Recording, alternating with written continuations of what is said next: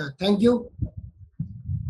So, welcome to this new module which we are going to launch today. So, today is an auspicious day and we thought we should launch the module today. And then you all know the importance of this module and hence you are here. This module basically is going to deal with Telangana history and culture. It's a 20-hour module and we are going to cover the entire culture and history part of Telangana group syllabus. So already I have done one video with regard to certain doubts as to what this module is going to be like. Whatever syllabus is there as the part of TSPSC examination, we are going to cover that. And if you see the textbooks on Telangana history and culture, especially the Telugu Academy, those are very bulk and huge and very fact based, or too many facts or too many places are dumped into those textbooks. And the natural tendency when we read is we cannot concentrate so much. What we'll try to do in our module is run through the entire syllabus with important aspects of various kingdoms, their achievements, their contribution to the literature and culture, and if there is any administrative aspect in their kingdoms, we'll try to know them. And also, at the end, we will see about the formation of Telangana state. Formation of Hyderabad state. That is in 1948. So this paper ends with the formation of Hyderabad state. And your paper 6 starts with the formation of Hyderabad state. So that is how your portion is linked. You have already done. Some of you have attended the module which was done by us with regard to Telangana movement and state formation. And now this is going back and talking about Telangana culture and history. So few things I want to inform you people before we start the class is that don't expect a very detailed approach, because basically this is a revision module. Okay. However, we will touch all the facets of the portion, and by attending this module, you will be able to attempt most of the questions either in your prelims or mains. And since the prelims is only 2.5 months away from now, what it will help you is, this module will be a very, very quick revision for you to know the various facets of Telangana history and culture. If you have not done Telangana history and culture till now, so there will be two types of students who are attending this particular module. One set of students who have already read Telangana history and culture, want to revise it in a span of 15 to 20 hours and attending this module. They might be the first set. The second set of students will be someone who has not read Telangana history and culture till date and attending this module for getting basic information or trying to understand the breadth of this particular paper. So for both of them, this module will be helpful. For the first type of students who are trying to revise, it will be a very quick revision for you, so that whatever you have read in your textbooks or any other sources, you can easily correlate and try, and the memory will be, the information will be etched in your memory. That much is for sure. For people who have not yet done Telangana history and trying to attend this module,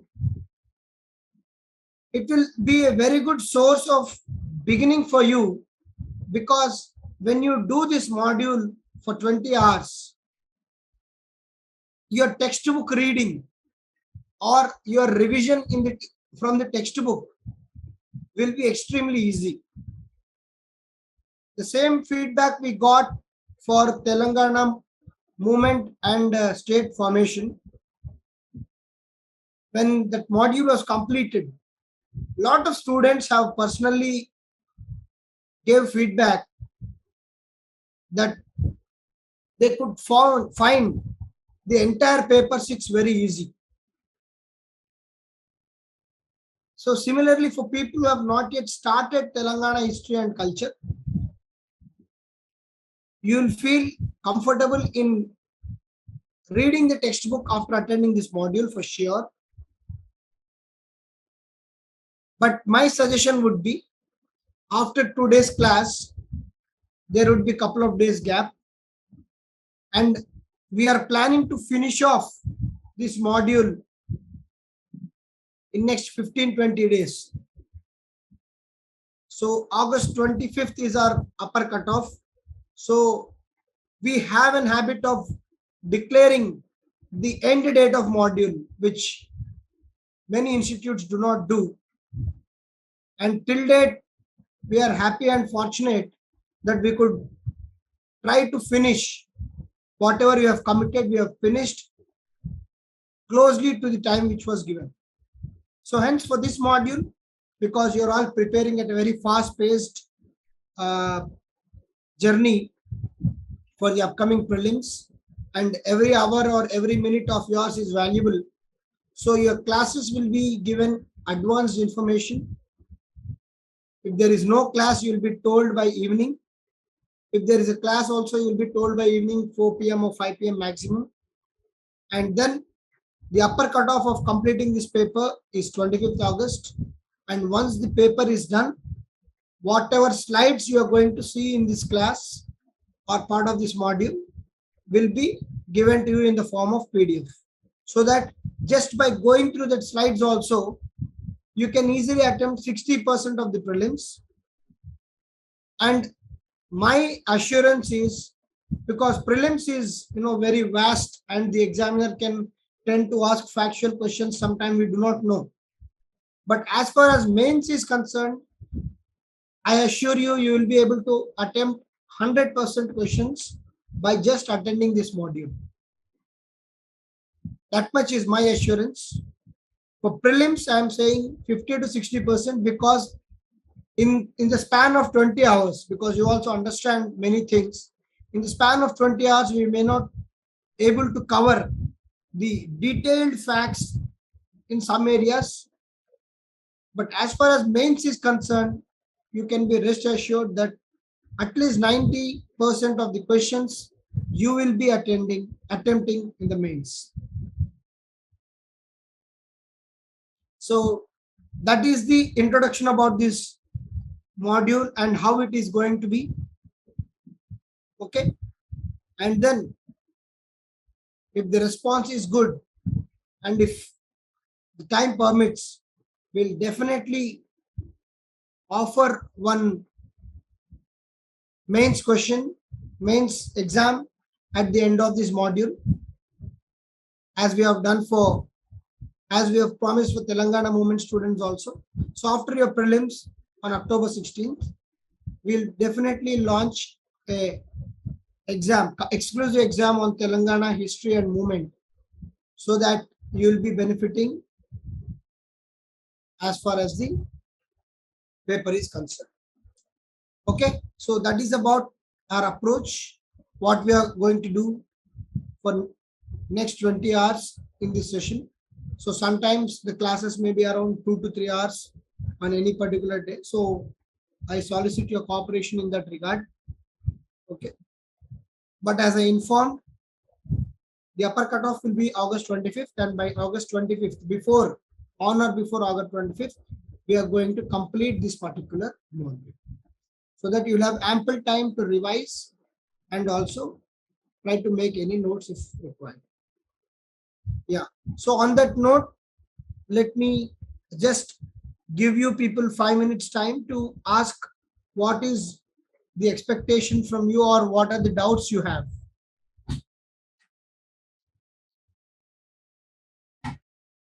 What are the doubts you have?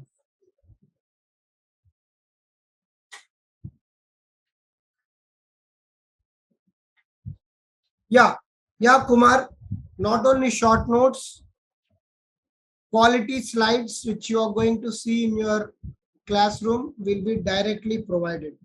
So making running notes, see basically the slides in the class will be the summary of what we discuss in the classroom. So that summary, the PDF of that summary will be handed over to you once the module is done. What you can do is during the class time, you can definitely make running notes. You are most welcome to make the running notes because we will be going, but slightly one only thing is we'll be going slightly faster because this is a revision module, and as you all know, this portion is very huge. So to cover that in 20 hours, in traditional way, if I have to teach this particular paper, it will not take me less than 60 to 65 hours. I am being honest. So we are trying to compress something of 70 hours into 20 hours. So almost 1/3 or 1/4 of what it is actually supposed to be dealt with. So in this context, I hope you will also try to cooperate with us. And if someone, whenever there are gap between the classes, you can just try to fastly go through the textbook or any content which you have, so that by the time you come to the class, it will be extremely easy for you to understand what we are talking about. Yes, practice questions, not during the syllabus. The module will end, and then after the prelims, definitely we are trying to give you one complete question paper or exam. We're going to conduct an exam in the mains format so that it will help you to write questions on what you have studied.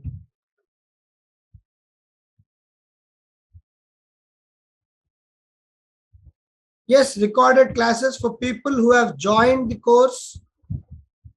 They will be provided recorded classes in the app, and the course coordinator, you can always reach out to the course coordinator. They will facilitate how you can access those recorded videos in the app. So recorded videos will be provided to all the people who have registered in this particular module. Kumar will try to make PDFs chapter wise also. Okay, at least if not after the complete module, I'll try to make it after each and every chapter. For example, we have total 5 different chapters for this Telangana history and culture. The first chapter is with regard to the ancient Telangana. Second and third chapter is about the medieval Telangana. Fourth chapter is about the socio-cultural movements, and the fifth chapter is the formation of Hyderabad state. So maybe what I'll try to do is I'll give chapter wise notes so that it will be helpful to you. Is it fine, Kumar?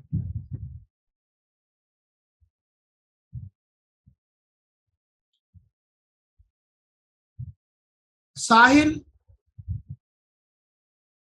the recommended textbook is obviously the Telugu Academy textbook, but and then the textbook is really bulk, and I have seen the textbook in total for Telangana culture and history paper. I feel the Telugu Academy textbook is slightly more in syllabus when compared to your actual syllabus. Okay, the syllabus in the content of the Telangana Culture and History book of Telugu Academy, which is a government textbook, is huge. And not everything in the textbook is relevant to your examination. That is the first thing. Second thing, not everything in your syllabus is part of the textbook. I hope you understand the difference. So what I am trying to do, I am seeing the textbook and I am also seeing other standard sources, including other history textbooks and also Wikipedia. So my sources, I am always open about my sources. So my sources are the textbook of Telangana government, other history textbooks, okay, and then also Wikipedia. Wherever the content in Wikipedia is good, I am trying to bring from that Wikipedia also, because ultimately what we need to have is, we need to have content to write the answer. Okay, we are not going to do any research or PhD on Telangana history. Our aim and objective is to score marks. Let's be very, very honest and smart in our preparation. Okay, so when we are encountered with a particular question, how to write a very good answer, or if it is a prelims question, how to answer it is the ultimate aim and objective of our particular session.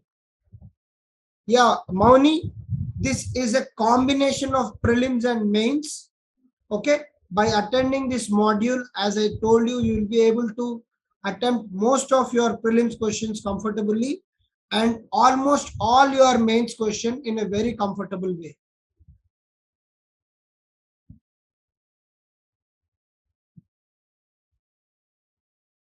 How to integrate group 1 and UPSC preparation. So Sindhu, if you see, even in the UPSC preparation, especially the prelims part, some of the terminologies are like ancient ports, like ancient cities, ancient capitals, they are being asked especially from the South India. We could see the questions like Ghantasala, the ports of Kakatiya. So by having this particular understanding of this Telangana history, because Telangana history is basically Deccan history also to great extent. By understanding this, you can try to integrate the preparedness of Telangana history with UPSC, because you will be covering the Kakatiyas, Satavahanas, okay, Ikshvakus, Asafjahis, Qutub Shahis. So all these important chapters in Telangana history are also part of your ancient and medieval history of UPSC. So in that way, you can integrate and definitely benefit. Sure, Seenu, we will try to have one session exclusively for doubts, not at all an issue. Abdul, I have not seen the textbook because, you know, I believe one of the standard textbook for this particular paper is Telugu Academy only.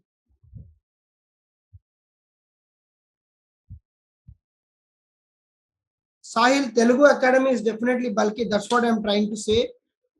Though it is bulky, it looks bulky. Not everything in Telugu Academy is relevant. For example, Vakatakas is not there in your syllabus. And there are complete 30-40 pages on Vakatakas.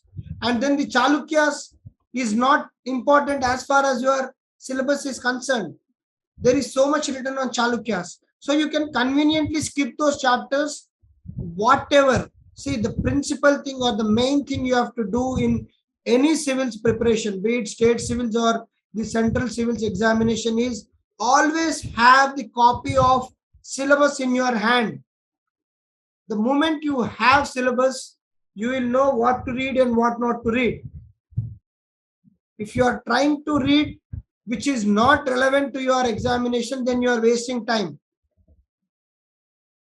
Okay, so hence my request to everyone who is in the class today and who is going to watch it online later, you please have syllabus copy in your hand before reading anything for TSPSC Group 1 or Group 2 examinations.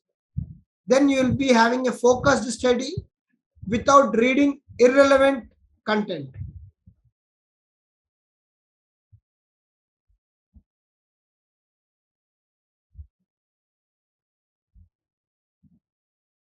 Sure. Anything else?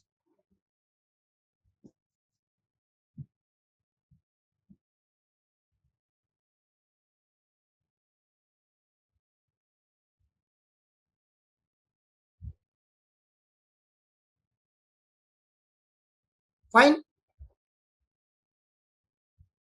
Shall we start? We'll just try to cover a few basics today. And then as you have time in the weekend, if possible, just try to go through the chapters. Okay. If you want, you can just pick up the chapter and Google it also. There is so much content. Okay. But then I'll give you decent content that you will not miss any particular aspect of the syllabus. That is the assurance I can give you. All the parts of syllabus will be covered. Some of the parts of syllabus are not there in your textbook. So we'll try to cover those aspects as well. Okay. So definitely we'll try to cover the entire syllabus as per the TSPSC standard syllabus which is given for the examination. Okay. Shall we start?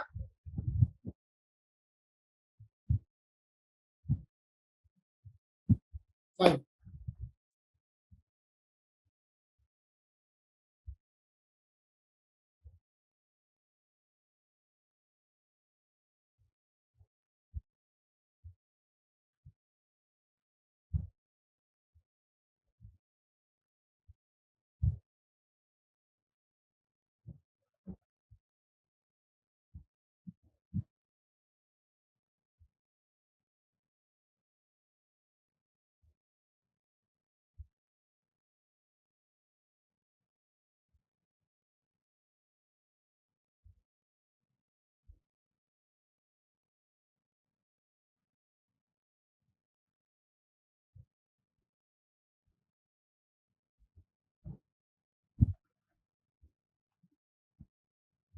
I hope you're all able to see the screen.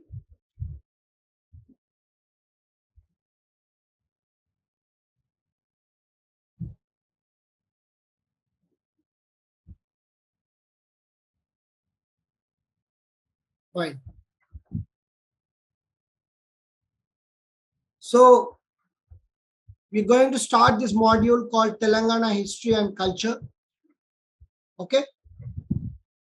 Basically, this paper is going to deal with the Telangana's history, like from the ancient times. It starts with the great Satavahana dynasty and it goes on from Ikshvakus, Vishnukundins, the Jainism and Buddhism, the socio-cultural aspects, and then comes to the Kakatiyas. So there is significant coverage about Kakatiyas for many reasons, because Kakatiyas of the medieval age are the ones whom we as a Telangana society directly relate to, the first thing. And the present government also has great respect for Kakatiyas and their culture and their kingdom. And hence there is extensive focus on Kakatiya kingdom. So we'll definitely do Kakatiyas in detail. And then comes your Qutub Shahis or the Bahmani kingdom. So Qutub Shahis are part of the Bahmani kingdom. You all know that. Then we'll do the Qutub Shahis. After Qutub Shahis, we'll do the Asafjahis or the Nizams. Asafjahis also we'll do very extensively, because the present governance, the present administration, so much of the present setup in the Telangana state is directly or indirectly related to the last Nizams or the Nizams rule. So there is a Prime Minister of Nizam called Salar Jung. He has done various reforms. We'll do those reforms. We'll understand the Asafjahi kingdom. And then from Asafjahi kingdom, how the transition has happened to the Hyderabad state. So there is a slight intersection between this particular paper and paper 6, that is the Telangana state formation. Around the first and second chapters of Telangana state formation and the last chapter of this paper are one and the same. So that way, by covering this, you can cover the 2 chapters of that particular paper also. And then, as part of history, we will see the Vetti system, the Jogini system, which are the social evils in the ancient medieval Telangana and eliminated by some of the very active social reformers. We'll try to see the social movements, socio-religious and reform movements in Telangana, people like Bhagirathi Varma. So all these particular things we'll cover in this chapter, in this paper, as a holistic way, and we'll try to run through various topics, and that's how we are going to cover this paper. Okay, clear?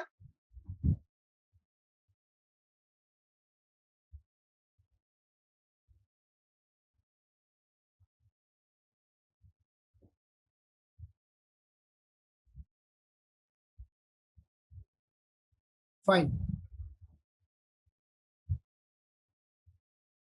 Yeah. So, before understanding the history and the culture of the Telangana, we need to know the historical background of Telangana, the greatness of Telangana, and in what context the Telangana is positioned in the history. Basically, the name Telangana, there are multiple versions of how this name Telangana has come out. One version is that it comes from a name called Trilinga.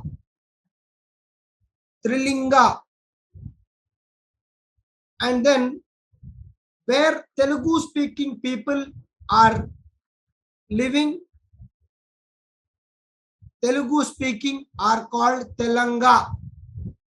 This Trilinga, the Telugu speaking people became Telanga, and the people staying in that particular region were slowly called as Telangana.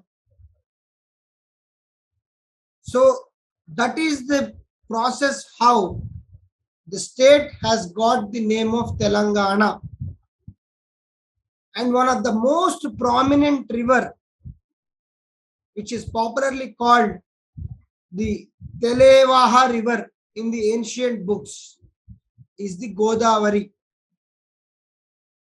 It is as sacred as the Ganges of North, because the sentiments attached with Godavari, the historical greatness of Godavari is something very significant for people in Telangana. There are many great and ancient temples on the river of Godavari, right from the Basar. Then we have the Kaleshwaram temple, Narasimha Swami temple of Kaleshwaram. And then all the way we go to Khammam Bhadradri district, one of the greatest temples of Bhadrachalam, Rama temple is there on the banks of Godavari. This Godavari was called Televaha river. So such small things like Televaha river is presently known as Godavari. So this kind of questions you may get in prelims. So wherever some important terminology which we felt that is important for prelims part, I have included that. So Godavari river was called Televaha river. And Telangana as a region, as a state, has significant presence from ancient, medieval and the modern times. And we all know, not only ancient, Telangana has its impact even in the prehistoric age, like the Paleolithic, Mesolithic and Neolithic tools.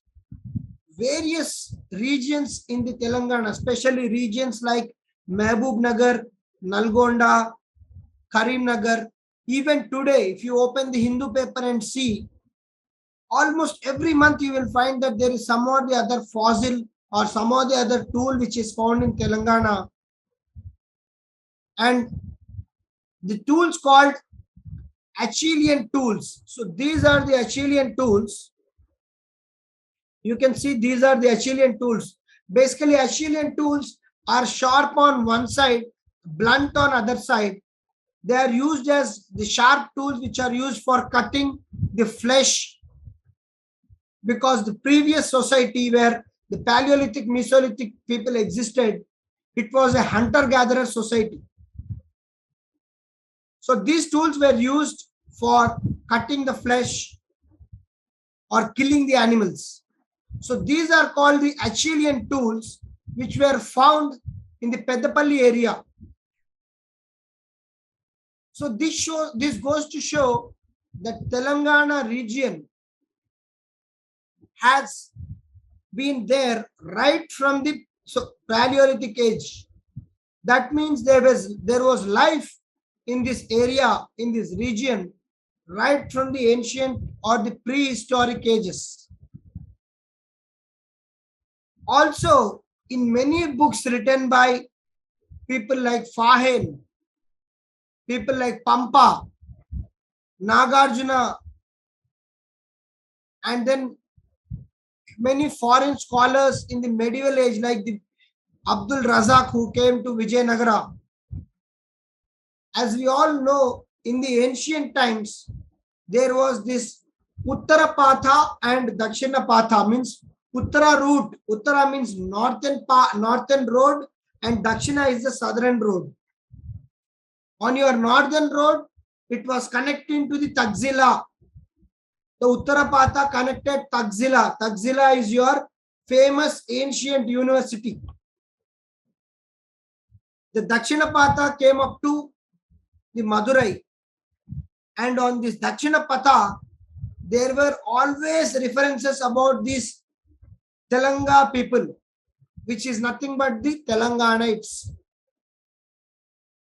In that context, it is again evident that the prehistoric culture or the life of Telangana was passed on through ancient ages and was very much present even during the ancient days.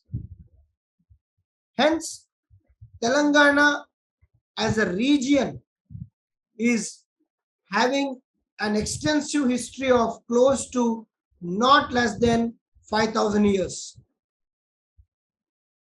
So Paleolithic age, Mesolithic age, Neolithic age, then the ancient India, medieval India, and the modern India. In the entire time span, Telangana as a region was always present. So this is the background of the Telangana region. Okay.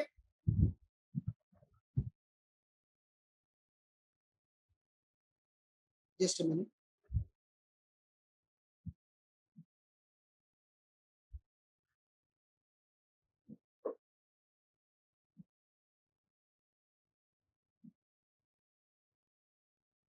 Is it clear?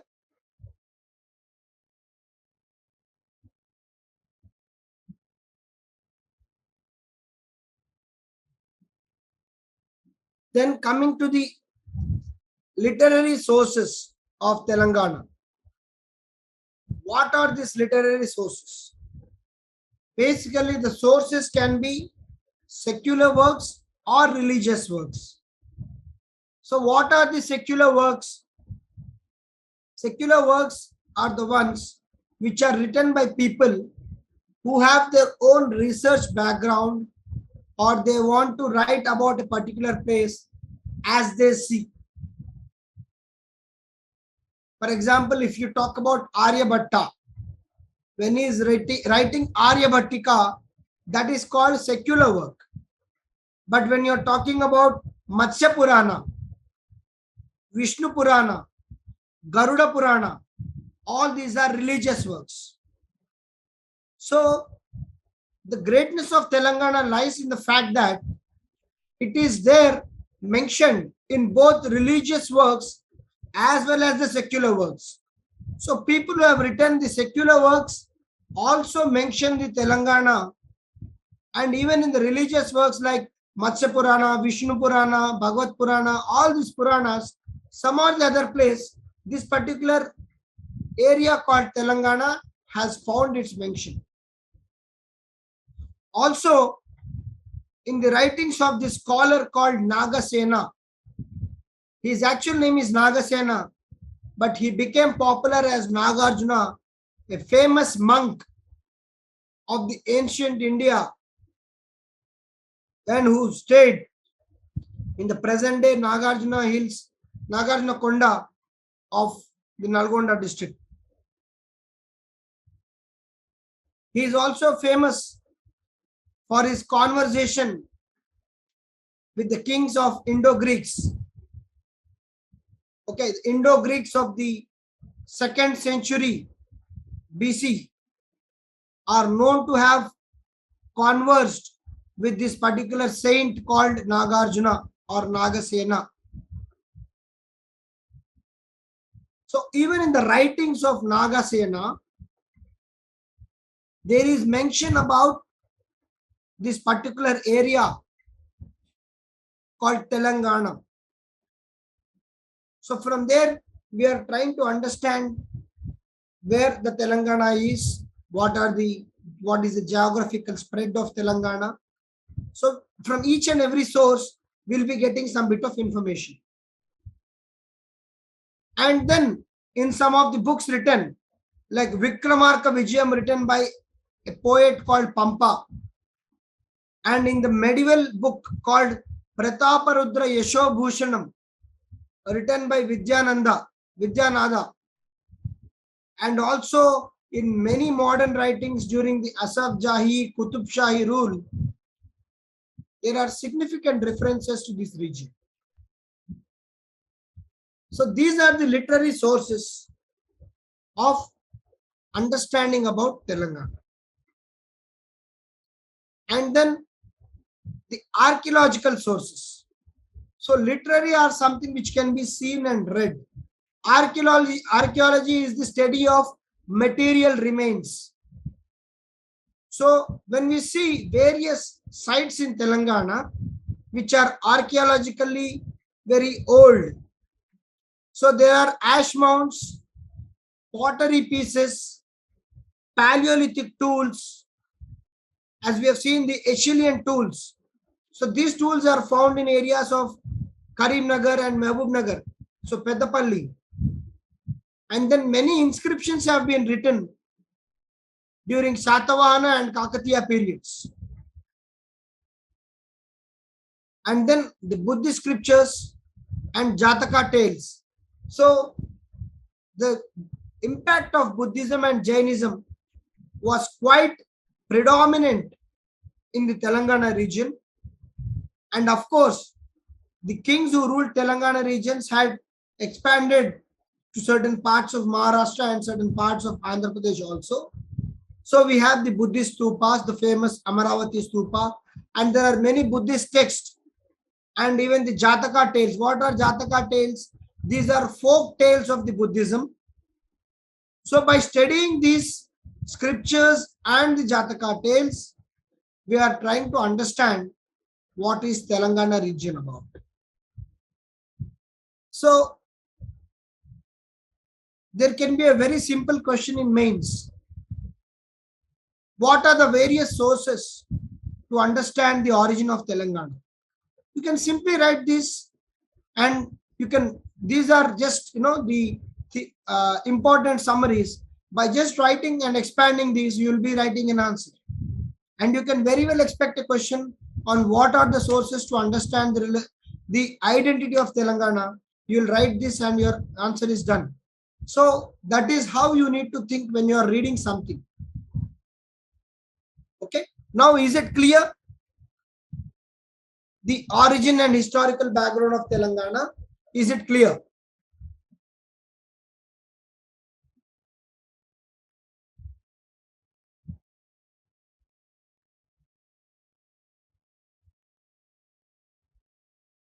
Yes.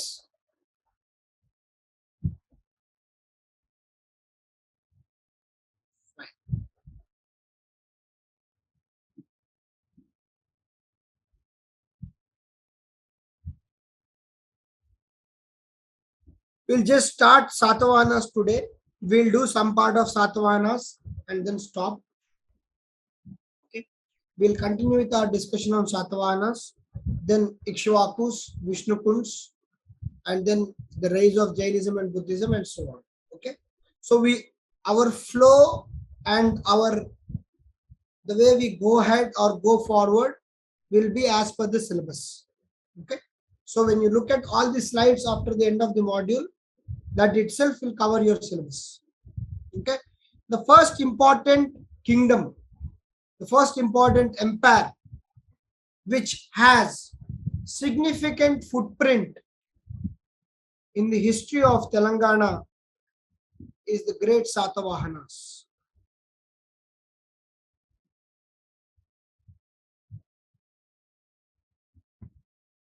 So Trilinga, see, yes, obviously the present day AP also is generally referred or included.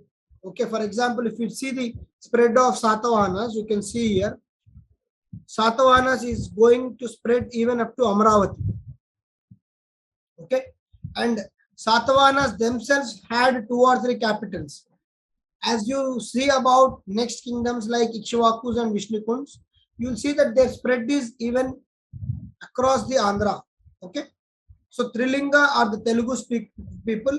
So sometimes maybe the Andhra people also are part of this. So this is the Satavahana Empire. You can see the map. I hope everyone is able to see the map. So this is the spread of Satavahana kingdom. You see, from the modern day Gujarat, which is Girinagara. Okay, Girinagara, there was one direct question on Girinagara in UPSC for your information. So Girinagara, Ujjaini in the Madhya Pradesh, Pratisthana was their capital, which is there in Maharashtra, then Amravati. So Pratisthana is also called as Paithan. This is the spread of Satavahanas. So basically the Satavahanas ruled significant chunks of Deccan area, in the ancient India.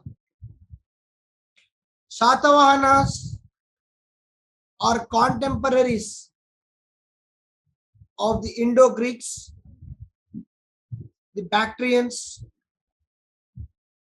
the Kushanas, who ruled in the northern area. So basically,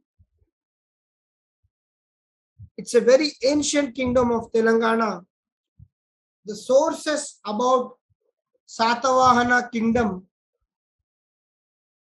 is the Sangam age literature. Yeah, Scythians also. It's basically the Sangam age literature. We all know the Sangam age. It was present from the 3rd century BCE to 3rd century CE. BCE stands for before Common Era. CE stands for Common Era. The previous categorization of BC and AD is now discarded and not agreed upon by many historians because there is a religious connotation to that particular BC and AD. So to look more mature, you should also write BCE and CE in your answers. So Sangam literature or the Sangam age is popularly categorized between 3rd century BCE to 3rd century CE. Basically, Sangam literature is about what is happening in the Tamil kingdom for these 600 years. There is a lot of literature of Sangam. Basically, it revolves around 3 important dynasties or kingdoms called Cholas, Cheras, and Pandyas. Cheras are also called as Satyaputras of Kerala, Chola, Chera, and Pandya. So these 3 kingdoms are the prominent kingdoms of the Sangam age. In the literature of Sangam age, there is lot of reference to Satavahanas. And then lot of Buddhist texts, especially in the Amaravati school of art. We all know the three important schools of art. One is the Mathura school of art. The first one is the Gandhara school of art. Then the Mathura school of art. And the third one is the Amaravati school of art. While there are no significant images or there are no significant Buddhist stupas, the Amaravati school of art is basically based on the Jataka tales or the folklores of Buddhism. Hence, the Amaravati school of art gives you valuable insights into the Buddhist text. And then through this Buddhist text, we come to know about this dynasty called Satavahana dynasty. Also, Satavahanas at some point were coinciding with the later Mauryans also. So even in Mauryan texts and inscriptions, Satavahanas are referred to as Andhras. In some of the texts, Satavahanas are referred to as Andhras. So basically there was a debate amongst the historians if this particular Andhras are same as Satavahanas. Over a period of time, by matching various references and various textbooks, the historians are now of the conclusion that Satavahanas and Andhras are one and the same. And then Satavahanas rule started from a place called Kotilingala in Karimnagar. Even today, this is a very prominent place, Kotilingala in Karimnagar, and spread up to Pratisthanapura in the Maharashtra. It is also called as Paithan. It was their capital. And as the time passed, they expanded up to Amaravati in the Andhra. So Pratisthanapura, Kotilingala and Amaravati. Please try to remember these important places because these are the ones which may be asked in prelims. And this empire continued to rule close to 250 years. Basically, it ruled for close to 250 years. And what are the literary and archaeological sources? The literary sources are the sources which are written in the Prakrit language and Brahmi script. So Satavahanas followed Prakrit language and the script used was the Brahmi script, which is the mother script for the present day Devanagari script. So the Devanagari script is actually borrowed from Brahmi script. So the literary sources during the Satavahana time were in Prakrit language and Brahmi script. There are totally 24 inscriptions. What are the inscriptions? Inscriptions are the one where the king writes or the king's assistant writes something about the kingdom or gives some kind of message to the pupil or the people. The famous being the Ashokan inscriptions, through which the king is communicating with the common people. Similarly, there are many inscriptions during Satavahana time. Around 24 inscriptions are there. Around 8 inscriptions are in Nasik, 5 in Kanheri, 3 in Karle, 1 in Bisla, 2 in Nanegat, and 1 in Maikodani, and 1 in Chinaganjam. And this inscriptions spread itself defines the might of the kingdom. Okay. And then the coins. Satavahanas, we all know, were the first to issue the lead coins. Before that, silver coins were there. Copper coins were there. But these people were the first to issue the lead coins and copper coins. And even they issued silver coins. they issued silver coins. In these silver coins, or the coins issued by the Satavahanas, the name of the king was printed.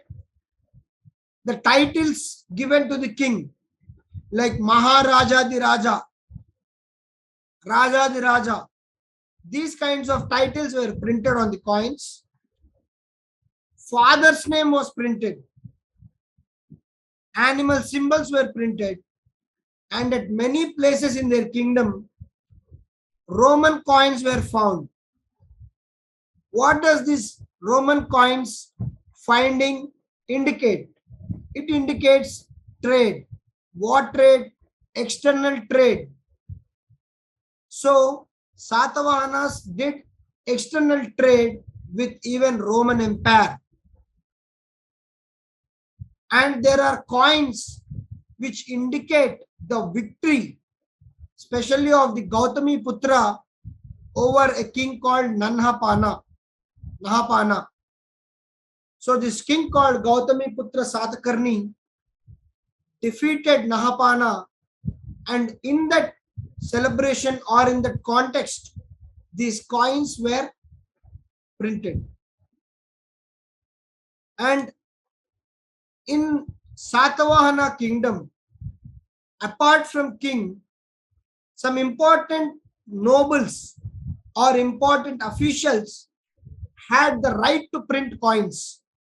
And one among those officials who could print their own coins were Mahasenapati, who was heading the military affairs. So this particular official had the right to print the coins.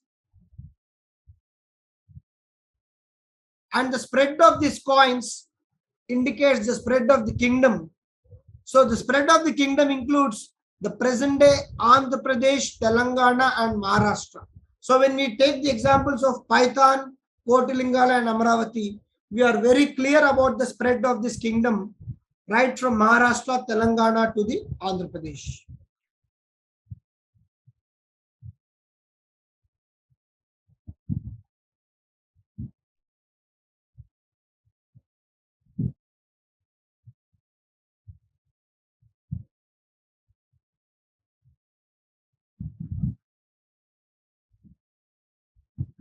Okay. And then the origin of this kingdom or the origin of this dynasty called Satavahana is not clear among the historians. There are many debates as to how this dynasty originated, what is the source of this particular Satavahana dynasty. There is certain element of uncertainty in their origin. But there is broad consensus among the historians that it was found by a person called Simukha. Simukha is the founder of Satavahana dynasty. Again, remember these kind of names because they are important for prelims. Simukha was the founder of Satavahana dynasty. It seems like he has overthrown the Kanva dynasty. We know after Mauryans there were Shungas and Kanvas. The Mauryan rule was overthrown by the Brahmin general called Shunga, and then Kanvas were also Brahmin kings. These Kanvas were overthrown in the south, in this particular area, by Simukha. And since they have displaced the Brahmin king, this particular Satavahanas also assumed Brahmin titles and called themselves Eka Brahmana, means one of the purest form of Brahmin. So this you have to understand in the context of the Varna system in the ancient empire, because the two Varnas, the Kshatriyas and Brahmanas, were enjoying supremacy, and to find that legitimacy with the people, they had to assume certain titles or certain castes. In that context, the Brahmin Varna was taken by these kings called Satavahanas. Many historical scriptures confirm the fact that Satavahanas and Andhras are one and the same. Okay. And then Andhra's reference seems to be the region, like the region of the Maharashtra, Telangana, and the Andhra, and the present day Andhra. This region, people who stayed in the region or ruled this region were called as Andhras, but the dynasty name seems to be the Satavahana. What do you mean by Satavahana? Sata means 100. So Satavahana means people who are coming on 100 vehicles. So something it has to do with their origin. Simukha was the first ruler and the founder of this dynasty, and it is mentioned at a place called Nagar, at an inscription at a place called Nagar. Kanha succeeded Simukha and he extended the kingdom up to the Nashik region in the west. Satakarni I conquered Malwa and Anupa, that is in Narmada Valley. So he has expanded more up to the west. And at the same time, there were Indo-Greek invasions in the north. And so there was a kind of turmoil in the northern area. So this particular person called Satakarni I took the advantage of this weakness and expanded his kingdom much more close towards the northern part. And since these kings assumed Brahmin titles, they had to follow the Sanskritized religion, and hence whenever the king has expanded or broadened his kingdom, they used to perform certain rituals like Vedic sacrifices, including the Ashwamedha, Rajasuya, and Vajapeya Yagnas. So in this context, Ashwamedha Yagna or the ritual is that the horse is set free, and to the extent the horse belongs to the king. So it's like king only who's setting the horse loose. To what extent that horse will go and run or till the horse stops, that entire land belongs to the king. So it is a kind of dominance showed by the king. Rajasuya is the official coronation of the king to the throne. Rajasuya means giving him the title of Raja. Next yagna is Vajapeya. Vajapeya is king was supposed to be the shadow of God or representative of God. By performing Vajapeya yagna, he will gain supernatural powers. That was the belief. So three important yagnas: Ashwamedha, Rajasuya, and Vajapeya. Be clear about it. This may also be asked as your prelims questions. And then Satakarni II ruled for 56 years. And again, he has expanded his kingdom and he has snatched Malwa from Shungas. And also, he accessed the site of Sanchi. When he got access to the Sanchi and Sanchi Stupa, he garnished the Sanchi Stupa much beyond its beauty, and he has added decorated gateways to Sanchi Stupa. So even the Bhopal Sanchi Stupa was accessed by Satakarni II because Malwa was under control and he contributed to its beauty.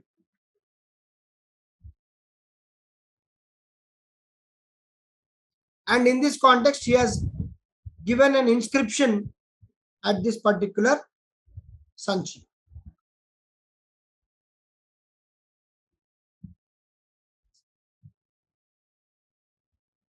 So many kings came after Satakarni II who are Lambodara, Hala. Hala called himself as Kavivatsala. So this is again an important term in Satavahana kingdom. Who is the ruler who is called as Kavivatsala? It is Hala. So many kings came after Satakarni II, who was again a very good king. But the next important king who came to the throne and had a prominent presence, and probably one of the greatest Satavahanas rulers ever,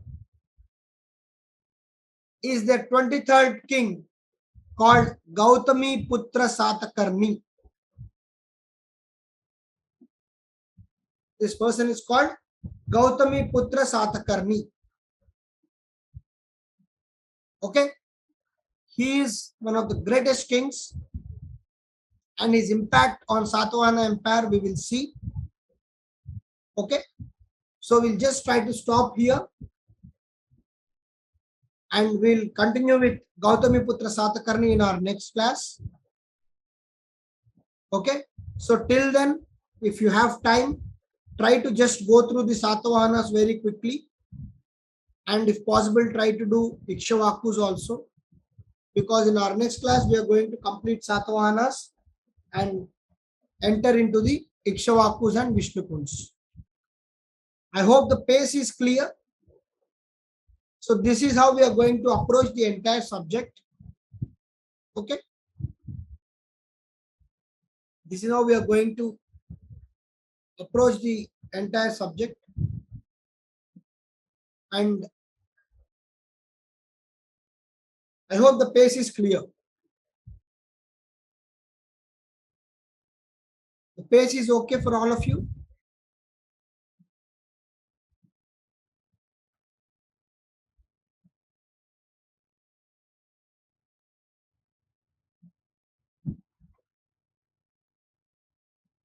Okay. Fine. So for people who are watching online, if you have not yet registered, do register, because from next class we are going to be much faster and much more focused, because we are going to complete this syllabus in next 20 hours. And till we meet in the next class, good night to everyone and thank you. So in the last class, in our introductory class, we have done the basics of Telangana history, and then we have done few aspects of Satavahana kingdom. So we'll continue our discussion. Okay, so by this weekend, in the next 2 or 3 classes, we'll try to complete the first unit. Okay, so that in the next week, second and then third and fourth. So 5 units are there. So first, we'll now try to again concentrate on Satavahana kingdom. We have seen how Satavahana kingdom was formed. It was possibly a feudatory of the great Magadha Empire during the Mauryan age. Then Simukha was supposed to be their first founder ruler. And then how Satakarni 1 and Satakarni 2 have been very ferocious rulers and expanding quite a bit. So in that context, we have seen various aspects of Satavahanas.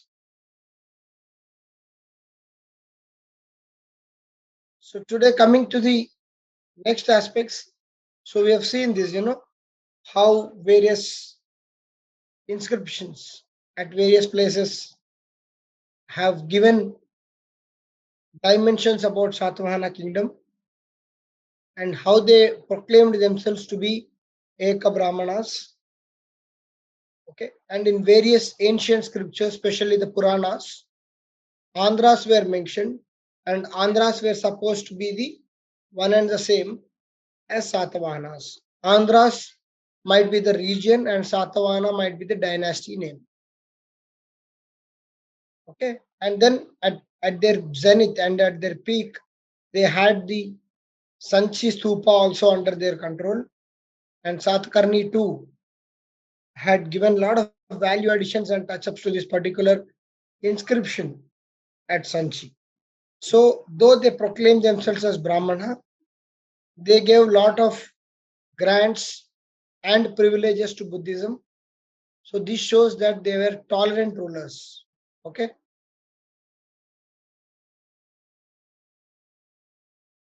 So, coming to the next aspect of Satavahanas. So, between Satakarni 2 and one more king called Gautami Putra Satakarni, many rulers came up and like Lambodara, Hala. Hala called himself Kavivatsala. Kavivatsala means someone who is expert in poetry.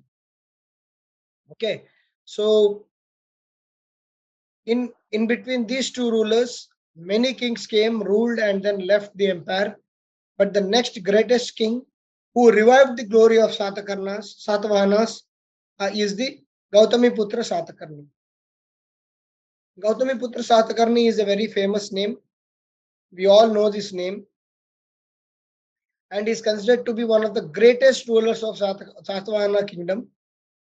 And he was the 23rd king and ruled between 106 CE to 130 CE. So close to 24 years he has ruled. And then his mother was Gautami Balasri. So Satavahanas, as they had this peculiar habit of naming their sons with the moms, with the mothers. Okay.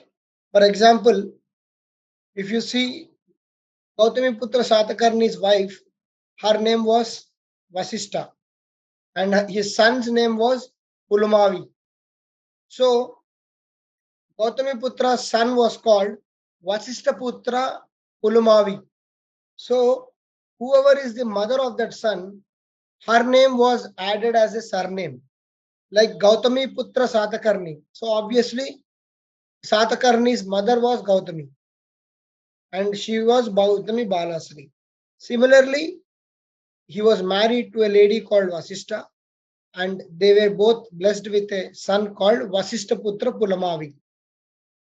Okay, so they had this matrilineal surname. It is not matriarchy. Please be careful. Patriarchy and matriarchy are different things. Like patriarchy is having men as the center, and then when the power passes from one man to other man within the family, it is called patriarchy. Matriarchy is vice versa, where women in the family enjoy more power when compared to men. Here, it is not matriarchy, it is matrilineage. Lineage means the next successor of the family is being termed with regard to his mother and not with regard to his father. Okay, so they had this particular habit of naming their children against the name of moms. Now, this person, Gautami Putra Satakarni, assumed the title of Raja Raja. Raja Raja means king of the kings. And Maharaja. Maharaja means the greatest king. And he was described as the Lord of Vindhya. Okay, and then he was also called Trisamudra, Trisamudro, Trisamudro Pitavahana. Okay, Trisamudrato Pitavahana means whose horses drink water in three seas. So what do you think all these titles indicate? Okay, these titles indicate the centralized way in which the administration was being ruled and how king was trying to discriminate or distinguish himself from the ordinary public. Okay, here you see Lord of Vindhya means one who has conquered Vindhyas. Okay, probably because the Satavahana kingdom comes from the Deccan, Maharashtra, Telangana, and Andhra region. So it is below the Vindhyas. So basically, maybe it is called as Lord of Vindhyas. And Raja Raja, Maharaja, so greatest of kings. Trisamudrotaya Pitavahana means he whose horses drink water in three seas. So what do you think are the three seas? Basically, Arabian Sea, Bay of Bengal, and the Indian Ocean. These are the only three seas which we can remember in the context of Indian subcontinent. So basically, again, it is referring to the peninsular region of the South India. So basically, it shows the spread of Satavahanas, the intent of the king, and how he is trying to legitimize his power by not having comparison with any common man and directly proclaiming like the God himself. Okay. And then after Gautami Putra Satakarni, he was a very famous king. He fought many battles, Gautami Putra Satakarni, and expanded the length and breadth of the Satavahana empire. After Gautami Putra Satakarni came Vasishta Putra Pulamavi. Vasishta Putra Pulamavi from 130 to 154, he was the ruler. He was also a very able and an important ruler, and he was called Dakshinapateshwara. What do you mean by Dakshinapata? Do you know that during the ancient times there was Uttarapata and also the Dakshinapata? So the Dakshinapata went from the Deccan region, and when he proclaimed himself to be the Dakshinapateshwara, he was basically terming as a head of this particular road. Okay, so both Gautami Putra Satakarni and Vasishtha Putra Pulamavi, both of them have brought the lost glory of Satavahana empire and again increased its length and breadth and also the spread of the empire. And after this Pulamavi, one more Satakarni came, but this Vasishthaputra Satakarni lost the part of Maharashtra to Kshatrapa kings. Okay, if you see the spread of Satavahana, it was right from Maharashtra, Telangana, and the Andhra region. So this Maharashtra part of the Satavahanas was lost to Kshatrapa kings during Vasishthaputra Satakarni. After this, Yajnasri Satakarni came. He was the last great ruler of Satavahana, but he was defeated by Rudradaman of Shaka Empire. Rudradaman of Shaka Empire. Okay, this Rudradaman was the person was defeated by Rudradaman of Shaka Empire. So this Pulamavi IV was the last greatest ruler. This Pulamavi IV was the last greatest ruler of Satavahana dynasty. Okay, the last. So whenever you read about dynasties, try to know the first important king and the last important king. Okay, here the first important king was obviously Simukha, who was the founder of Satavahana Empire. And the last important king was the Pulamavi IV, who was the most powerful last Satavahana ruler of last Satavahana dynasty. After Pulamavi IV, the Satavahana dynasty, though it might be ruled in bits and pieces, but it was never existent because it now slowly faded into the obsolete. So this is the timeline, political timeline of the Satavahana dynasty. Clear?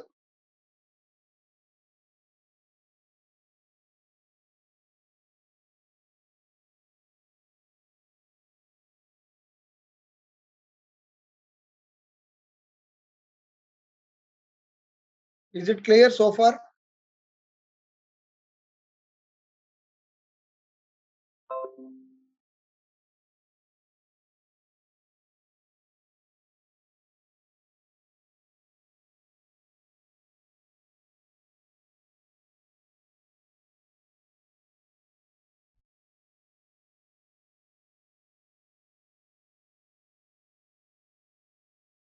Is it clear, everyone?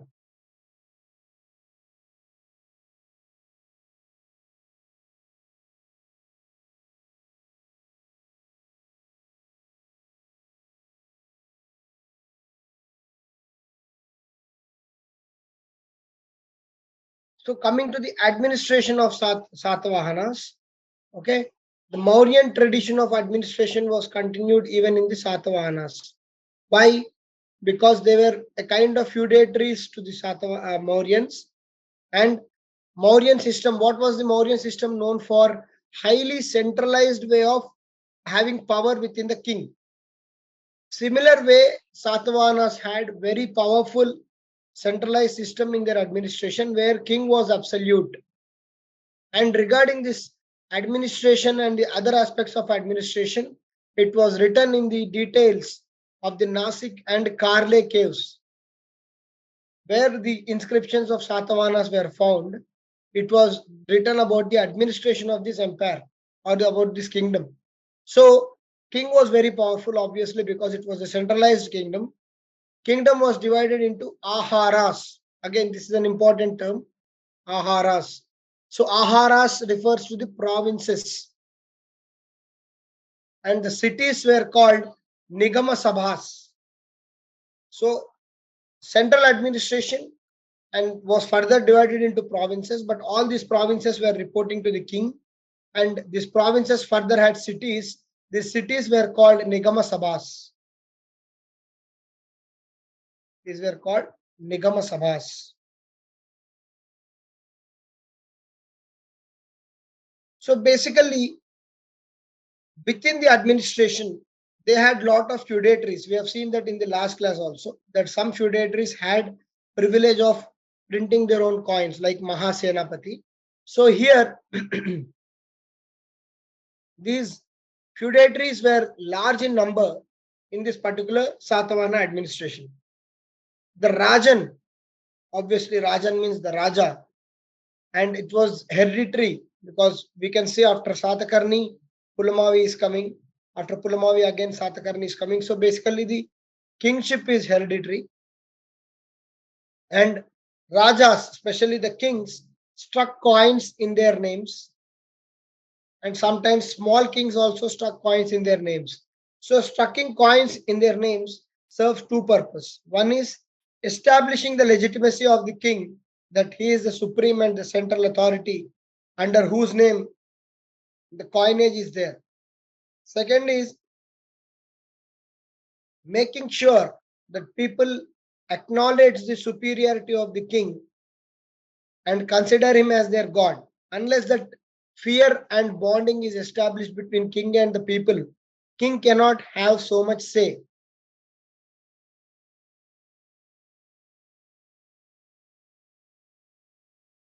Yes, Sindhu, here the centralized administration, in the sense, the final say was always with the king. Even the Satavahanas had various wings of administration. They had well established bureaucracy, we can see that. But then these people in these kingdoms, both the kingdoms, the Mauryans as well as the Satavahanas, the final say was with the king. The provinces reported to the king. Within provinces, here also they are Nigama Sabhas. All these Nigama Sabhas, provinces together represented, and finally were answerable to king. So hence it becomes centralized in that context. Okay. These divisions were only for administration. No one was given so much empowerment so that they can have their own implementation of policies. No, not like that.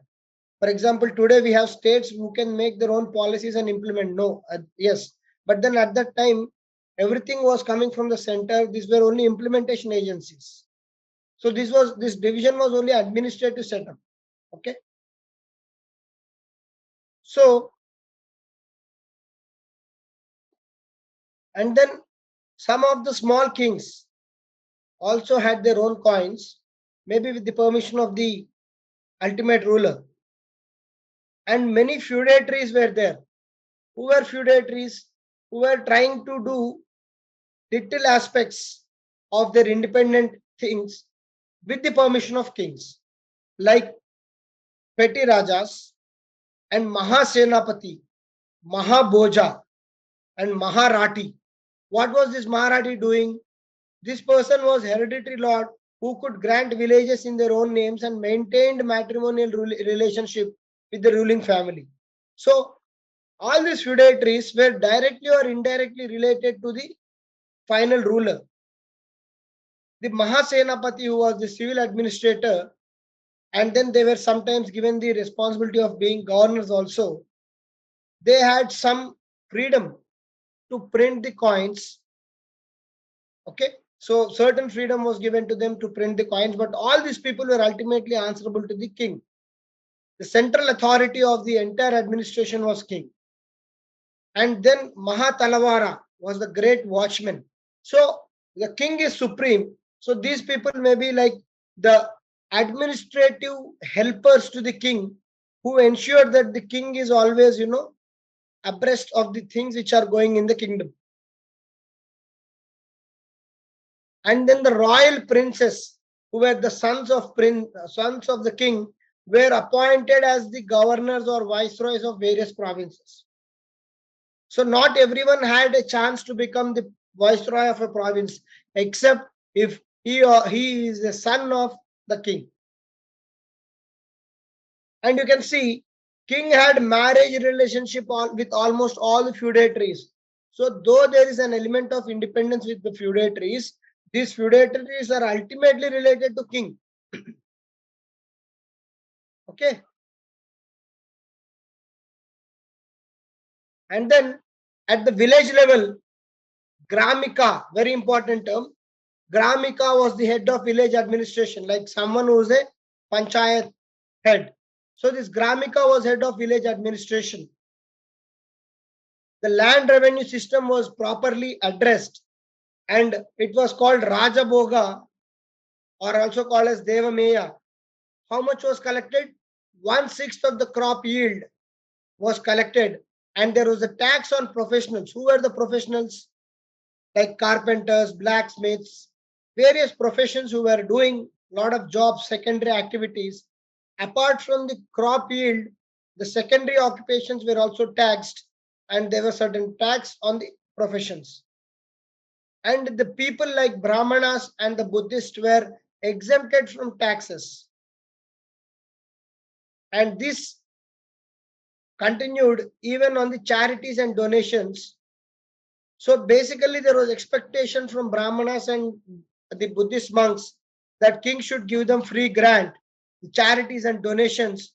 So as the charities donations grew, there was a lot of economic pressure on the king for continuing these donations, and hence there was pressure on the government exchequer, because the taxation and the amount of tax they got was always fixed, but the donations and the charities grew, which gave them a tight rope to walk with regard to the economy.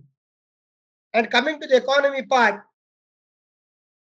the Satavahanas tried to expand their economy by expanding through intensification of agriculture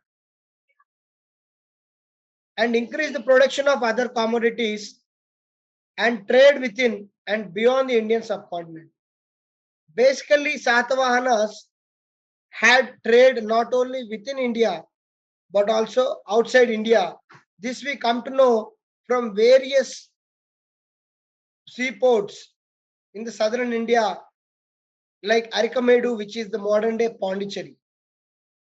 So there are a lot of Roman remains or Roman coins which are there at these seaports, which indicate the probable external trade links of the Satavahanas. And apart from the external trade links, because it's very obvious they had such a large expanse of the kingdom, and hence to maintain such a kingdom, they had to have the internal trade. So this internal trade and external trade, along with the taxation and the tax on certain professions, all these activities ensured that their economy was trying to be intact. And the famous crops during the Satavahanas was rice, jowar, jute, it should be ginger, sugarcane, and ginger came two times, so don't mind. Rice, jowar, jute, sugarcane, and ginger. So you can see it's a combination of cereal crops as well as the cash crops. Probably these cash crops were used for intra-kingdom trade. Okay. And then the ryots, the tenant farmers in the villages, were made to do the vetti system. What is this vetti system? The landowner employs certain tenants, and these tenants have to keep on working in that land until they pay tax or until they pay back the amount taken. In this context, their interests are compounded, and year after year, they end up paying only interest and the principal remains, and hence, generations after generations, these people become bonded labor to that particular landlord, and this inhuman practice, which was there in Telangana up to 1800s, very recently, is famously called as the Vetti system. It is also called Vetti Chakiri system. Vetti Chakiri is its full term, also called as Vetti system. So during Satavahana period, several large settlements emerged in the fertile areas. Okay, sorry. See, basically, when some people take loans, okay, by mortgaging their lands, or when they are tenant farmers, whatever might be the concept of taking loan, they take loan, and this loan has the two components, principal component and the interest component. Over years, their interest gets compounded, and they are basically poor people, so they cannot pay back their loans on time, and hence it gets compounded, and so much so that even when they pay on some day, they are not even paying the part of interest. They are ending up paying only interest and not the principal. And obviously, the people who are enjoying their services are quite cunning, and they ensure that generation after generation, people end up paying only the interest part and not the principal part. Hence, the loan is getting compounded, and the entire generation after generation, they become subservient to the particular landlord or particular money lender. And this is called Vetti Chakiri system, or popularly called Vetti system. Okay, so this system continued during the Satavahanas. Actually, this system was present during the Satavahana time.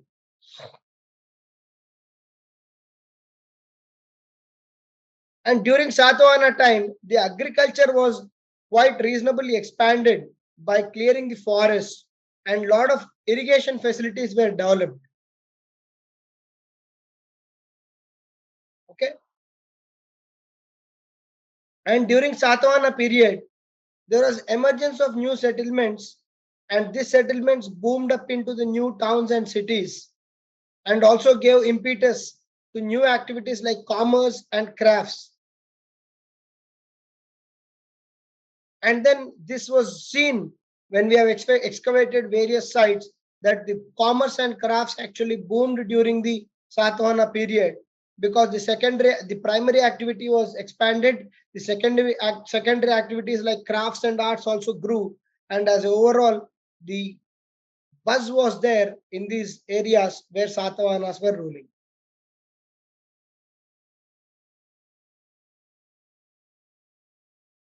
So how did they have their justice system? The justice system of Satavahanas was as per the Dharma Shastras. It was as per the Dharma Shastras. What is Dharma Shastras? The books which were written, and then they followed these Dharma Shastras, which was specially the Vedic religion, and the justice was as per Dharma Shastras. And a person called Mahasenapati was head of military affairs. And the army camps were there, because you can see Gautami Putra Satakarni, Vasishta Putra Polomi, all these people are continuously in the mood of expansion. They are continuously in the mood of expansion and defeating their neighbors. And hence, the terminologies like Skandavaram and Katakam were called the army camps. And the Satavahanas were always in the war mood. You can see a coin, you can see a Satavahana coin where a ship is shown. So this shows that they are trying to conquer certain parts. And then coming to the religion of Satavahanas, they were basically Hindus and proclaimed themselves to be Eka Brahmana. We all know that. They gave themselves the Brahmana status. And then they did not explicitly support any caste or religion, but they called themselves Eka Brahmana and gave free charity and grants to Brahmanas as well as the Buddhist monks. So various occupations and guilds existed. So we all know that trade guilds existed right from the later Vedic age. So even during the Satavahana time, trade guilds existed. What are these trade guilds? For each and every trade, for example, if you take carpentry, for this trade, there will be a group of people, it will be a guild. What is guild? It's an exclusive union, trade union, formed to decide upon their affairs. Like it's like a cartel. Okay, how much to sell, what to sell, at what quantity to sell, and what price to sell. So basically, sometimes these trade guilds had so much scope that they even decided on the personal affairs of the traders. And there was a president for each guild who was called as Shreshti.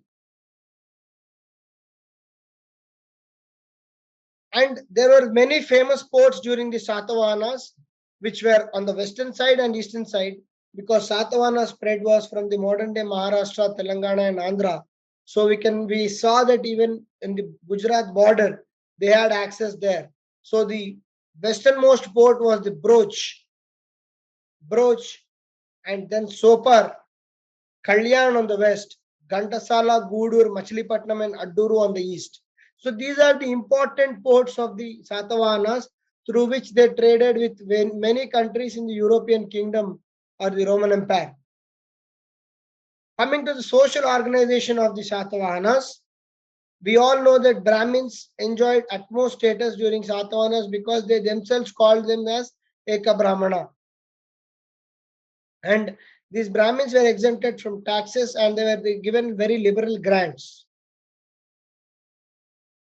And many people tried to do this Sanskritization and upgraded their caste to Kshatriyas. And hence there was no rigid caste system. The joint family system prevailed. Women were respected and they had sufficient freedom.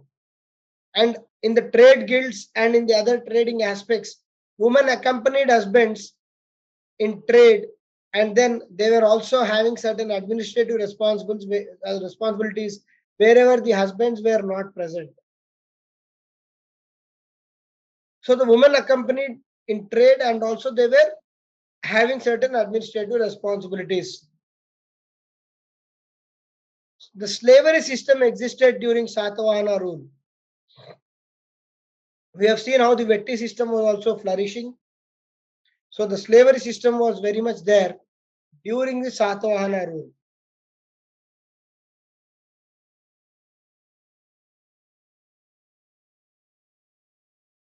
So the joint family system prevailed.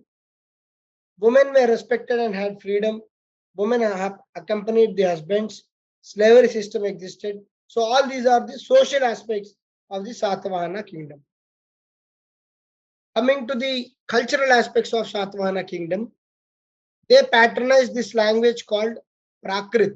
And we have seen the script was Brahman script. Okay, Brahmi script. So this Brahmi script is the mother script for the present day Devanagiri script. So the language was Prakrit and the script was Brahmi. So they were not using the Sanskrit language, they were using Prakrit language. Okay, the famous Satavahana king was Hala, who was having a lot of interest towards poetry, and he was famous for compiling the collection of many poems known as Gahasattasai. He has been successful in collecting various poems, and then he had a genuine interest in poetry, and this person was Hala, who was a famous Satavahana king.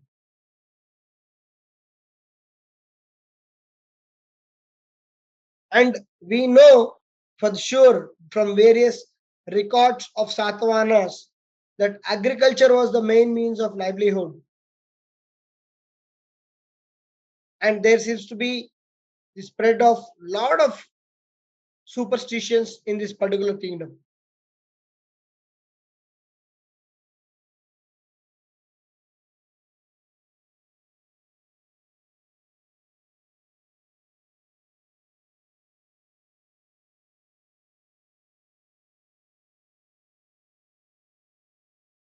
And coming to the art and architecture of Satavahanas, they had remarkable contribution towards the Buddhist art and also the modern day Hindu religion art. You can see these Pandavleni caves where there is certain value addition during the time of Satavahanas. Okay, they have built, we have seen that how Satakarni too, who had the Sanchi Stupa under his possession, gave lot of value addition through the decorations and the toranams of this particular stupa. So they had lot of remarkable contribution towards the art and architecture. And they built some of the greatest stupas. And then they were directly part of the Amaravati school of art, which popularized the Buddhist story to folklores, through a lot of folklores. And then the stupas were decorated in marble slabs and sculpted with scenes from the life of Buddha, portrayed in very elegant style. The Amravati style of sculpture was influenced to a certain extent by the Southeast Asia.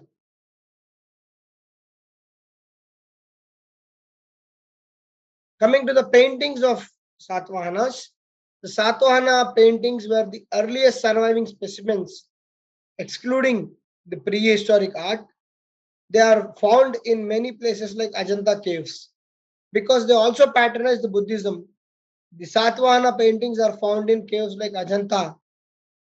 Okay, and then some of the paintings are related to the Buddhism. Okay, and then they also have gone and to add lot of chaityas, viharas, and stupas by helping the Buddhist monks. And some of the paintings of Satavahanas even survive today in the Ajanta caves in a very fragmented way. They have given the images of bodhisattvas, mythological stories, male and females, how they were in the contemporary society, giving grandeur to the gateways of the stupas. Okay, so all these value additions with regard to the paintings and culture was done by Satavahanas.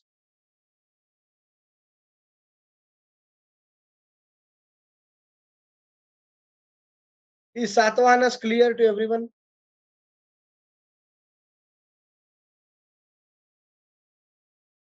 Or you have any doubts?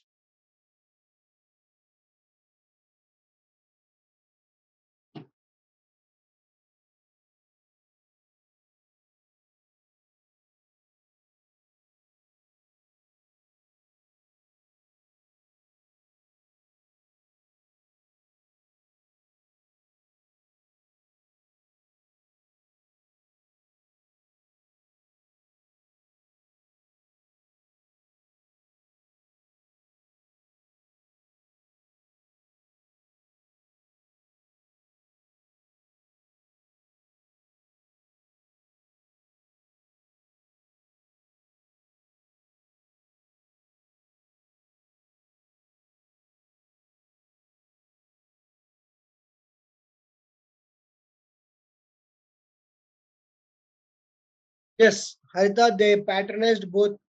They were basically proclaiming themselves as Eka Brahmans, which is Brahmanism, or being Brahmins within the Hindu society, but they were patronizing or giving patronage to both Buddhism and Jainism. Just take 2 more minutes. Just try to sync the entire Satavahanas. You must have made some running roads. You must have some doubts. Take a couple of minutes, 3 or 4 minutes, and then we'll go to the next topic, because we'll try to do up to some portion of Ikshvakus today. So, because I am also going quite fast, I know that. Because it's a revision class, I'm trying to be a little bit faster. So, whatever running notes you have made, try to go through. I'll just give such occasional breaks, 4 or 5 minutes, so that you can just skim through your notes, and whatever doubts you have, you can ask, and then we can move on to the next topic. And at the end of the session also, we'll have some doubts. Don't worry. Session means in the sense after the end of the module. So take 3 or 4 minutes, and just whatever doubts you have, you can ask. Right. Is everything clear about Satavahanas? Shall we move on? Fine. Cool. Right.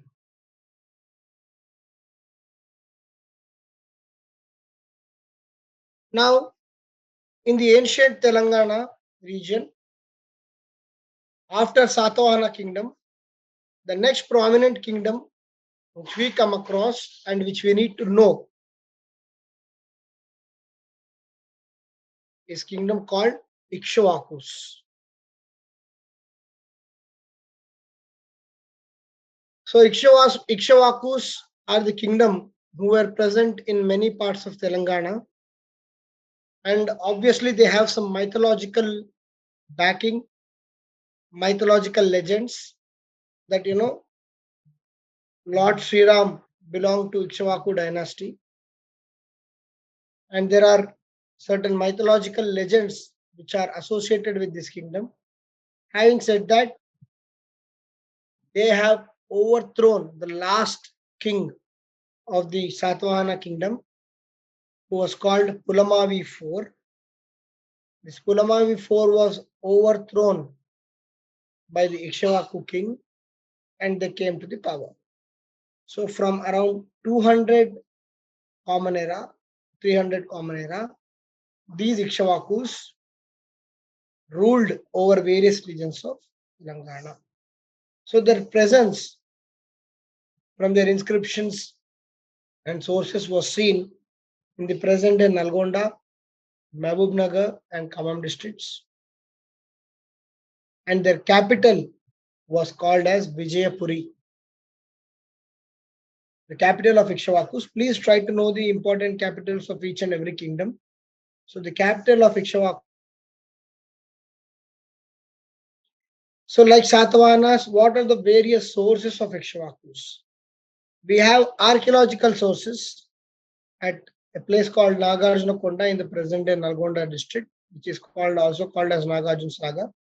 We can see that recently the Telangana government is putting it. So coming back to the discussion, the Ikshvakus overthrew the Ptolemy IV, the last ruler of Satavahana kingdom, and their presence was known to be in various Telangana districts. So here we are referring to the combined districts, the Nalgonda, Nagar, and the Khammam districts of Telangana. And the capital was Vijayapuri. So various sources about Ikshvakus were the archaeological sources at Nagarjunakonda, Jagaypeta, inscriptions and coins, and they somehow did not issue gold and silver coins. And also in the Puranas, especially the Matsya Purana, Garuda Purana, and then various Puranas, the Ikshvaku kings are mentioned. Ikshvaku kings are mentioned, and they are part of these Puranas. And also in a book called Dharma Mitram, written by one of the poets, Yashodhara is mentioned. Who is this Yashodhara? He was king of Angadesa. And the Ikshvakus were called as Suryavanshis, and this was mentioned in Vayu Purana.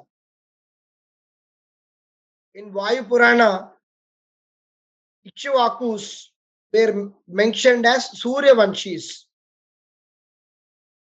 And later on, we have this lineage in Rajputs, where they claimed themselves as Suryavanshis, Chandravanshis, Agnivanshis. Okay. So they were all also known as Sri Parvatiyas, Ikshvakus, and Andhra Brityas. So various names for Ikshvakus were Sri Parvatiyas, Ikshvakus, and Andhra Brityas. We know from various resources available that Ikshvaku kings were Shaivites, and they performed Vedic rites and rituals to legitimize their presence.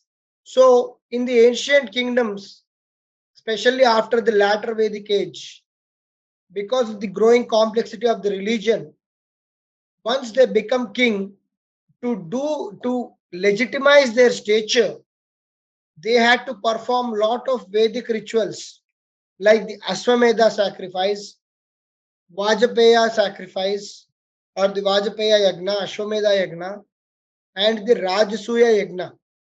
We have discussed this in our last class as to what is the difference between these three yagnas. Again, I am trying to repeat because these are going to come whenever we are seeing these kind of dynasties. Ashwamedha is a sacrifice or ritual or yagna where the king is performing yagna as such, the king's horse is left free, and this horse is made to run across the land until it stops. Wherever the horse stops, or if it keeps on running, that entire land tract is belonging to the king. No one has any right over that land tract. Second is the Rajasuya Yagna, where the king's coming to the throne is legitimized by performing Rajasuya. Means now king becomes the Raja, and the priests will officially give him that legitimacy to become the king. Third is Vajapaya Yagna, where the king, who is supposed to become almost equal to God, will obtain supposedly certain supernatural powers. And to obtain such supernatural powers, he has to perform Vajapaya Yagna. So similarly, these Ikshvaku kings also did all these kind of Vedic rituals. At the same time, they also patronized Buddhism and Jainism, especially the Buddhism, because there are evidences for the fact that the Ikshvaku kings have patronized Buddhism and given liberal grants towards various Buddhist sites and monuments, including the Nagarjunakonda. One of the famous kings of the Ikshvaku and the founder king of the Ikshvaku kingdom is Vasishthaputra Santamula. Don't get confused between the names of Vasishthaputra Pulamavi and Vasishthaputra Santamula. Here, the founder king of Ikshvakus was Vasishthaputra Santamula, and the many aspects about his administration and kingdom were mentioned at the inscriptions of Rentala and Kesanpalli. And as I said, there are evidences of this king performing many Vedic rituals like the Vajpaya Yagna and the Ashwamedha sacrifices. And he gave donations. Sorry, it should be donations. He gave liberal donations to priests and the Buddhist monks. So this was about Vasishthaputra Santamula, who was the founder king of Ikshvakus. And next famous king was Madariputra Virupurashadatta. Veerapurashadatta. Madaripura Veerapurashadatta was the next important king in the lineage of Ikshvakus. He was son of Santamula, and then he was one of the greatest king of the Ikshvakus. There are evidences that this person called Veerapurashadatta initially followed the Vedic religion like his father Santamula, but then he later converted to Buddhism. But however, he also performed the important rituals which were supposed to be performed by the king. And he also gave donations to Buddhism because he himself converted to Buddhism in the latter stage of his life. So he gave donations to Buddhism. This was about Veerapurashadatta. Then came Ehuvala Santamula. He was the son of Veerapurashadatta. And then Ikshvaku started this tradition of naming sons after their grandfathers. Hence, here Veerapurashadatta's son is Santamula, and even the father of Veerapurashadatta is again Santamula. So this tradition is seen even today in many of the areas, especially in the Telugu states, where the son is named by the father of the present generation. For example, if I have a son, I name him after my father. Okay, so for my son, he is the grandfather. So giving grandfather's name to him has been the tradition which was started by Ikshvakus. And hence, Veerapurashadatta gave the name of his father Santamula to his son. And he was the Ehuvala Santamula. And during his young age, He was the commander-in-chief of this area called Elisri. And then he built the Shaiva temple and also the entire Yeleswaram town. And you see, next king was Rudra Purushadatta. So obviously Santamula is also following the tradition of giving the father's name to his son, because his father was Veera Purushadatta and now his son is Rudra Purushadatta. And probably this Rudra Purushadatta, by our known records, is the last important ruler of Ikshvaku kingdom and ruled for around 18 years from 283 to 301. And there was not much he was achieved during his kingdom. And after Rudra Purushadatta, the Ikshvaku kingdom died its natural death. Coming to the administration part of the Ikshvakus, similar to Satavahanas, they had centralized government and the king's authority was supreme. And the administration, like Satavahanas, was as per the Dharma Shastras and the Smritis. They performed Vedic sacrifices. We have seen that through the rituals they were trying to perform. And then there were a lot of feudatories even during the Ikshvakus, like during the time of Satavahanas. Some of the name of feudatories were Mahatalavara, Mahasenapati, Mahadandanayaka, and Kostagarika.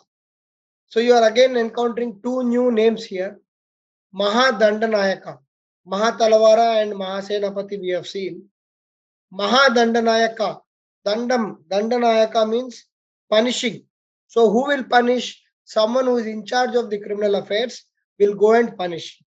One good thing about these particular terms in this history is most of them are somewhere and the other way related to Telugu, and we can, even if we just try to understand its basic meaning, we can try to guess the function of that particular feudatory. Kostagarika. Kosta means it's related to fund. Kostagaram we call it. So someone who is heading that Kostagaram is the Kostagarika, also the treasurer. And they divided their kingdom into rastras for administrative ease. And these rastras further had some villages. And at the village level, Mahagramika was the head of this Mahagramam. And further, this Mahagramam had many gramas. At Grama level, Gramika was the head. And this Talavara was village official. And the revenue was the same as the Satavahana kingdom, that is 1/6 of the crop. The social organization was same as that during the Satavahana kingdom. So not much social organization was disturbed during the Ikshvakus. And like Satavahanas, they also continued the internal and external trade with many European countries, especially with Rome. And the evidences were very much found in the eastern and western seaports. And because the trade with the Europeans was so extensive and the trade was on surplus side, that means India was always supposed to receive more gold and silver coins because of the trade with Europe. So the trade was favorable in terms of India, and hence during Ikshvakus, Rome has imposed a ban on trading with India because they felt by trading with India, they are losing valuable currency.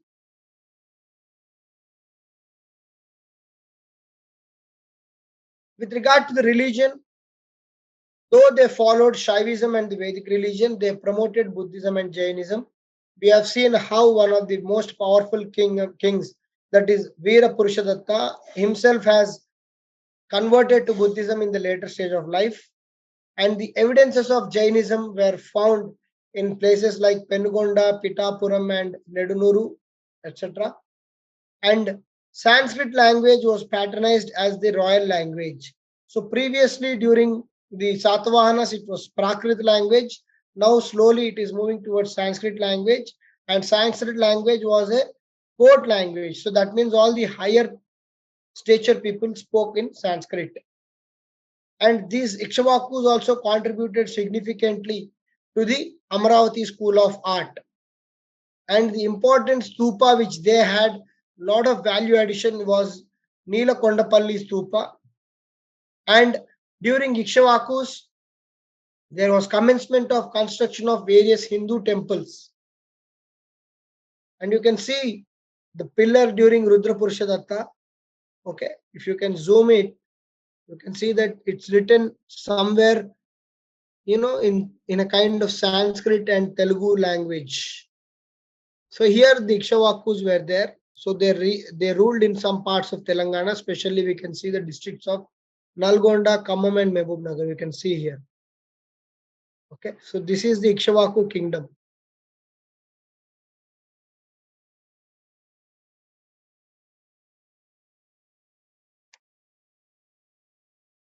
Is it clear about Ikshvakus?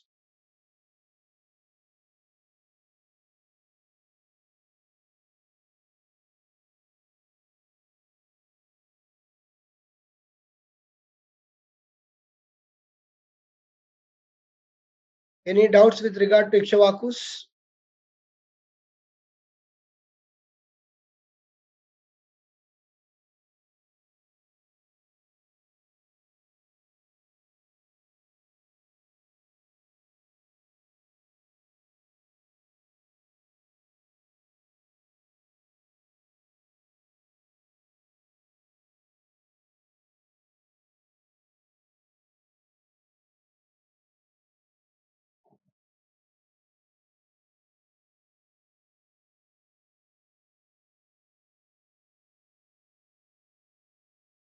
Clear?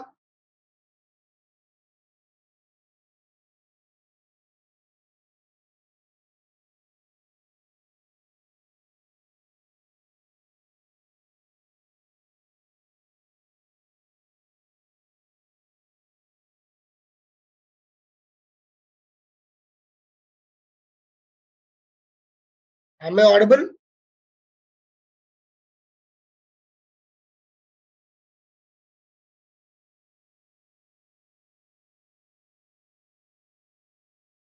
Yeah, Harita, the ports for the Ikshvakus are same as that of Satavahanas, because we can see that they are directly replacing Satavahanas. So the social structure or the revenue policies or even the trade aspects are one and the same.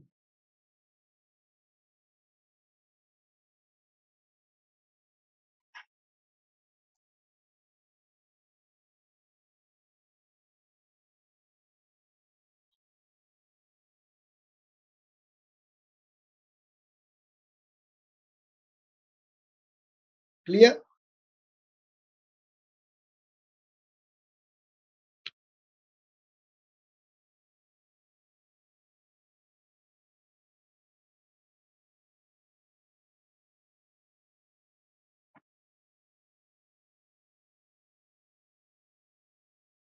Fine.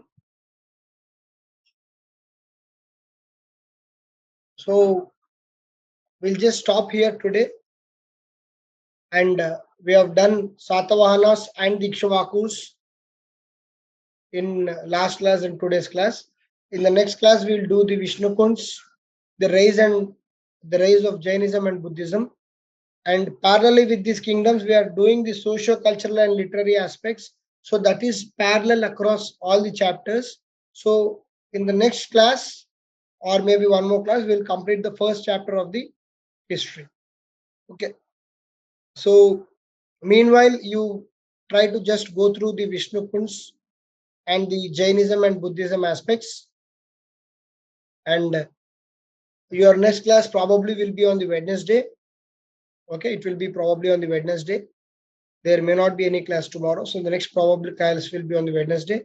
So you'll be informed by Wednesday evening about the class. And we'll be discussing the Vishnukunds and the Jainism Buddhism aspects in the next class. Okay. With regard to Ikshvakus, you have any other doubts? Or with regard to Satavahanas, any doubts?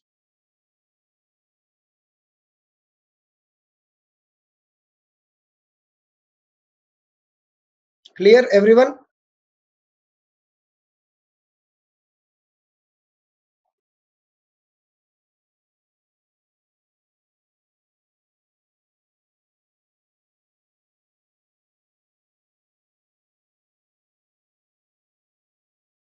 At that time, there were no prominent travelers to these kingdoms, Tejaswini.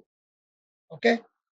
So basically, the sources about them are the inscriptions, the Puranas, the mythologies. These are only the sources, and the coins, okay, and the archaeological evidences. So the literary evidences are the Puranas, not the foreign authors or someone of that sort. Okay, but the in some places, as I said, Sindhu, mostly 60% of this will be useful. By reading this, at least you can attempt 60% of the questions in prelims. That's what I'm thinking, because whatever are the important aspects about these kingdoms, I'm mentioning in the slides, and definitely, you know, and whatever are the ways which the UPSC was trying to ask the questions with regard to history, I've tried to include those aspects so that at least 60% of the questions in prelims we can attempt, but 90 to 95% of the questions in mains you can definitely attempt by seeing these slides. Fine, thank you. In the last class, we have done two major ancient kingdoms of Telangana, especially the Satavahanas and then the Ikshvakus. Okay, and then we have seen that how some of the important rulers of these dynasties have gone an extent to stabilize their political kingdoms, and then how they have patronized various religions parallelly, and also were tolerant to multiple religions, and their contribution to the art and culture, and sources from where we get to know about them. Satavahanas we have done decently, and then Ikshvakus we have tried to understand how their lineage is known, and how in various Puranas they are associated with certain clans like Suryavanshi and all. So that is about these two important kingdoms. Now we come to one of the most prominent kingdom of Telangana region, who are called as Vishnukundis or Vishnukunds. Vishnukund is their normal name. Okay. So basically, the Vishnukunds, they have ruled the Telugu states, especially the northern part of the river Krishna. If you see, the river Krishna is almost bifurcating the Telugu states. It enters the Mehboob region of the Telangana, flows through Nalgonda, and then enters the Vijayawada, Guntur, and then Vijayawada, and from Vijayawada, Prakasham barrage, it goes and enters into the Bay of Bengal. It is the second largest river in the United Andhra Pradesh, and after Godavari, and it has significant basin, and there are two important projects. We all know that. One is the Srisalam and another is the Nagarjuna Sagar. So both of them are on the river Krishna.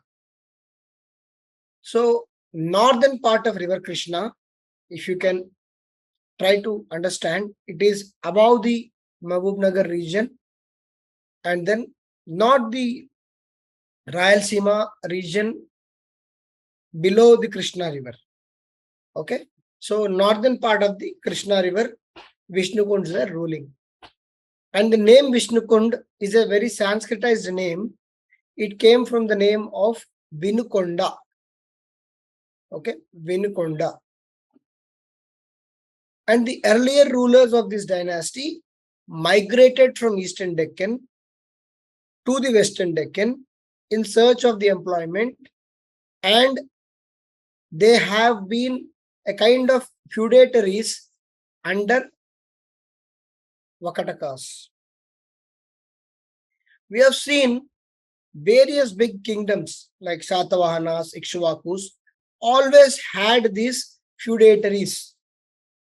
Feudatories are also called in Telugu as Samantarajulu. So within the main king, there will be many small kings, and in the medieval age, we call them as nobles.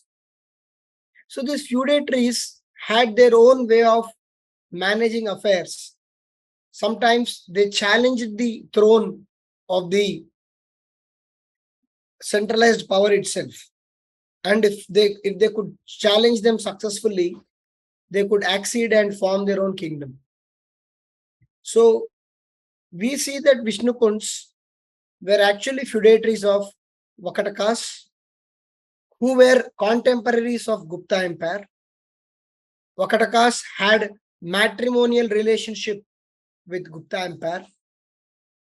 And under these Vakatakas, Vishnukunds were a kind of feudatories who came in migration in search of job. This is the basic information we have about Vishnukunds. One thing you have to remember when you are doing the ancient history, especially when there are no properly documented evidence with regard to the literary sources, and where we are trying to bank upon inscriptions by kings or the coinage. So the sources of history are not so perfect or clear. There is a scope for being or having a lot of information. So always try to write your answers or try to understand this topic like it might have happened like this. Because concrete evidences or proofs are more often than not found for these kind of kingdoms, be it for Satavahanas, Ikshvakus, Vishnukundis, and even as we do the next kingdoms like Vemulavada Chalukyas and all. Sorry, Vemulavada Chalukyas and all. Okay. So then these kingdom, Vishnukundis, have supposedly ruled for 210 years. Again, these timelines vary from textbooks to Wikipedias to institution notes. So you can, if you want to write, you can say approximately from 350 CE to 550 CE. You can say that. In history, you have that privilege to give the broad timelines of the kingdoms. Okay. And then the capital of Vishnukundis was Amrapuram, which comes from the present-day Amrabad in Nagar district. And they had multiple capitals because they were spread over certain region, probably to ease the administration. And then the second capital was Indirapal Nagaram, which is near the Tumalagudam of the present-day Nalgonda district. And then the final capital was near the Dendluru. Dendluru is in the Pedavegi region of the West Godavari district. So by looking at these three capitals, we are trying to know one thing for sure, that they had this spread across the Telangana and Andhra states. And if you see all the three regions, all these three regions are above the Krishna river. So that also confirms the fact that their spread was above the northern part of the Krishna river. And what are the sources for Vishnukundis? Obviously, like other kingdoms, the basic sources are the inscriptions. Inscriptions where there are close to 13 inscriptions for this particular kingdom. And like the previous kings, even the Vishnukundis had Sanskritized the religion and the kingship. That is, once they came to the power, they started performing yagas, followed Vedic religion. So the same Aswamedha, Vajapeya, and Rajasuya, the three prominent yagnas they have performed to legitimize their kingship, and they have extensively donated lands to Brahmanas.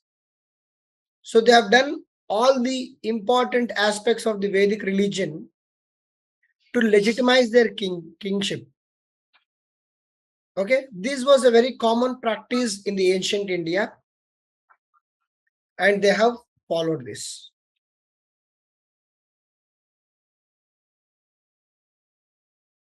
Yeah. So this is the spread of that particular region around 500 CE. You can see this is the Vakataka kingdom.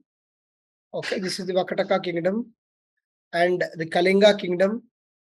Okay, and then there were Pallavas, Western Gangas, Kalabhras and all. Here on the northern side of the Krishna river, it is Vishnukundis. This is the particular Vishnukundi dynasty. Are you able to see this?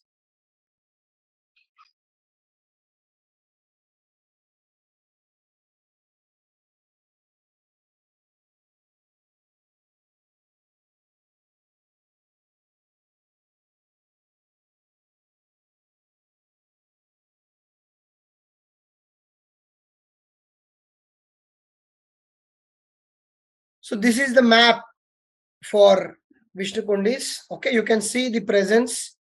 You can see the spread mostly in the northern part of Krishna River.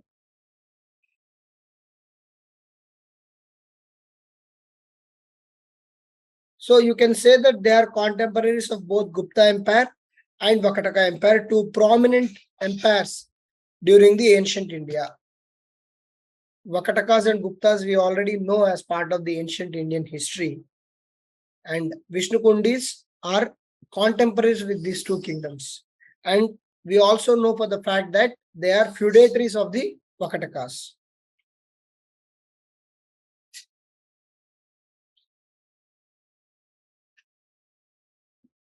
Yeah. They called themselves as Lords of Amarapuram, which is their capital, which comes from Amrabad. So they called themselves the Lords of Amarapuram. How do we know this? We know through the inscriptions which they write and which they publish for the people's sake. Coming to the political lineage, see, this political lineage is sometimes, very tricky because you have similar names, 1, 2, 3.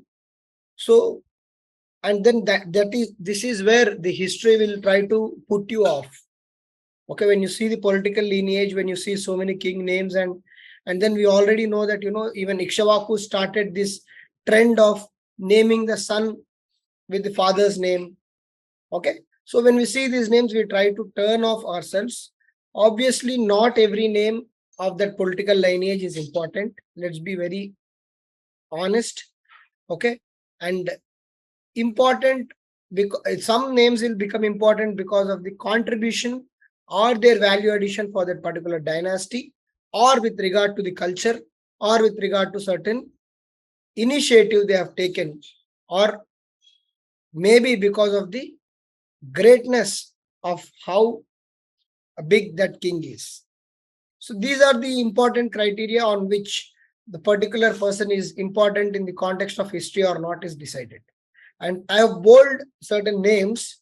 So we will not discuss each and every name because it's like, ultimately you will get confused by seeing so many names.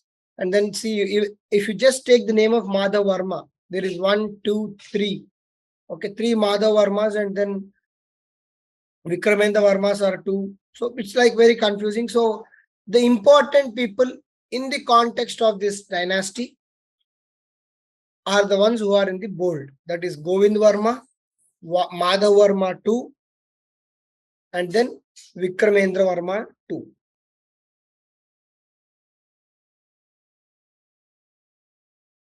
So we'll just try to do the first important king, that is Govinda Varma. Okay, so Govinda Varma took the imperial title of Maharaja. He was son of Madhav Varma I, and he was the founder of the power based on the grants of Sri Parvata. Okay, Sri Parvata is the Nagarjuna Konda, and then Indrapala Gutta is one more king. So basically, this person called Govinda Varma, he assumed that, the Sri Parvata, the Lord on the Sri Parvata, has given them enough power to establish this kingdom of Vishnukundis. This he has mentioned at the inscriptions of Kisar Gutta. The Kisar Gutta is the one which is in the outskirts of Hyderabad. So the Vishnukundis have lot of inscriptions on the hills of the Telangana and Andhra region. And sometimes that's why they are called as Sri Parvatas. In their colloquial language, they are referred to as Sri Parvatas because they always believed in the God who is residing on that hill. We'll just try to know who is this God on the hill whom they are going to try and connect to. Okay. So basically, the next important ruler is Madhavarma II. He was supposed to be the greatest ruler of this particular dynasty called Vishnukunds. And they have reached the greatest territorial extent under him. And he defeated Prithvisena II, the powerful Vakataka king. And the daughter of Prithvisena II, who was named as Mahadevi, was married to Madhavarma II. So the feudatories, you can see the feudatories are revolting against their prominent centralized king. And finally, by defeating that Prithvisena, they have married, Madhavarma has married his daughter, Mahadevi. So now he is in a much powerful position when compared to the Vakatakas. And Madhavarma attacked Pallavas, and then the Deccan and the Vakatakas have given their brides to Madhavarma II and Madhavarma's son, who was called as Vikramendra Varma. So he maintained marriage relations with Vakatakas and continued those marriage relations even for his son. And powerful kingdoms in Deccan also had matrimonial relationship with this particular Vishnukund dynasty. And he has gone further east. Madhavarma has gone further east to attack the Vengi kingdom in the Andhra region and brought under his control. And after all these political attacks, he performed the Aswamedha, Rajasuya and Vajapaya Yagnas to legitimize himself as the supreme authority or the king.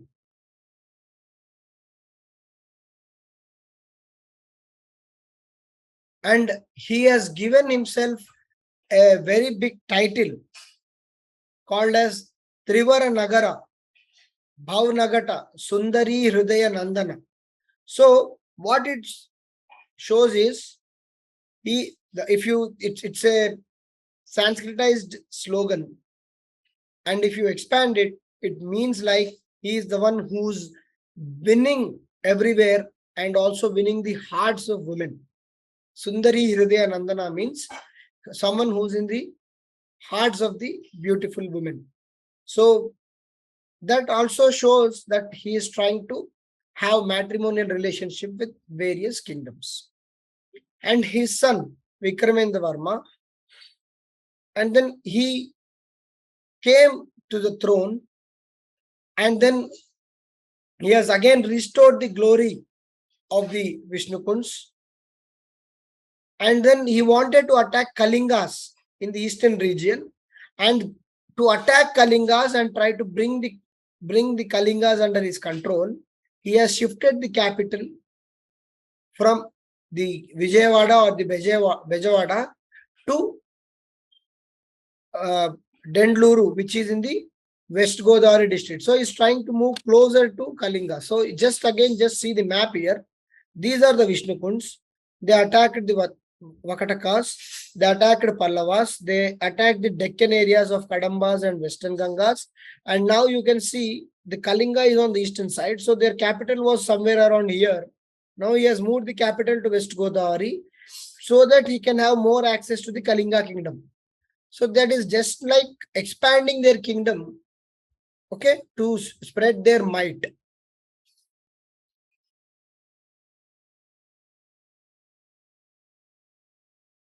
Okay. With regard to the administration of Vishnukunds, for the convenience of administration, they have divided the entire kingdom into a lot of Rastras and Vishyas. Okay. And the inscriptions which are found about these Vishnukunds refer to Palki Rashtra, Karma Rashtra, Gudadi Rashtra, and Vishay Rashtra. So basically, these are different types of Rastras which have their own functioning. And this is for administrative convenience. Okay. Basically, each and every Rashtra might have its own importance with regard to the administration, and hence they have divided various Rastras. And Madhavarma III appointed members of royal families as viceroys for various areas of the kingdom. And it was a very common practice. We know even during the Ikshvakus, the royal princes were given certain roles and responsibilities to become the viceroys of certain areas. Like if the kingdom has four parts, north, south, west, and east. So if the king has four sons, he'll give them four different parts to become the viceroys. And maybe the elder son or the most eligible son will become the natural successor for the king. Or even sometimes there were wars for succession. We know that even in the ancient and medieval histories. And as far as the justice was concerned, the king was the highest court of the justice, and the Vishnukundina rulers established various kinds of punishments for various crimes. And the sense of judgment was very high, and they were supposed to be very, very impartial with their judgment. They did not spare even their kith and kin when it came to the punishments, and the punishments were quite cruel, and they were very impartial with regard to the punishments. With regard to the characteristics of the king, loyalty and humility was the prominence for the Vishnukundinas, because we have seen in the history that king, whoever is becoming the king, they are trying to legitimize themselves in the name of God. That means they say, I am the God, so hence you have to respect me. I have been sent by God, so you have to respect me. So that is the attitude kings had. That means a kind of arrogance that they don't belong to the common set of people. But in the case of Vishnukundis, what happened is they were extremely humble. They were always feeling that the God on the Sri Parvata had given them this particular opportunity to serve the people. So very rare characteristics of a king or a dynasty, thinking that they are humble and they were loyal. They were saying that we are not the God. The God is someone who is on the Sri Parvata. So they are saying we are only trying to take the opportunity given by the God to serve the people. So this was the attitude of Vishnukundis, who were trying to be extremely humble and also loyal to the God who has given them opportunity to serve the people. And hence, on this context, people's welfare was given utmost prominence, and you can see that even in the delivering of justice, they had high sense of judgment. So the entire characteristics of the kings were extremely humble and loyal people with a people-centric and welfare-centric approach. And coming to their army, so the army consisted of four folds: the elephants, chariots, cavalry, and infantry. So cavalry is nothing but the horse riding, horse. Chariots are again driven by horses. Infantry, we all know, are the on-ground soldiers, and then the elephants. So the four parts of the army were divided in a proper way. And then the Hastikosa was an official who was in charge of elephant forces. Veerakosa was in charge of the land forces, that is the infantry. And these officers issued grants on behalf of kings. So they were given enough power to give grants on behalf of kings. So they were independent to a certain extent. The Vishnukundis constructed many forts, probably to protect their kingdom. And one of such forts is Indrakiladri, which is the present day Vijayawada. It is in present day Vijayawada, the Kisargutta and Indrapala Nagar. So they constructed various forts to stop their enemies from attacking them, because you see they were trying to expand towards the south and towards the east, especially towards the Kalingas and the Pallavas, and they even attacked the Vakatakas in the north. So obviously they were in the expansion mode, and to just ensure that there is no reverse attack from their enemies, they started constructing forts.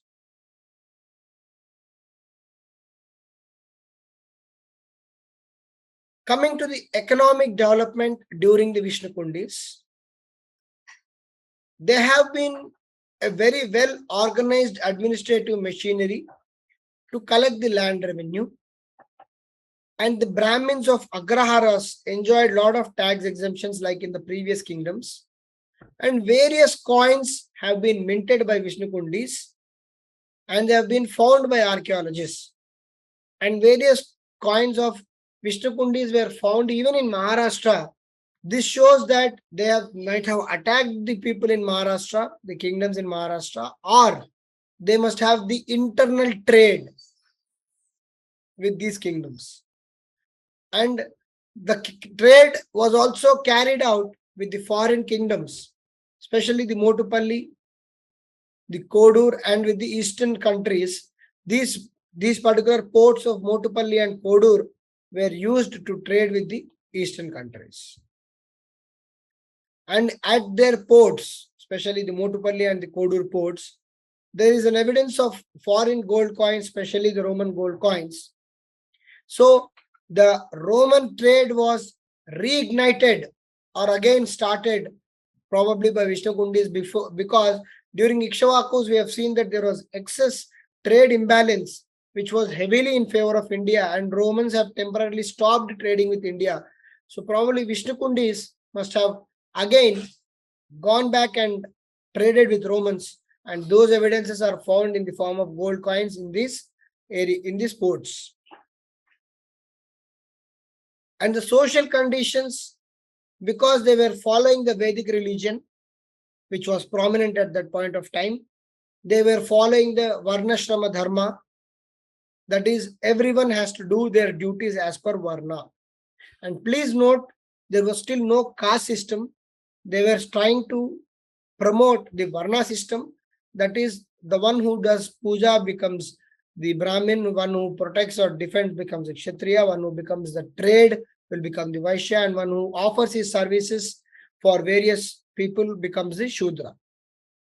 And obviously, the two top Varnas, as per those days, the Brahmins and Kshatriyas enjoyed a lot of prominence with regard to the kingdom and the grants. We have seen how the Agraharas received prominent grants from the king.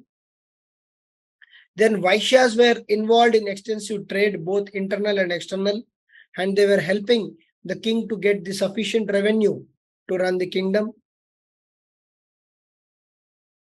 So coming to the cultural part, they were followers of the Vedic religion, and hence they promoted the Varnashrama Dharma. All records of the Vishnukundinas and the kings prior to Madhavarma II seem to be patterns of Hinduism, that is the Vedic religion.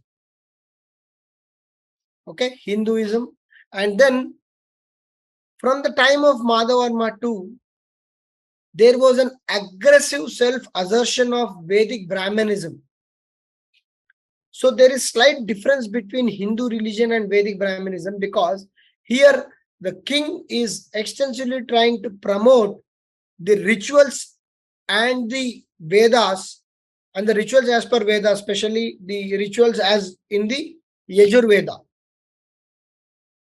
So a lot of Vedic ceremonies were taken. So once this Vedic Brahmanism takes over, the religion becomes very complicated and complex, because for each and every stage of life, there are a lot of rituals to be performed either by kings or the common people.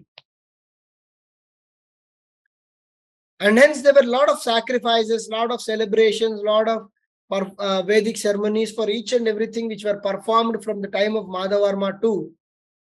And if you remember, when the early Vedic times, especially from 1500 to 1000 BCE, and the advent of Buddhism and Jainism for these two religions to come is said to be one of the reason for them is the becoming of complex in nature with regard to the Hinduism or the religion.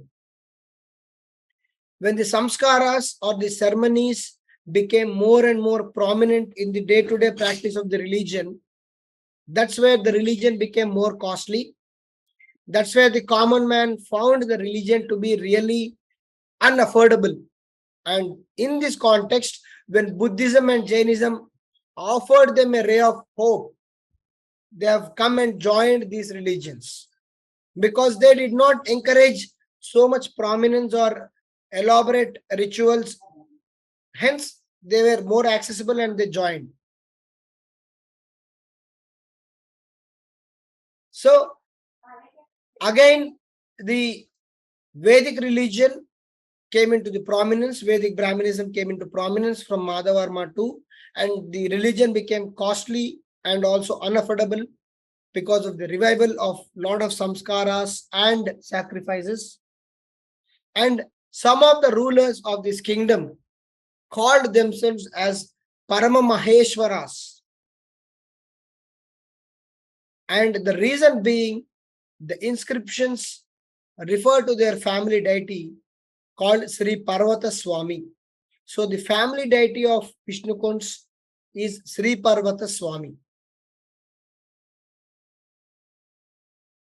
Okay, but when we see the names of certain kings like Madhavarma, Govind Varma, it tends to show that they must have had some Vaishnavite leanings. And going by the assumption, the historians today feel that this particular dynasty has given equal prominence to Shaivism and Vaishnavism, because as we go from the ancient kingdoms, especially during the Gupta times, we see that there is a lot of promotion of Vaishnavism. The Bhagavad Purana, Vishnu Purana, all these Puranas are written during the Gupta age. And we know for sure that Vishnukundis are the contemporaries of Gupta. So there might have been some influx of Vaishnavism from Guptas to Vishnukunds. And we also know that before the advent of Islam or other religions, within Hinduism or within the Vedic religion, there was this unrest between the Shaivites and Vaishnavites. To mitigate such an unrest, probably this particular dynasty must have given equal importance to both Shaivites and Vaishnavites.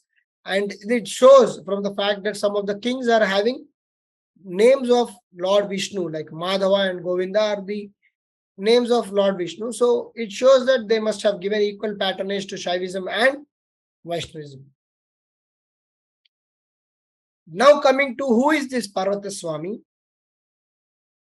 there is a legend saying that the Parvata Swami, okay, before this, they were all talking about Brahmarams. Brahmarams is a Sanskrit word. So Brahmaram means it is like Amaram is like mango. Amaram in Sanskrit is mango. So this something which is very sweet, and it slowly became Brahmaram. Brahmaram means something which is really important and something which is very kind of word. And they finally identified a female goddess in the name of Brahmaramba. And the counterpart of that female goddess was Mallikarjuna. And this Mallikarjuna was called as Parvata Swami. And the Sri Parvata they were referring to is nothing but the hill of Sri Selam. And the Sri Parvata or the Parvata Swami became the family deity of Vishnukunds. And if you see, this Mallikarjuna Swami is Lord Shiva, and their names are having Lord Vishnu's titles. This again confirms the fact that they have given equal importance to both. See, the Parvata Swami is Mallikarjuna, and the female goddess who gets the name from the word Amaram is Brahmarambika. So when these two people they found as their principal deities, they have decided that Sri Shailam will be their important Sri Parvata, and the family deity will be the Mallikarjuna Swami. And this Mallikarjuna is Lord Shiva, and their names are Lord Vishnu. So both of them again show that they had equal patronage for Shaivism and Vaishnavism.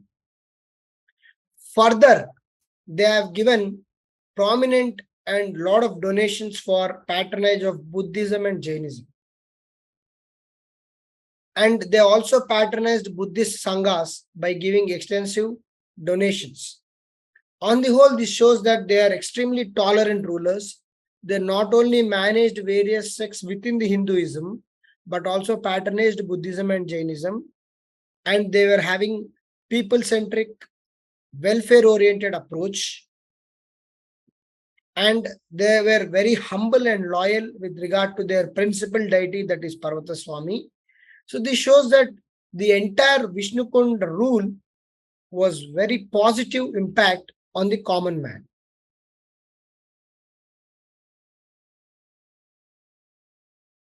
When it comes to the literature of Vishnukunds,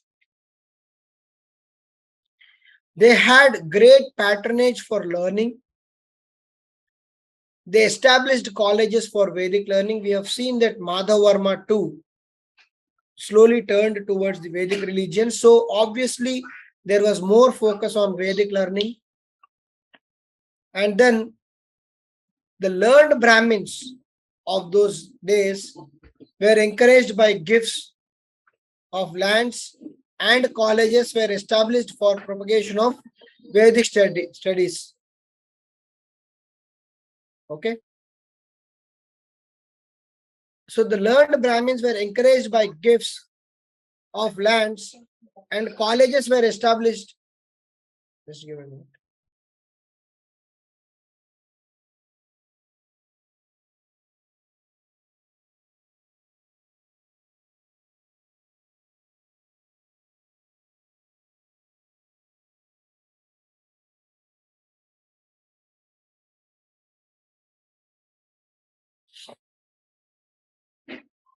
Learned Brahmins were encouraged.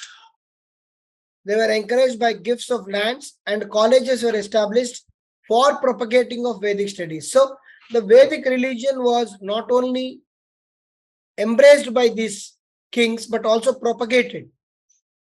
And Indra Bhattaraka, one of the kings, established many schools for imparting education on Vedic literature. And Madhavarma, we have seen that he himself has performed lot of Vedic ceremonies, and this evidence of the faith of rulers in Brahminism and the popular Vedic region was also passed on to the people during this period.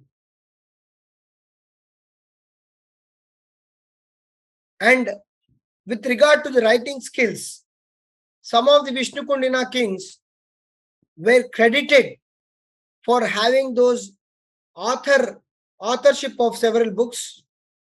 For example, Vikramendra Varma, who himself described as Mahakavi, a great poet in a record, he went on to write some of the Sanskrit poems called as Janasraya Chando Vichitya.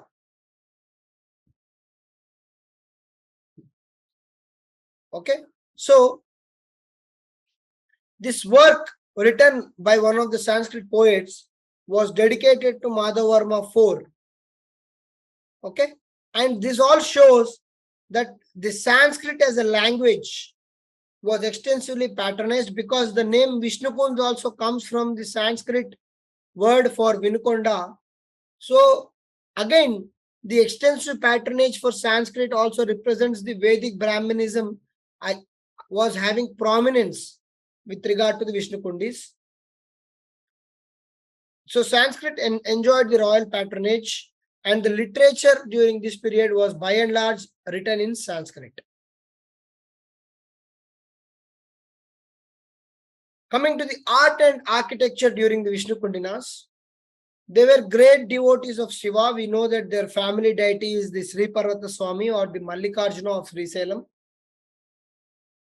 They have been responsible for constructing various caves dedicated to Shiva. And the cave structures at Bezawada and caves at Mughal Rajapuram and the Undavalli caves, very famous caves even today, and the Bhairav caves were all dedicated to this period. They are dated to this period, and they are attributed to the time of Vishnukundinas.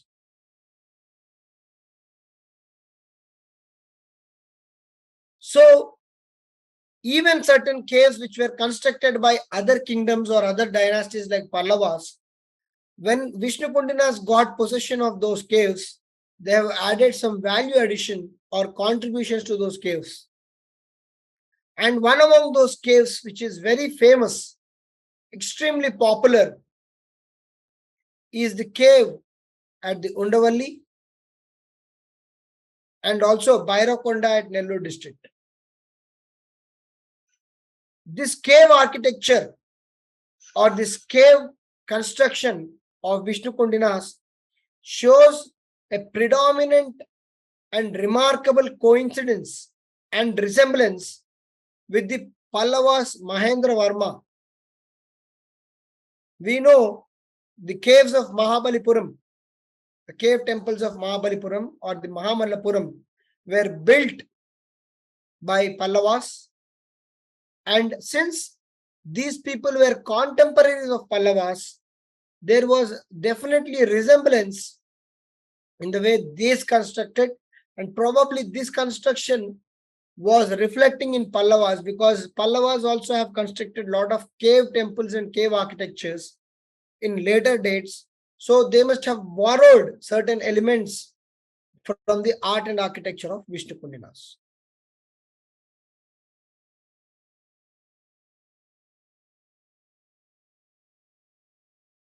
You see, this is the Sasanam. Sasanam means which is like a final verdict from the king. So this is the Sasanam of Vishnukundinas. These are the coins issued by the Vishnukundinas. And this one is the very, very famous Undavalli caves. Okay, you can see, the kind of extensive architecture involved in these caves. You see, the rishis are sitting here doing meditation. There are caves inside. It's a 4-storied cave. Okay, and then the carving is very extensive. So it has survived till date. It's a very great achievement. And you can see the intricate detailing which is on the pillars. Okay, and then the rishi is sitting and doing the meditation. So they have taken a lot of care in bringing out this architecture, the Vishnukundinas, and they have patronaged not only the Vaishnavism, Shaivism, but also gave liberal grants to the Buddhism and Jainism.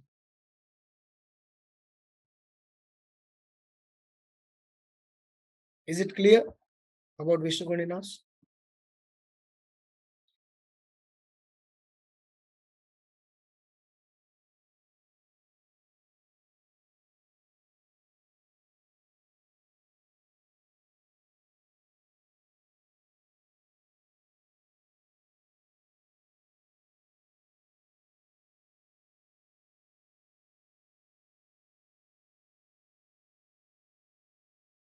Just take a couple of minutes to, whatever running notes you have written, you can just revise them just for a couple of minutes, and then we'll enter the Jainism and Buddhism part.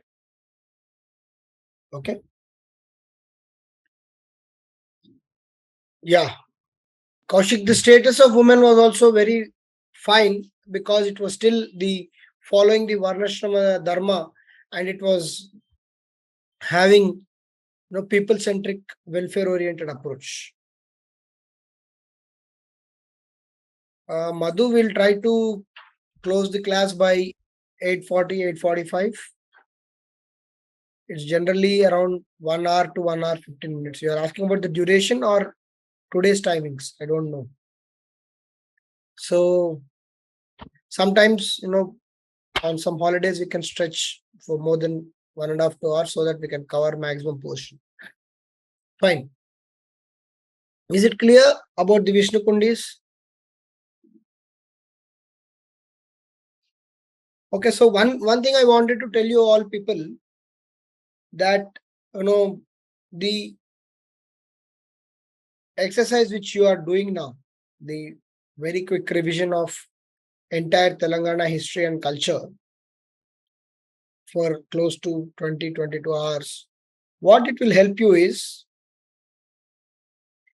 I'm definitely saying that, it will, one thing is for sure, it is not going to have 100% with regard to the minute facts. We'll cover 100% syllabus, no doubt. But if you are asking me if you are going to do 100% minute facts, the answer is very difficultly. I have to say no, because we cannot go into the extreme level basics or very minute facts in 20 hours. You take up any course on Telangana history and culture, it is not less than 50 to 60 hours.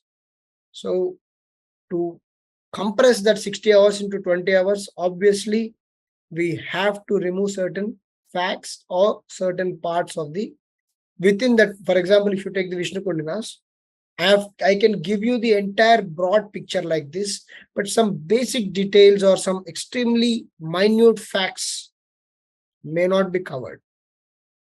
But the thing is, obviously you will do a revision before your prelims or before your mains, whatever it is. And the advantage you will have over all the others is that we all know that history is a very discrete subject, because you need to have a flow to remember certain things. And my approach has always been to have a flow. Okay, the moment you have flow in the sense, a timeline oriented approach, because I've been dealing with history for various years, and my approach has helped a lot of people, including UPSC mains, clearing UPSC mains and other examinations. The best way to remember history is to have a flow and timeline oriented approach.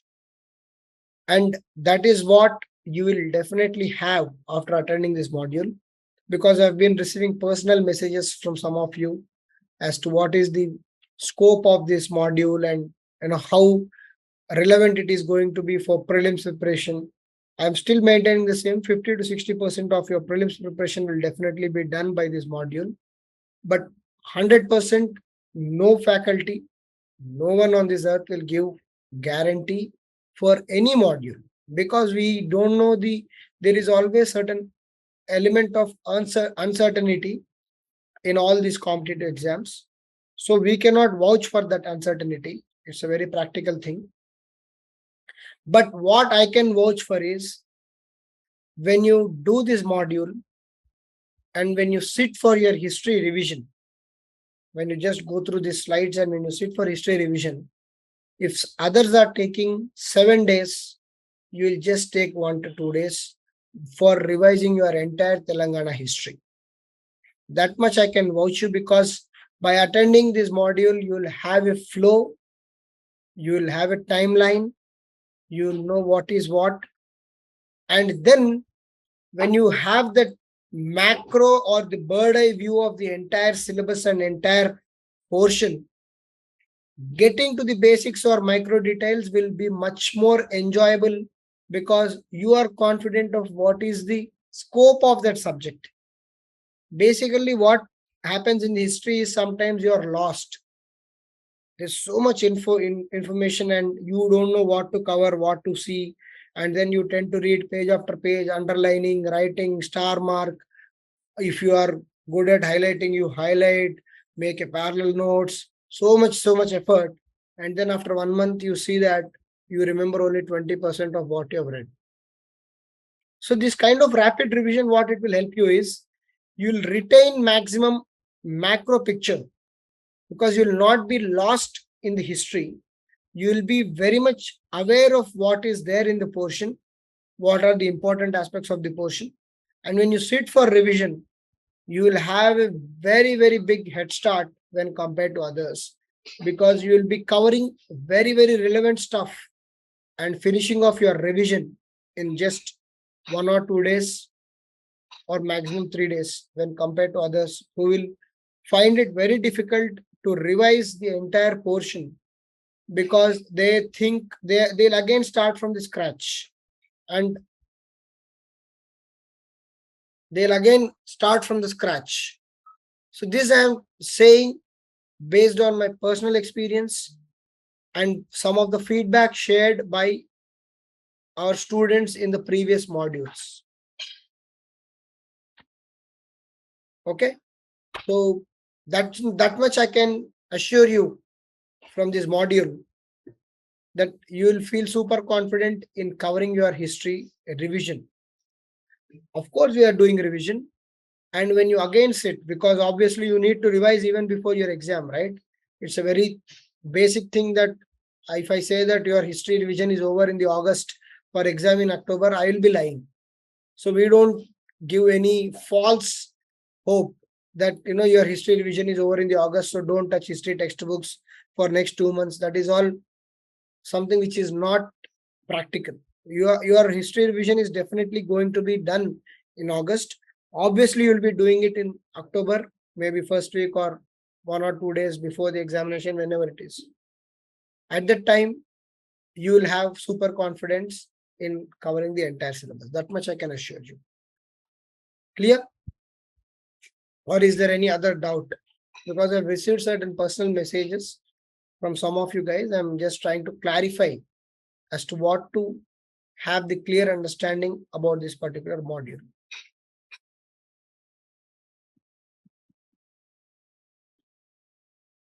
So we'll try to do the Jainism, try to cover certain aspects, and then continue our discussion tomorrow. Okay, tomorrow we'll try to cover the Jainism, Buddhism, the Vemulavada Chalukyas. Okay, and then we'll try to finish off the first chapter. So once the first chapter is over, your ancient Telangana is over, you'll enter the medieval part. Obviously, there is more focus on the medieval Telangana and then the modern Telangana. Okay. So the next aspect is the rise and growth of Jainism and Buddhism. We'll just try to touch the basic aspects, especially the reasons or the causes for rise of these religions, and then look at them in the next class. Coming to the main aspects of the rise of Jainism and Buddhism, we have seen, especially, Vishnukunds were much later they were contemporaries of Vakatakas and Guptas. So we are talking about the CE, that is the Common Era time. But the Jainism and Buddhism belong to the time of BCE, that is before Common Era.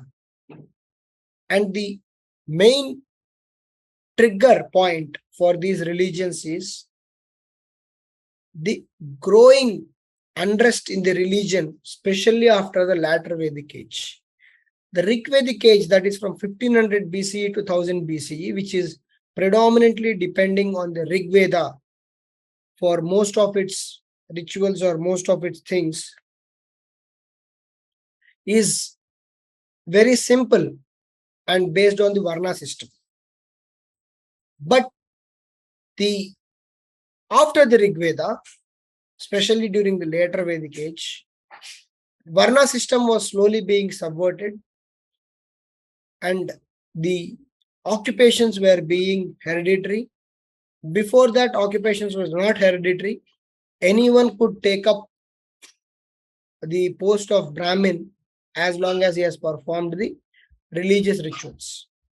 Even a Shudra who would go on to perform the religious rituals would become a Brahmin in the next generation. But in the later Vedic age, because of growing samskaras within the religion became very complex and complicated because of more sacrifices, because of samskaras, and common man. And the sacrifices were predominantly of animals. And the economy was now slowly moving towards the agriculture economy, because from the 1000 BCE onwards, people started settling down and started doing the extensive agriculture, or we can say intensive agriculture. This agriculture gave a lot of scope for surplus, and thereby the second phase of urbanization, that is the Mahajanapadas, came into picture. But when the religion which they are following is asking for sacrifices of oxen, sheep, goats in order to satisfy the gods, it was not for the liking of the common people or the farmers, because those are the ones which are basically they are depending for livelihood. And when their livelihood is being challenged by their own religion, this is going to cause a huge impact in their day-to-day lifestyle. Hence, they were not so comfortable with the growing complexity of this religion. And also, the superstition aspect in the religion was now more and more, because the religion became complicated and now people actually feared the religion than having a kind of love or affection towards the religion. The Upanishads or the Vedanta part of the religion,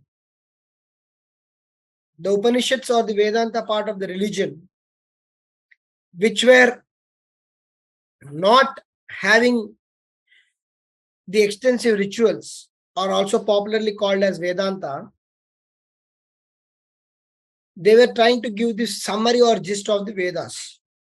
But that summary or the philosophical angle was not understood by the common people.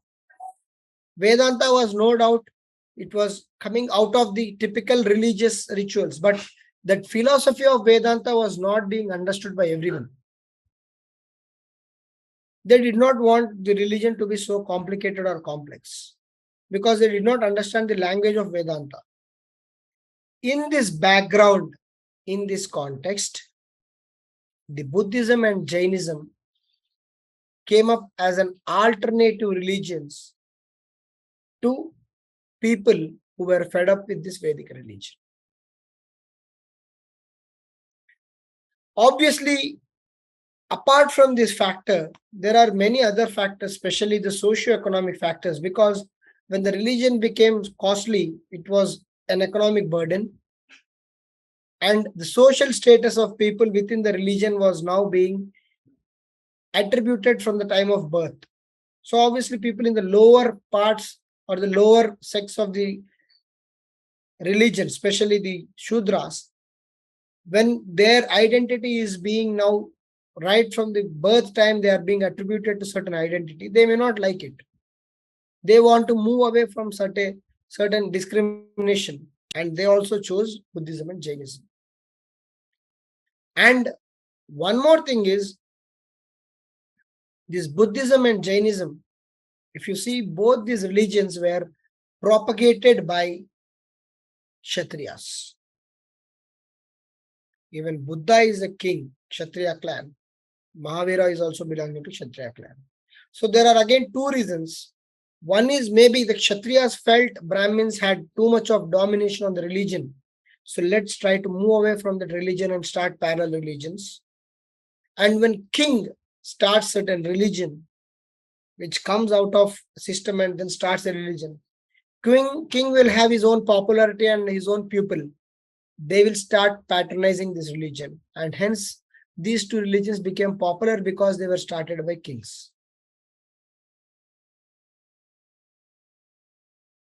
And people who were involved in trade and who wanted to have this money as savings all liked the philosophy of Jainism and Buddhism because they did not actually emphasize more on the rituals.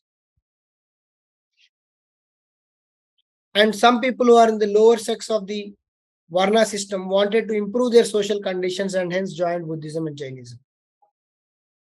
And the reasons are many, and hence the rise and growth of Jainism and Buddhism is a reaction to the Brahminical religion, supported by various socio-economic, cultural, and trade aspects. And they were started by Kshatriyas, and they evolved as a major religion in the ancient India and also in ancient Telangana. So I'm expecting definitely a question on the rise and growth of Jainism and Buddhism because of the context of these religions in Telangana. In Telangana, there are a lot of Buddhists and Jains. So definitely there will be, I am expecting a question on the causes for the rise of Jainism and Buddhism in the ancient India and also in Telangana. So these are the causes. So I hope the causes are clear, because this might be a question with regard to your ancient India or in the ancient Telangana, or in this paper, definitely there will be a question on Jainism and Buddhism. That is I am very confident about it. So try to understand the causes for rise. And if you once you know the causes for rise of these two religions, remaining thing is knowing about the religions and their aspects. What Jainism is teaching, what Buddhism is teaching. So that are all very factual and very basic things. But here is where you need to have the analytical mind to know the causes of rise of Jainism and Buddhism.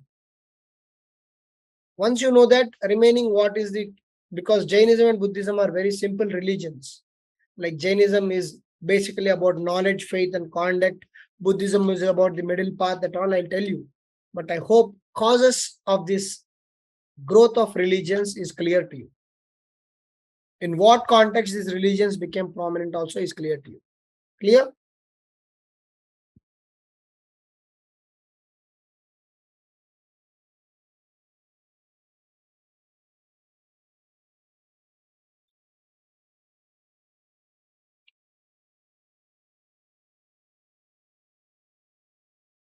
Okay, so we'll just stop here for today, and tomorrow we'll do this Jainism, Buddhism, and if possible, the remaining aspects of the first chapter. Okay, so we can stop here and we'll meet tomorrow.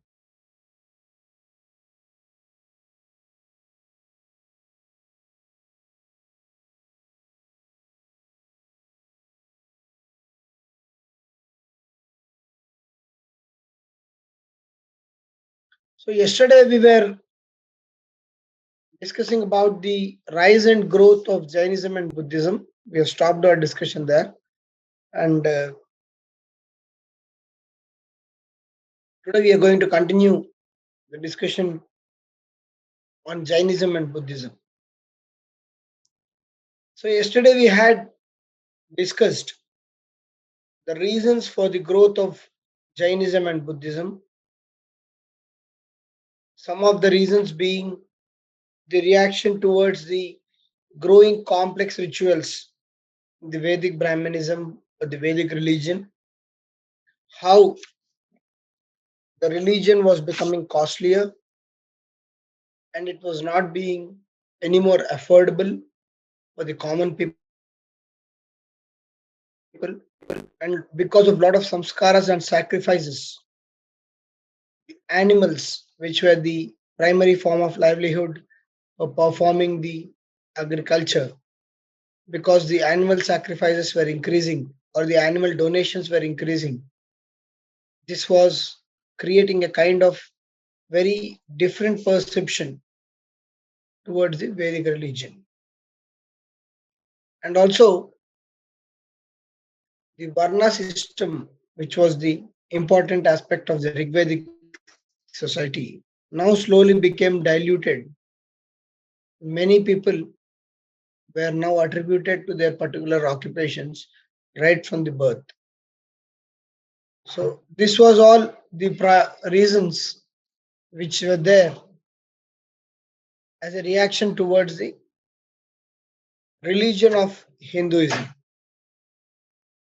Further, there are certain factors which are the social factors, especially the feeling of the lower caste of the society, who were now unable to have that mobilization within the Hindu religion, and they were looking up for religions where they can have decent social respect. Also, Jainism and Buddhism, both of them did not preach extensive rituals. Both of them did not preach any kind of donations or sacrifices. And both of them, coincidentally, were started or preached by Kshatriya kings, especially Gautam Buddha and Mahavira. So it may be a kind of Kshatriya reaction to the Brahmin hegemony. But still, because Kshatriyas have started this particular religious movement, there was a lot of response from the common people.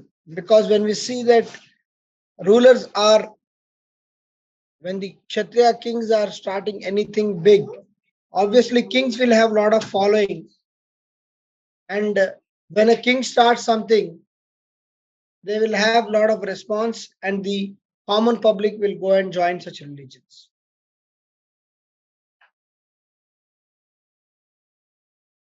And people like Vaishyas, merchants, farmers, who did not appreciate extensive sacrifices and rituals in Hindu religion, now started going towards the Buddhism and Jainism.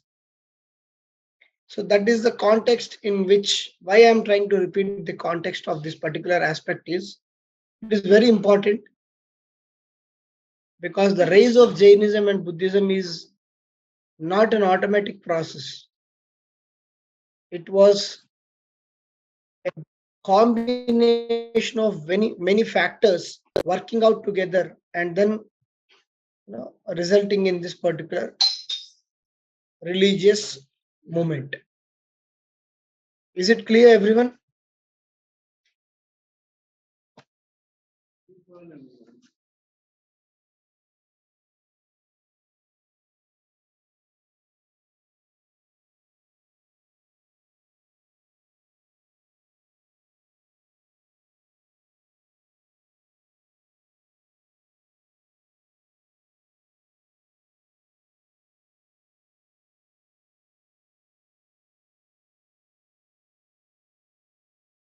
Okay. Uh, Rise of Jainism and Buddhism in the entire history is a very important aspect, because primarily it is against the ancient religion of the world, that is Hinduism.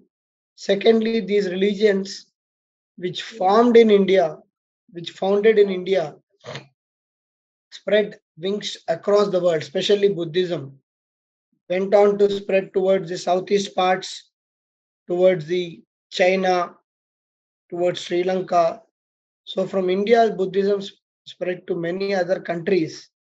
And unfortunately, during the medieval period, especially after 700, 800 CE, Buddhism lost its charisma, Buddhism lost its prominence, and lost its patronage, and ultimately almost merged with the Hindu religion.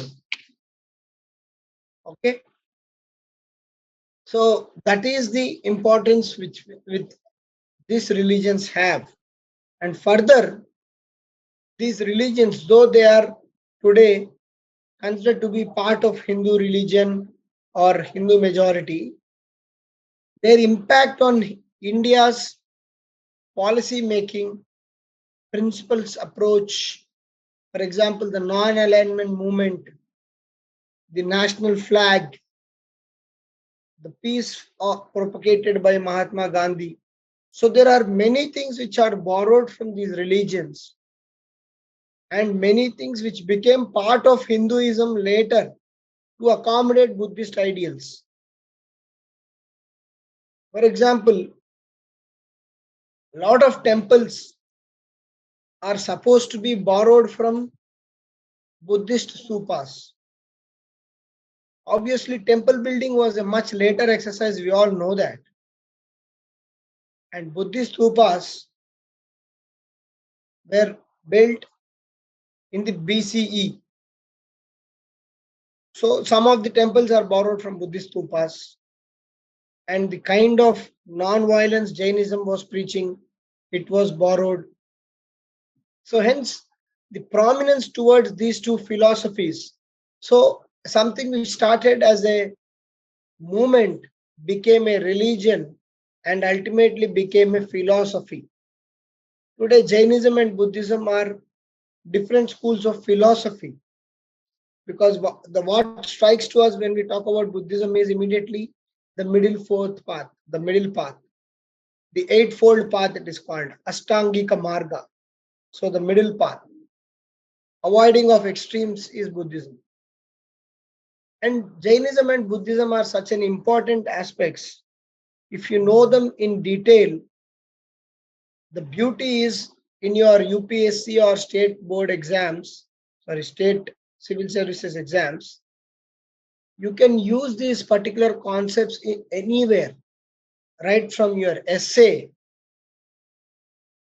in the ethics, in the general studies papers, you can use these as examples, and you can always provide these as examples and get very good marks. Hence, the detailed understanding of Jainism and Buddhism, they raise their principles, basic principles, and their causes of decline are very important.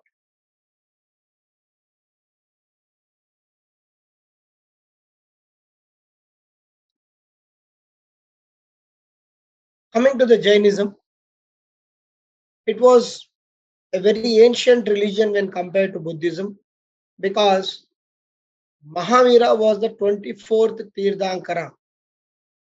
Before Mahavira, there were already 23 Tirthankaras, and hence, because Mahavira is the 24th Tirthankara, the Jainism is considered to be older religion when compared to Buddhism, which was started by Gautam Buddha. But Jainism underwent a major shift or came into limelight only because of Vardhamana Mahavira. If not for Mahavira, Jainism was confined to very small pockets. The person who took Jainism to next level and probably ensured that it becomes as big as a religion was Vardhamana Mahavira. He was born at a place called Kundagrama in the present day Vaishali, Bihar, and both of his parents were Kshatriyas, that is Siddhartha and Trisala. He married women called Yashoda and also had a daughter. So he was also belonging to the Kshatriya class, and then because of the prolonged meditation, he became Jin. Jin means scholar. And then he has propagated three important Ratnas of Jainism. These are called three Ratnas of Jainism. The first is the knowledge, second is the faith, and third is the conduct. Knowledge, faith, and conduct are the three Ratnas of Jainism. So one who follows this knowledge, faith, and conduct, KFC, if you want to remember in a short form, it's KFC. So knowledge, faith, and conduct. When you have these three, you are eligible to become a Jin or Jain monk. So you should have knowledge about what you're doing in life and what is the purpose of your life. You have faith in what you're doing and what you want to do, and conduct, that is having extremely righteous path, following righteous path and right conduct without any negative or bad feelings. And to propagate these three Ratnas and bring various people together, Vardhamana Mahavira organized the Sangha to spread his teachings. He admitted both men and women in the Sangha, and also they, over a period of time, became monks. The rapid spread of Jainism was due to the dedicated work of these members in Sanghas. And slowly Jainism spread to various parts of India. We all know for sure that the Mauryan great king, Chandragupta Maurya, during his last days, has gone to Shravana Belagola and then converted to Jainism and performed Sallekhan or Santara. Santara is fasting up to death. He has performed Santara, and seems like Chandragupta Maurya has passed away by becoming a Jain monk. That is one of the very popular stories with regard to the great Mauryan king Chandragupta Maurya. And also the kings of Karvela, who are from Kalinga, and many royal dynasties in India like the Gangas, Kadambas, and some of the Chalukyas and Rashtrakutas have patronized Jainism extensively and gave liberal grants for the construction of Jain temples or spread of the Jain philosophy. And hence, the Jainism at one point was extremely popular religion, spread across many parts of India, embraced by many ruling dynasties, given liberal grants by many dynasties. By the end of 4th century BCE, there was a serious famine in Ganges Valley. And to mitigate this famine, one of the Jain monk, Bhadrabahu, who took Chandragupta Maurya, went to Shravanabelagola, and then they stayed back in that area. And in the North India, because now Bhadrabahu was a very prominent Jain monk, when he has gone to South India, especially Shravanabelagola, in the North India, one more monk came up who was called Stula Bhadra or Stula Bahu. And then he proposed different concept of Jainism, unlike Bhadrabahu. So ultimately, what happened is Bhadrabahu had one kind of notion towards Jainism. Stulabhadra had one more kind of version of Jainism. Bhadrabahu believed that he was close to Vardhamana Mahavira during his last times. So whatever he is proposing is the true aspect of Jainism. Stulabhadra said, no, we are also equally close to Mahavira, and what we felt, what we are doing is already proposed and agreed by Vardhamana Mahavira. And by result of these two different notions or different schools of thought, Jainism spread into two vertical wings. One is the Digambaras, which was proposed by Bhadrabahu or Bhadrabahu, and then the Shvetambaras was headed by Stulabhadra in North India. So Digambaras are the ones who believe that one should not wear any clothes, they should be naked. The Jain monks should be naked. And Shvetambaras believe that the white clad, they cover their private parts with white clad. Hence, there is a difference between the Jains of Shvetambaras and Digambaras. And in this context, Stulabhadra, who proposed the Shvetambara segment of Jainism, conducted the first Jain council at Patliputra, that is Patna. Okay. So it's a printing, it's a typographical error. I'll correct it. Stulabhadra is the head of Shvetambaras. Okay. And then similar Jain councils were conducted at places like Valabi. And then the Jain literature in these Jain councils, the Jain literature was predominantly written, composed, okay, and then it was passed on to the future generations. So this Jain literature was called as Angas, and it was written in the Prakrit language. The Jain Angas were written in the Prakrit language. Okay, so this was about Jainism. And what about Jainism in Telangana? We all know that the Jains and the Jainism was present from Mauryan age. So Satavahanas were feudatories of Mauryans. And from the time of Satavahanas, Jainism was present even in the Telangana region. And it enjoyed a lot of grants from the kings. And the same thing continued during Ikshvakus and Vishnukundis. And what is the contribution of Jainism to Indian culture? Basically, it gave the message of peace and non-violence, because even in Gandhiji's non-violence as the theme, as the slogan, there is a lot of impact of Jainism in Gandhiji's slogan for non-violence, peace. And a lot of paintings are there related to the Jainism. A lot of Jain temples are there, like the temples in the Mount Abu, Rajasthan, the Jain temples of Bhilwara, and the paintings of Sitanavasal caves in the Tamil Nadu. So all these are important aspects or important contributions of Jainism in India.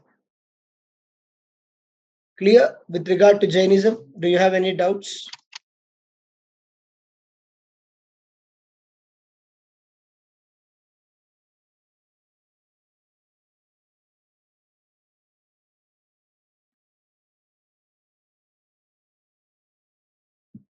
Jainism is clear.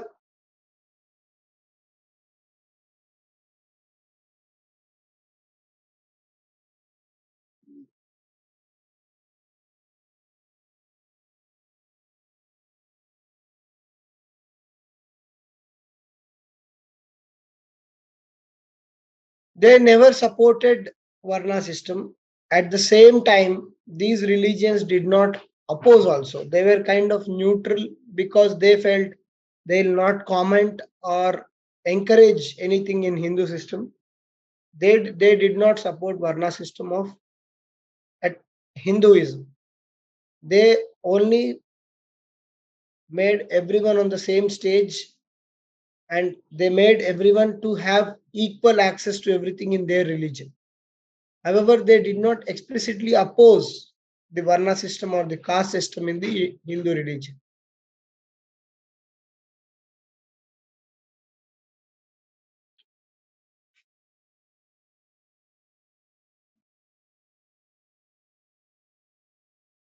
Okay, just go through all the points which you have written regarding Jainism, because Jainism and Buddhism are important philosophies not only for your this paper, even in your ancient history paper also they are very important. Even there they are mentioned if you observe carefully.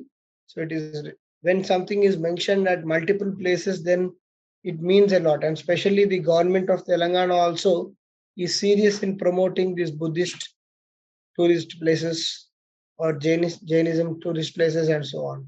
So in that context, hence we have to be clear about these philosophies. Just take 1 minute. So Kaushik, the concept of moksha or nirvana, again an important differentiation between the two religions. For with regard to Jainism, the moksha in Hinduism and nirvana in Jainism are one and the same. That is where the soul is lost and there is no life again. So that is moksha.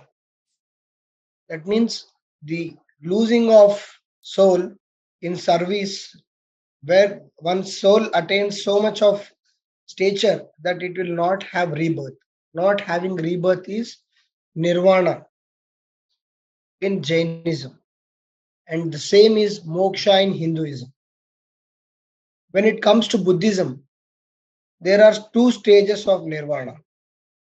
The first stage is nirvana, the second stage is parinirvana. In the first stage, that is nirvana, the person becomes detached from the materialistic pleasures. When someone attains nirvana in Buddhism, he will become eligible for parinirvana, that is moksha, or not having life after birth. So in Buddhism, there are two stages to become parinirvana. The first stage is nirvana. So nirvana of Buddhism and nirvana of Jainism are not one and the same. In Jainism, nirvana is similar to Hinduism moksha, and that is equivalent to parinirvana in Buddhism. So one when becomes parinirvana, some of them become bodhisattvas. That is, in the Mahayana Buddhism, someone who has attained parinirvana may become bodhisattva. That means the other, like, avatara of Buddha. In Buddhism, the first aspect is to attain nirvana, that is, detach oneself from the materialistic pleasures, and then they'll become eligible for parinirvana, and over a period of time they'll attain parinirvana. Is it clear, Kaushik? The difference of moksha, nirvana, and parinirvana in both the religions. In fact, three religions.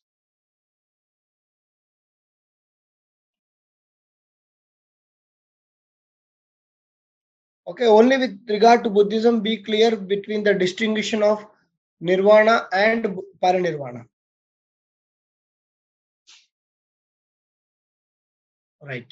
So, coming to the next important religion, one of the prominent religions apart from Hinduism in Telangana is the Buddhism. Buddhism, again like Jainism, was founded by a Kshatriya king called Gautam Buddha or Siddhartha. He was born in 567 BCE at a place called Lumbini Gardens near Kapilavastu in the present day Bihar. Okay. The identification or the location of Kapilavastu is slightly controversial. Some people claim it to be in Nepal, some people claim it to be in Bihar. So he was born in a place called Kapilavastu. And then his father was Shuddhodana and mother's name was Maya. And then he was brought up by his aunt called Prajapati Gautami, and hence sometimes his name is named after his aunt, that is Gautama Buddha. And when he married Yashodhara at a very tender age of 16, he gave birth to a son called Rahul. And he was a very deeply thinking man, Gautam Buddha. And he was always within the compound wall of the royal palace. He did not know what is pain, what is the fate of common people. For the first time, when he saw a very fragile and old man, when he saw a dead body, and he suddenly became awakened to the ground reality of the normal life, and he turned away from the worldly or the pleasure oriented life in the king's court. He left the home at the age of 29 in search of what is the actual purpose of his life, or in search of what is the truth he is searching for. He wandered many places, he has gone many places, and finally he sat under Bodhi tree and started doing immense penance. And when he started doing penance or meditation or the tapasya, finally he got nirvana, that is enlightenment, and he was declared as a man called Buddha. So he became an informed person who could now know the truth and actual purpose of his life. In this context, he gave many preachings, many teachings, and many people became followers of Gautam Buddha because of his very practical teachings and teachings which could connect to the common people. In this path, in this way, one of the very famous path which was given by Gautam Buddha in the course of Buddhism was the famous eightfold path, which is called as middle path, or also called as Ashtangika Marga, that is eightfold path, where he says one should always have right view, right resolve, right speech, right conduct, right livelihood, right effort, right concentration, and right mindfulness. So, if you have all these qualities in the right spirit, and if you can take the middle path, you will definitely go towards the nirvana, and thereby you will be eligible for parinirvana. Buddhism does not agree or disagree that there is a God, but they definitely agree with the terminology called destiny or karma, and they say whatever is happening in the present life is a resemblance of previous life.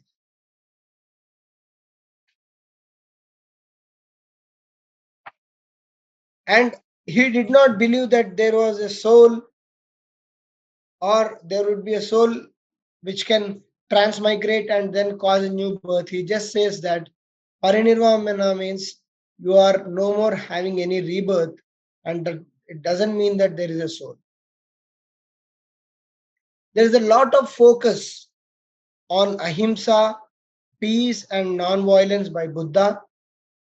His love for human beings and living creatures instantly made him popular, and everyone embraced his ideology and philosophy. He was a very composed and calm person with a lot of love and passion. And then, because he promoted and propagated purity of thought and other aspects, he became instant hero during that phase where the Hindu religion was becoming very, very complicated. Like Mahavira also, Buddha brought monks into his places, places, and they stayed with Buddha. And these monks were of two types. One were the bhikshus, who are the proper monks, and other were the upasikas, who were the worshippers. So the sanghas, the Buddhist sanghas, these bhikshus and workers or upasikas came for the purpose of spreading his teachings. One of the famous was the Upali, who has who is one of the author of the Tripitaka, that is Vinay Pitaka. So one of the monk called Upali wrote about various aspects of how one should be in sanghas, and he was called one of the important upasika, and he has written Vinay Pitaka. So the three important documents or the religious scriptures of Buddhism are Vinay Pitaka, Sutta Pitaka, and Abhidhamma Pitaka. So these are three important books of Buddhism. Vinay Pitaka deals with the rules and regulations of one staying in the Buddhist Sangha. Sutta Pitaka deals with the teachings of Gautam Buddha. And Abhidhamma Pitaka deals with the philosophy of Buddhism. It deals with the philosophy of Buddhism. Okay, so these are Tripitakas of Buddhism. And the membership of the Sanghas, Buddhist Sanghas, was open to everyone. Men, women, lower caste, higher caste, everyone. But it was not open to people with criminal background or who were eternal robbers. And there were many famous monks who have embraced Buddhism. We know the famous Nagasena or the Nagarjuna during the ancient age.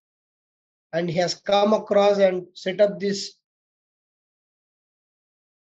Nagarjuna Konda in Telangana, Andhra region.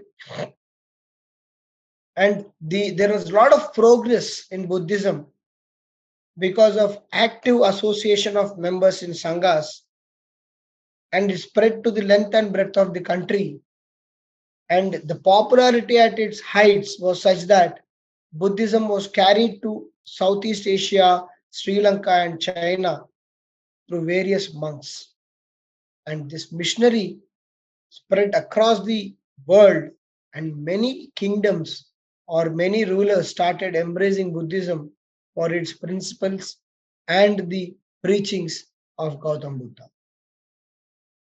But the unfortunate thing is, these sanghas, which were supposed to be the pioneers in spreading the Buddhism, over a period of time became corrupted, became complex, crowded, and as a result, the aim of spreading Buddhism and Buddhist philosophy took a backseat. Political aspects of sanghas became into front seat, and it caused the self-destruction of Buddhism as a prominent religion in the Indian subcontinent. With regard to the Buddhism in Telangana, Buddhism is one of the very famous religions in Telangana. We all know that. It was extensively supported by Satavahanas, be it in Amaravati Stupa or Amaravati School of Art, the folk art of Amaravati School, and we all know the Nagarjuna Konda by Nagasena or the monk Nagarjuna, and then how the Buddhist philosophy, Buddhist stupas, and we all know that how Satavahanas, when they had access to Sanchi Stupa, Satakarni too, they have decorated the gateways or the toranas of Sanchi Stupas, and they have given liberal grants to Buddhists for establishing various Buddhist schools. And then lot of kings in Telangana, be it Satavahanas, Ikshvakus, Vishnukundis, and subsequently Chalukyas, or whoever it is, they have always supported Buddhist monks and donated generously to them along with the Brahmin priests. So thus Buddhism enjoyed lot of patronage in the ancient India, and because of this patronage, it spread across India and even beyond India because of the missionaries' impact.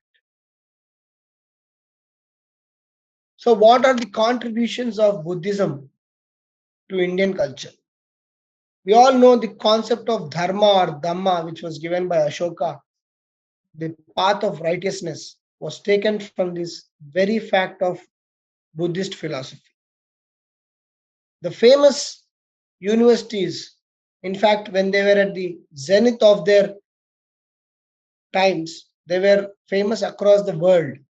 The universities of Nalanda and Vikramshila are famous across the world.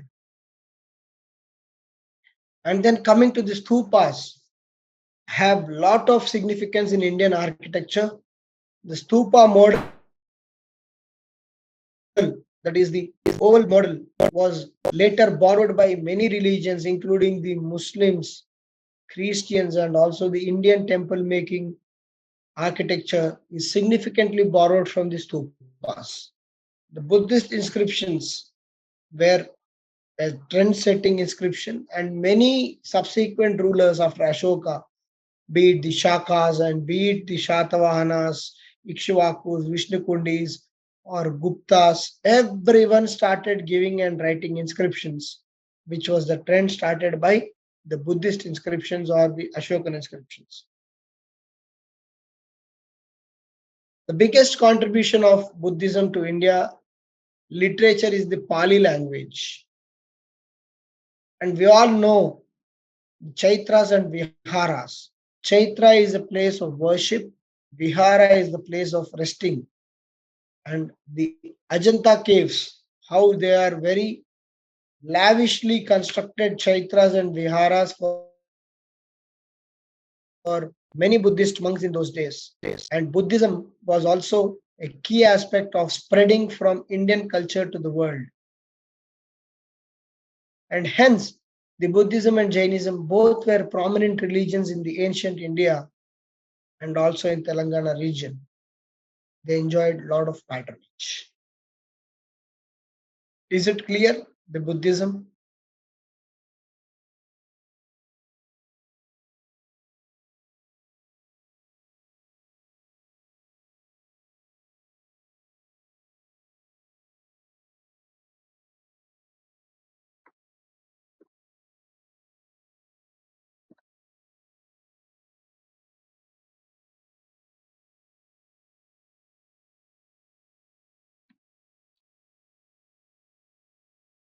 Buddhism and Jainism are clear.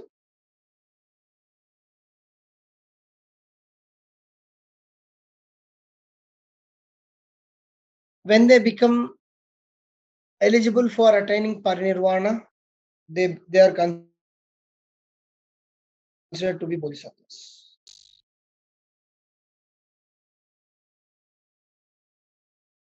Not exactly, Tejaswini. Pali and Prakrit are slightly different. Okay, so that's why they are two different languages. Okay, Pali is basically for Buddhist inscriptions and Buddhist uh, literature. Prakrit is mainly for Jains. And we all know that Prakrit was used even by Satavahanas.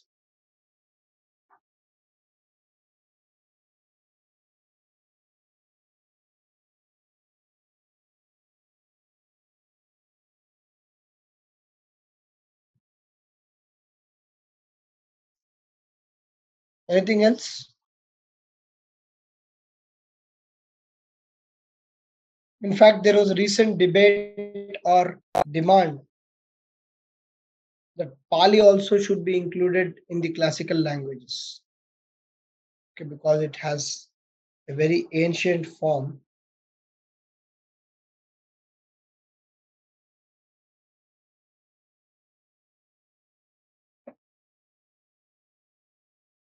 Okay, Prakrit and Pali are slightly different.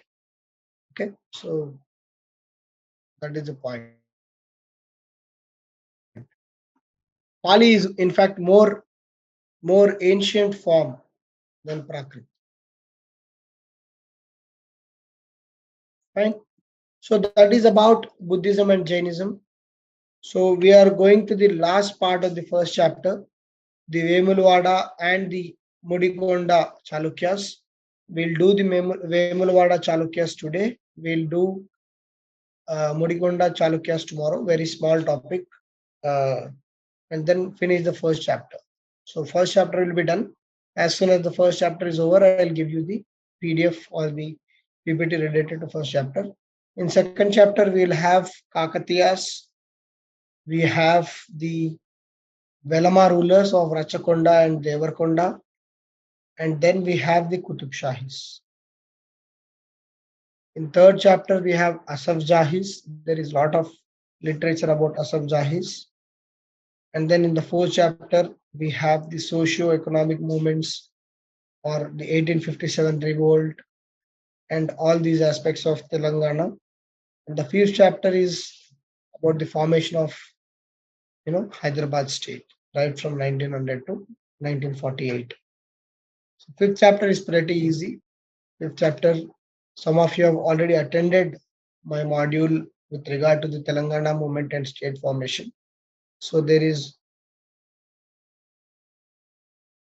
significant amount of uh, there is intersection between the fifth chapter of Telangana history and first two chapters of Telangana state movement. So that way you will be very in advantageous position that you'll be able to cover this paper and that paper simultaneously. Okay. So only the second and third chapters will be lengthy. After that, fourth and fifth chapters will be little bit easy, even in this paper. So coming to the Vemulavada, especially with regard to Kakatiyas, you will have a lot of names, and Kakatiyas becomes obviously important because even the present government is taking a lot of pride and a lot of aspects even in the governance and administration from the times of Kakatiya. Okay, so coming to the Chalukyas, basically Chalukyas are the famous kings of Deccan.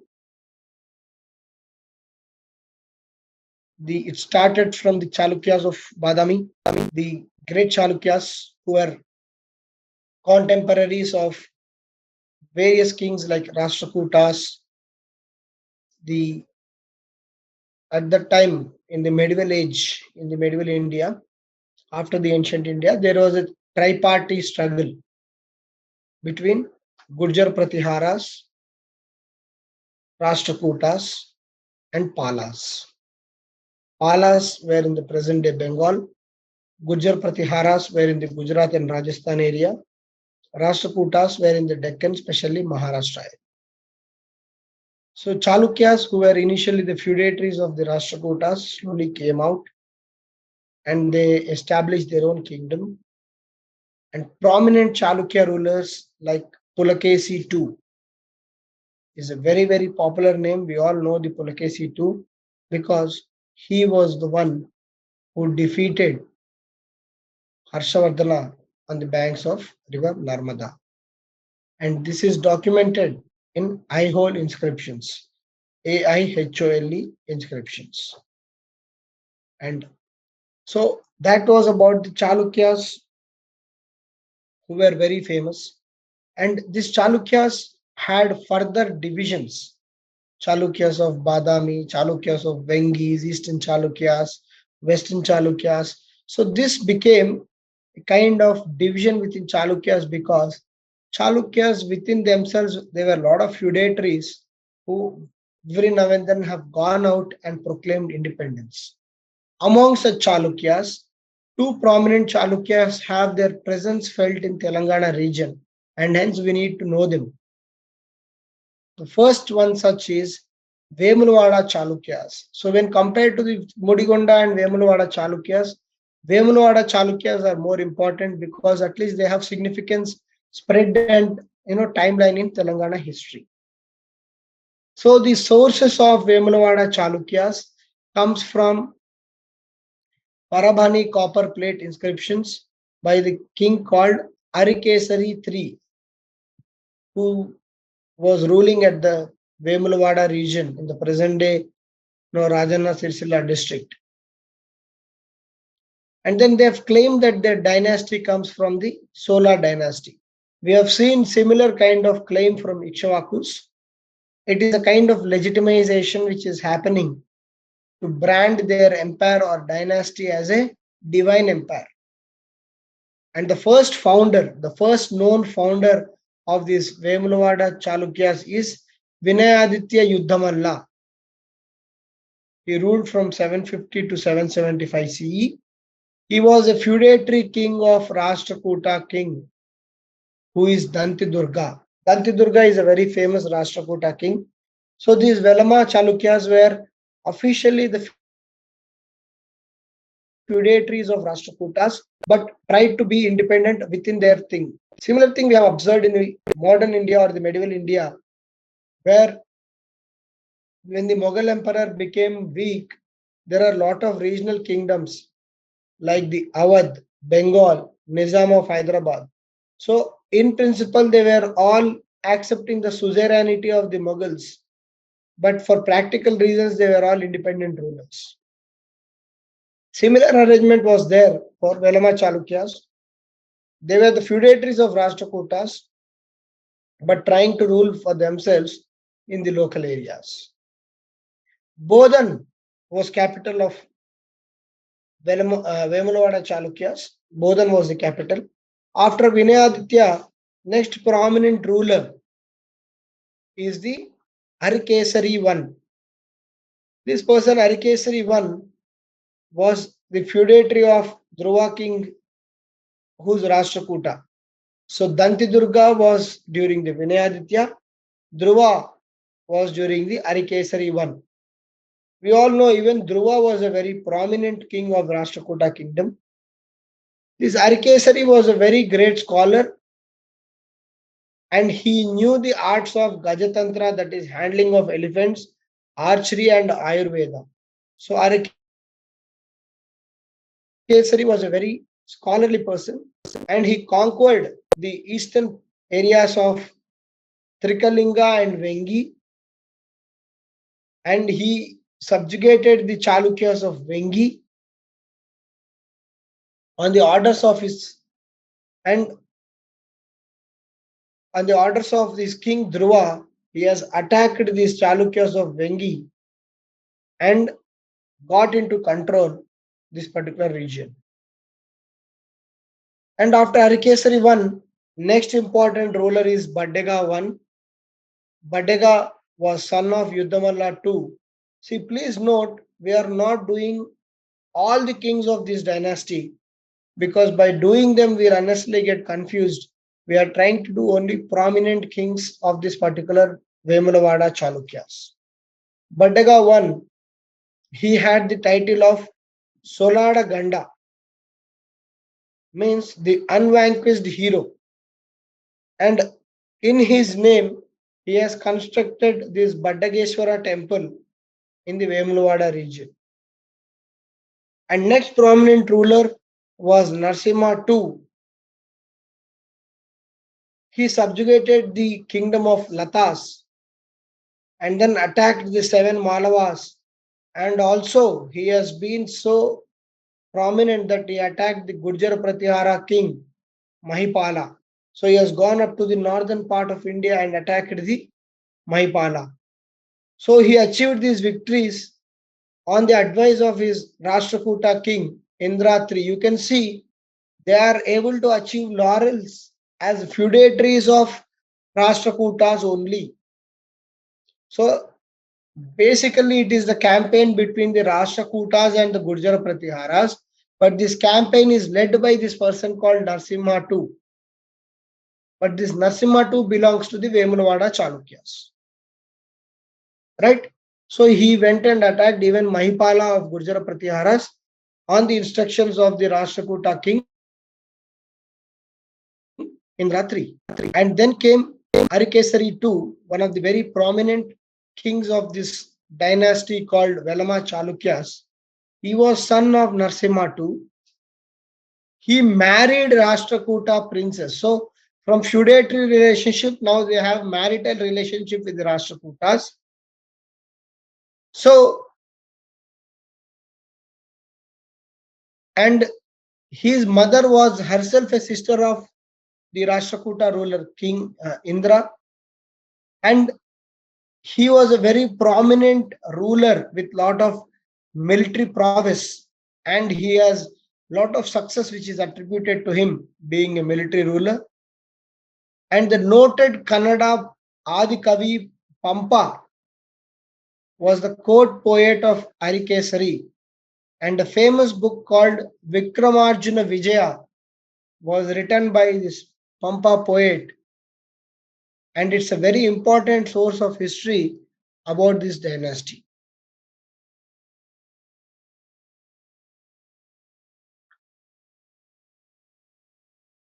So the Vemulavada inscriptions give the genealogy of Vemulavada Chalukyas. And after that, Arikesari II, we have one more king called Vegaraja. He was feudatory of the Rashtrakuta king Krishna III. He made Gangadhara town as his capital. And next comes Bhadradeva. He was brother of Vegaraju. Bhadradeva is famous because he gave lot of grants to Jainism, and he gave grants to a Jain poet called Somadeva Suri, who migrated from Gurjar Pratiharas and came all the way and settled in Velama Chalukya kingdom. Sorry, Vemulavada Chalukya kingdom. And this Somadeva Suri composed Yashodhara Charitra during this Bhadradeva or Baddega. And he also made this Baddega made a place called Bommalagattu as a great center for learning for Jainism and dedicated it to this Somadeva Suri, who was the Jain poet. So you can see that they have patronized Jainism extensively. And the last king of this dynasty was Arikesari III. He was son of Baddega II, or the Bhadradeva. He continued giving grants to the Jainism, and he built Jain temple as requested by Somadeva Suri at a place called Repaka. And this Arikesari III, unlike his previous predecessors, attacked the Rashtrakutas, destroyed them, and himself became the king of Chalukyas of Kalyani. So Chalukyas of Kalyani name came after the Arikesari III. Till then, his predecessors were all acting on the instructions of the Rashtrakuta kings, right from Dantidurga, Dhruva, Krishna, and other people. But this person destroyed the Rashtrakutas and himself has established the Chalukyas of Kalyani kingdom.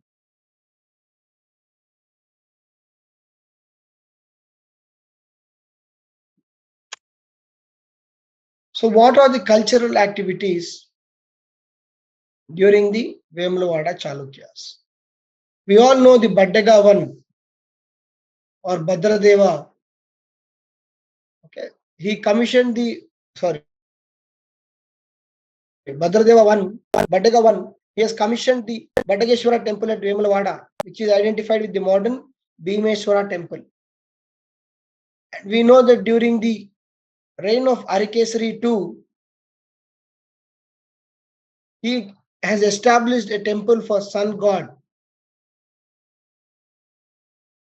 And then there were various deities who were worshipped, like Rajeshwara and Nageshwara during the time of Chalukyas of Vemulavada.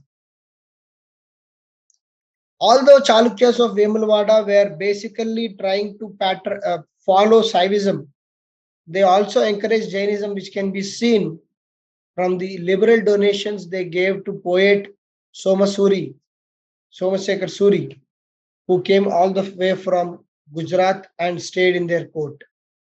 Arikesari too, we all know he is one of the greatest kings of the Chalukyan Empire, the Vemulavada Chalukyas. Adikavi Pampa, who was staying in his court, wrote Vikramarjuna Vijayam, and it gives a very detailed timeline about these dynasties. And Pampa's brother was Jina Vallabha, and he got established a Jain shrine called Tribhuvan Tilaka Jinalaya. So he got the Jain temple constructed at the place of Bommalagattu in the Karimnagar district. And then Baddega too. So this Baddega too, we have seen here Baddega too or Bhadradeva. He has been very prominent in encouraging Jainism, and he commissioned a Jain temple at Repaka on welcoming the Jain poet from Gurjara Pratiharas, who was Somadeva Suri. And this tradition was continued by the last prominent king of Vemulavada Chalukyas, that is Arikesari III. And Somadeva Suri also wrote Yashodhara Charita at Gangadhara town in the Chalukya kingdom. Hence, there is a lot of cultural activity, literary activity, and also art and architectural activity during the Vemulavada Chalukyas. And you can see here, this is the Chakrishwari Jain goddess at this place called Bommalagattu. So you can see the carvings and the artist, how they have maintained this place. And this is how the Vemulavada Chalukyas rose to the prominence, and they only defeated the Rashtrakutas, and this Arikesari III established the Chalukyan Empire of Kalyani. Is it clear?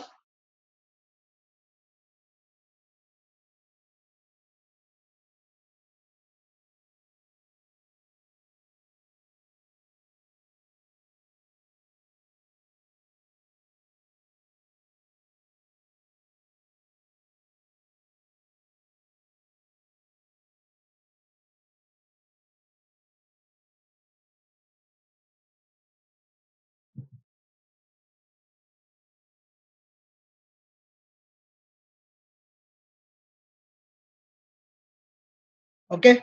So tomorrow we'll do the Mudigonda Chalukyas and the first chapter will be done. I hope it is clear. Okay. If you have any doubts also, you can ask in the next class, not an issue. Okay. We'll just stop here and again meet tomorrow. So yesterday we were discussing about various aspects of Jainism, Buddhism, and then Vemulavada Chalukyas.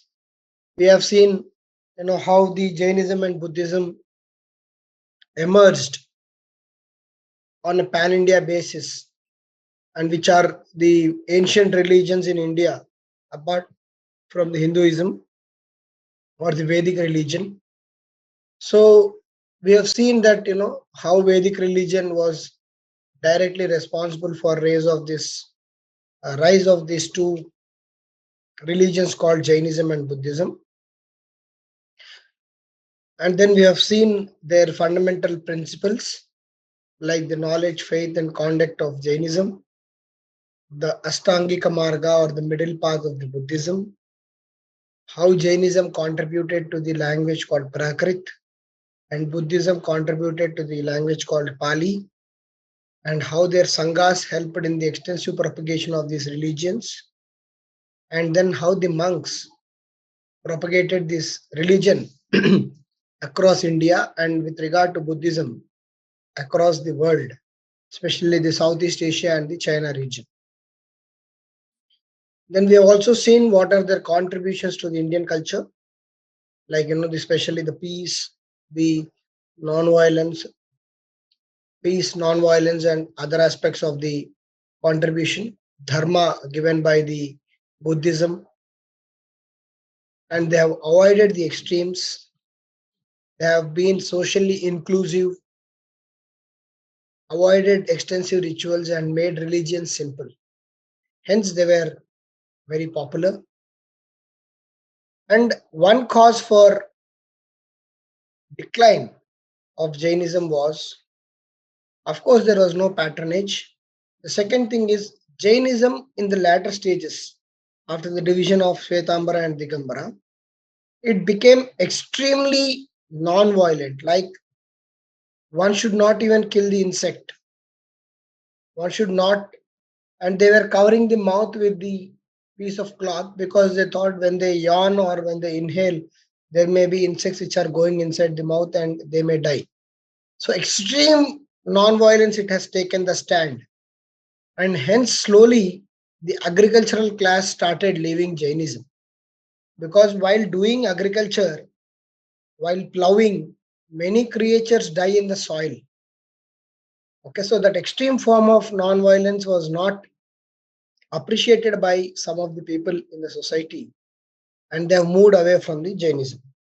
And with regard to the causes of decline of Buddhism, the major cause was the Brahminical reaction against the Buddhist monks.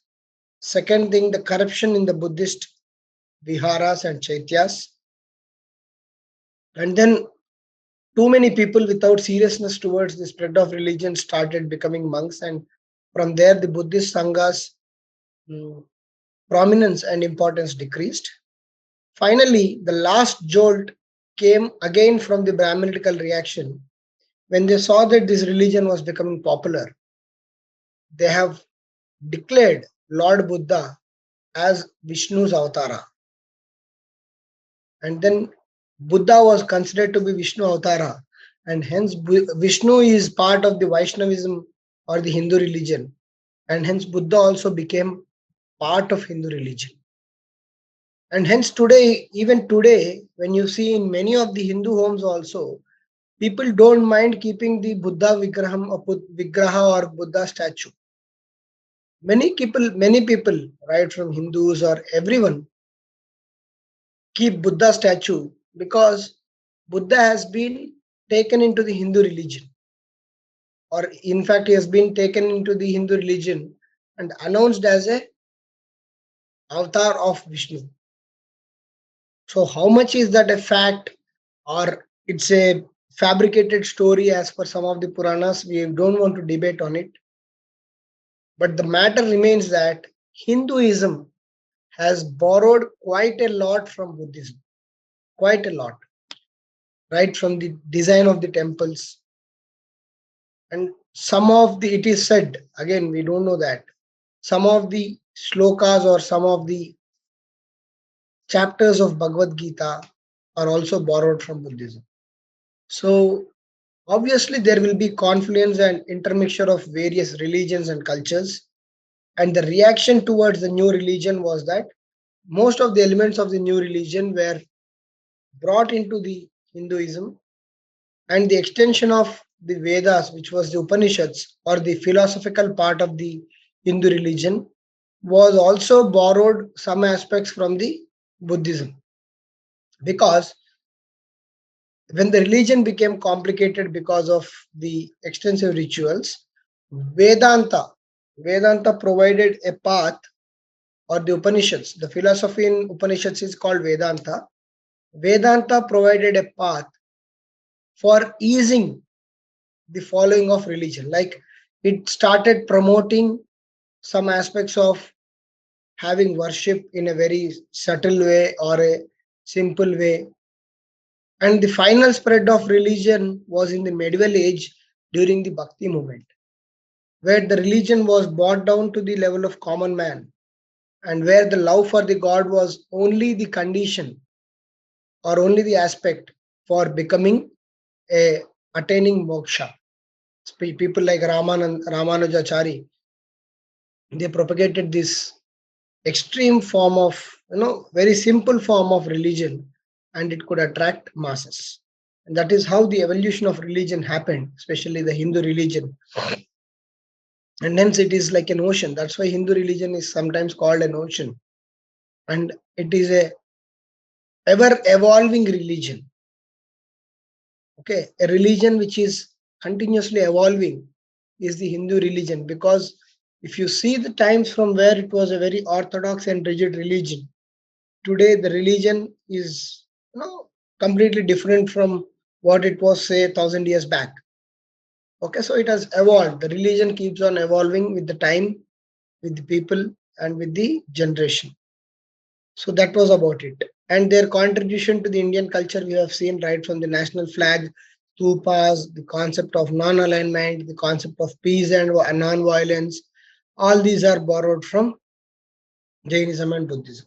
And then we have come to the Chalukyas of Vemulavada. These people were a branch of main Chalukyas. They were obviously the feudatories of the Rashtrakutas. Okay, so always they were trying to work along with Rashtrakutas under their guidance, but for practical reasons, they were trying to be independent within their area. And then we have seen many important rulers of this Vemulavada Chalukyas, okay, right from Arikesari 1, okay, and then the prominent king of this particular kingdom was Arikesari 2, and then the famous poet, the Kannada poet Pampa, was present in the court of Arikesari too, and he is known very well to have written this particular book called Vikramarjuna Vijayam. And it has been an important source of history about this dynasty. And then we have seen how this,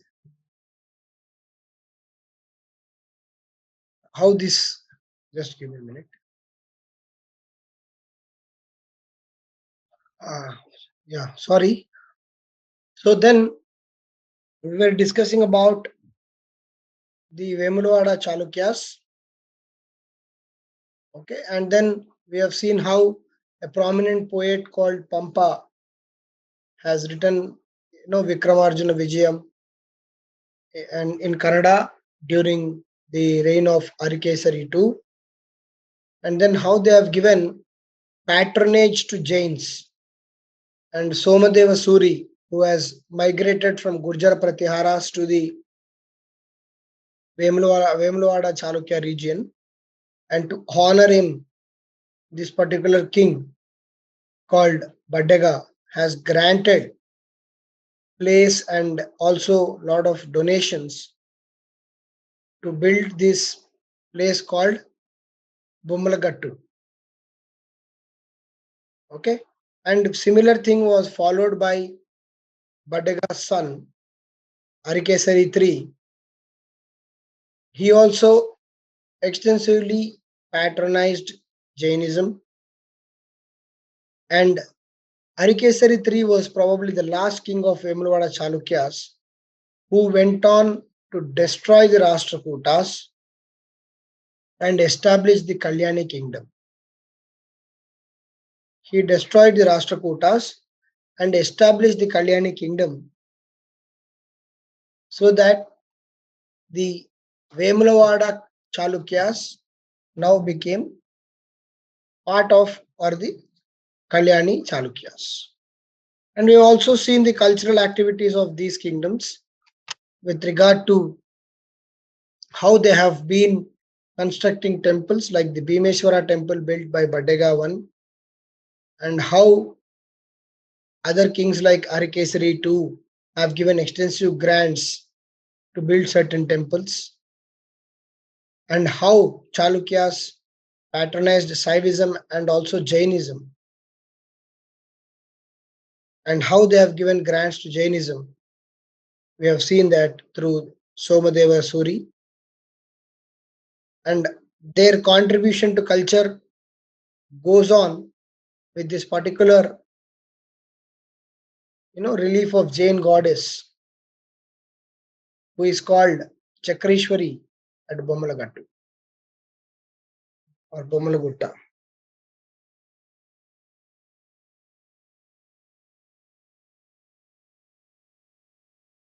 Okay.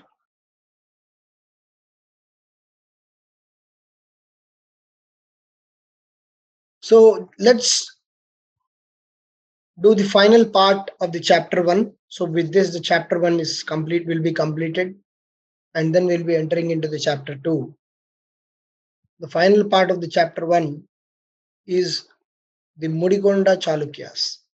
It's just that, culturally, administratively, economically, trade-wise, all Chalukyas are same. Okay. Only thing is, these two Chalukyas are important in the context that they have been exclusively ruling Telangana region. If you take the Chalukyas of Badami, they were in the Maharashtra Karnataka region. Chalukyas of Vengi, they were in the eastern side close to the Kalinga region. But these Vemulavada Chalukyas and the Mudigonda Chalukyas are very much confined to the Telangana region, and hence it becomes important to know about these Chalukyas. Okay, and these Mudigonda Chalukyas are the second Chalukyas who ruled the Telangana region. This Mudigonda is a place in Khammam, and their capital was Mudigonda. And like the Vemulavada Chalukyas, these Chalukyas were also the feudatories of Rashtrakutas. And this Khammam area was called as Koravisima by Mudigonda Chalukyas. And what are the important sources for this? Obviously, there are many copper inscriptions in Koravisima region. And Garu inscriptions are there. So copper inscriptions and another stone inscriptions at a place called Garu are two prominent sources of history. And then Viriyalavari Guduru inscriptions. So these are the important sources for knowing the history of Mudigonda Chalukyas. Okay, especially the later history of Mudigonda Chalukyas is known through this particular inscription called Viriyalavari Guduru inscriptions. And then Ranamardudu is the founder of this dynasty and acquired the Koravisima with the help of Eastern Chalukyas. Okay, again, so they must have taken the help of the Vemulavada Chalukyas, and Ranamardudu, who was the founder of this dynasty, acquired this particular area, that is Khammam, which was also called as Koravisima, with the help of Eastern Chalukyas. And then after Ranamardudu, next prominent king was Kusumadhyudu. This Kusumadhyudu was son of Ranamardudu, and he took the side of Eastern Chalukyas and fought against the Rashtrakutas. So obviously when Eastern Chalukyas have helped them to set up the empire, the Ranamardudu and his son Kusumadhudu were more loyal to the Eastern Chalukyas, and they have taken side of Eastern Chalukyas to fight against the Rashtrakutas. Another prominent king was Gonagaya.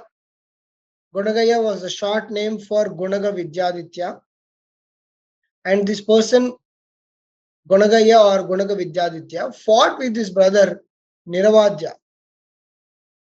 So there was a kind of battle of succession between Gunaga Vidyaditya and Niravadya. So once Niravadya came to the power, but then again he was displaced, and then Gunaga Vidyaditya became emperor. And at this point, when there was the building up of this Gonagaya and his brother Nirvaditya, the Kakatiyas, who were also the feudatories of Rashtrakutas, fought with Mudigonda Chalukyas. And then Mudigonda Chalukyas must have lost there, and there was a kind of void in the kingdom. And this person called Kusumadhya IV was probably the last ruler of the Mudigonda. So they were having relationship with the Eastern Chalukyas and helping Eastern Chalukyas against the Rashtrakutas. But the feudatories, initial Kakatiyas were the feudatories of Rashtrakutas. So they fought with Mudigonda Chalukyas, and Mudigonda Chalukyas lost there. And then finally a last king, Kusumadhya VI, came into the picture. And the last ruler, how we know he is the last ruler? From these inscriptions called Krivaka inscriptions. So these Krivaka inscriptions let us know that Kusumadhya VI was the last ruler of this Mudigonda Chalukyas. And the administration of Mudigonda Chalukyas, basically we know like the Vemulavada Chalukyas, they were also the feudatories of Rashtrakutas, but slowly they have spread themselves and declared themselves to be independent, like what the Vemulavada Chalukyas have done. Monarchy with hereditary in nature was their way of ruling. So king was non-inclusive. They would not consult anyone. They would take the decisions on their own, and those decisions would be binding. So they were absolute monarchs. And these Mudigonda Chalukyas gave themselves very high titles like Parameshwara, Maharaja the Raja, and so on. Again, in the context of history, you have to see that rulers who come by force, rulers who come to the power by force or through very one-way approach, they try to always legitimize their power either through the religious heads or by using the religion itself, by calling them someone very much equivalent to God. You have seen this approach even in the ancient India, especially during the Guptas. The Samudragupta is trying to portray himself as the avatar of Vishnu by minting coins in such a way that on one side of the coin, Samudragupta's photo is there, picture is there. On another side of the coin, goddess Lakshmi is there. What does that show? He is the avatar of Vishnu. Similar tendency was followed by Rajputs in the medieval India. They tried to use the Brahmin power and try to legitimize their rule as kings by calling them with the divine dynasties, Suryavanshi, Chandravanshi, Agnikula. What is this? So they are the descendants of Surya. So the moment you say I am descendant of Surya, I am superior to you because you are a common man. I am a descendant of Surya and I am the king. So that is how I am trying to legitimize my power. And this was not only done in the ancient India, it was done in the medieval India also with regard to the Delhi Sultanates and Mughal empires. Delhi Sultanates also, especially people like Balban, they called them Zilillahi. Zilillahi means they are shadow of the god. And then even Akbar has gone to such an extent where he has written his name in the kutba. What is this kutba? Kutba is something which is read during the prayer from the mosque. So the prayer of the name of the Akbar used to be chanted alongside with the God. All these are the ways to legitimize power, because at the time there are no elections and democracy where you are going and voting for a particular ruler and a particular MLA or MP, and those all together are going to form our prime minister or chief minister. This kind of democratic setup was not there. So if I am trying to be a monarch, if I am trying to make sure that no one is questioning me, then I should ensure that I am placed one notch above all the rest of the people. For that, what is the ultimate source? The fear of God, or that what people think everyone is great for themselves. But if they have to respect one personality, that will be the God. Hence, if I am the God, people will start respecting me. So that was the approach these rulers used to take right from ancient India. So it's not only there during Mughal age or medieval age, it is there right from our ancient India. So you should be very clear, because sometimes it is said that only the medieval kings use these kind of high titles. No, all the kings, irrespective of the age, in the ancient or medieval, they tried to use their, okay. In fact, even British has used it. Okay, even the British have used it. You see the viceroy names. Even today, there is a something called Lord in front of that viceroy name. Why is that Lord? Who is the Lord? What do you mean by Lord? Lord in English means again God. So Lord Curzon, Lord Ripon, Lord Lytton. So why all these names? Why there is a prefix to that Lord? Means they are superior when compared to the Indian population or Indian, common people. So how do they distinguish when they say Lord? Even in movies, when you see the British movie, in fact, the very recent RRR which was released, you see how the British is being referred. They call as Doravaru, means like you are the superior. The superiority is maintained, and this kind of legitimacy is actually demanded by the titles the rulers are using. And hence, someone who's using these high titles, even in the medieval Telangana times, are trying to legitimize their powers in from the common people. And like other Chalukyas, they followed Dharma Shastras. They had their own council of ministers. They had different roles and responsibilities for various council of ministers. But remember, every decision was again taken by the monarch king. It was not a decentralized administration, it was a centralized and monarchical administration. These divisions were only for ease of doing the governance. Okay, I hope you understand. When we say the, for example, if I say in a country there is a prime minister, and every single decision in that country happens through prime minister only. But there are around 70 ministers of state or union ministers, but ultimately whatever prime minister wants, that only will happen. So it is a kind of centralized approach only.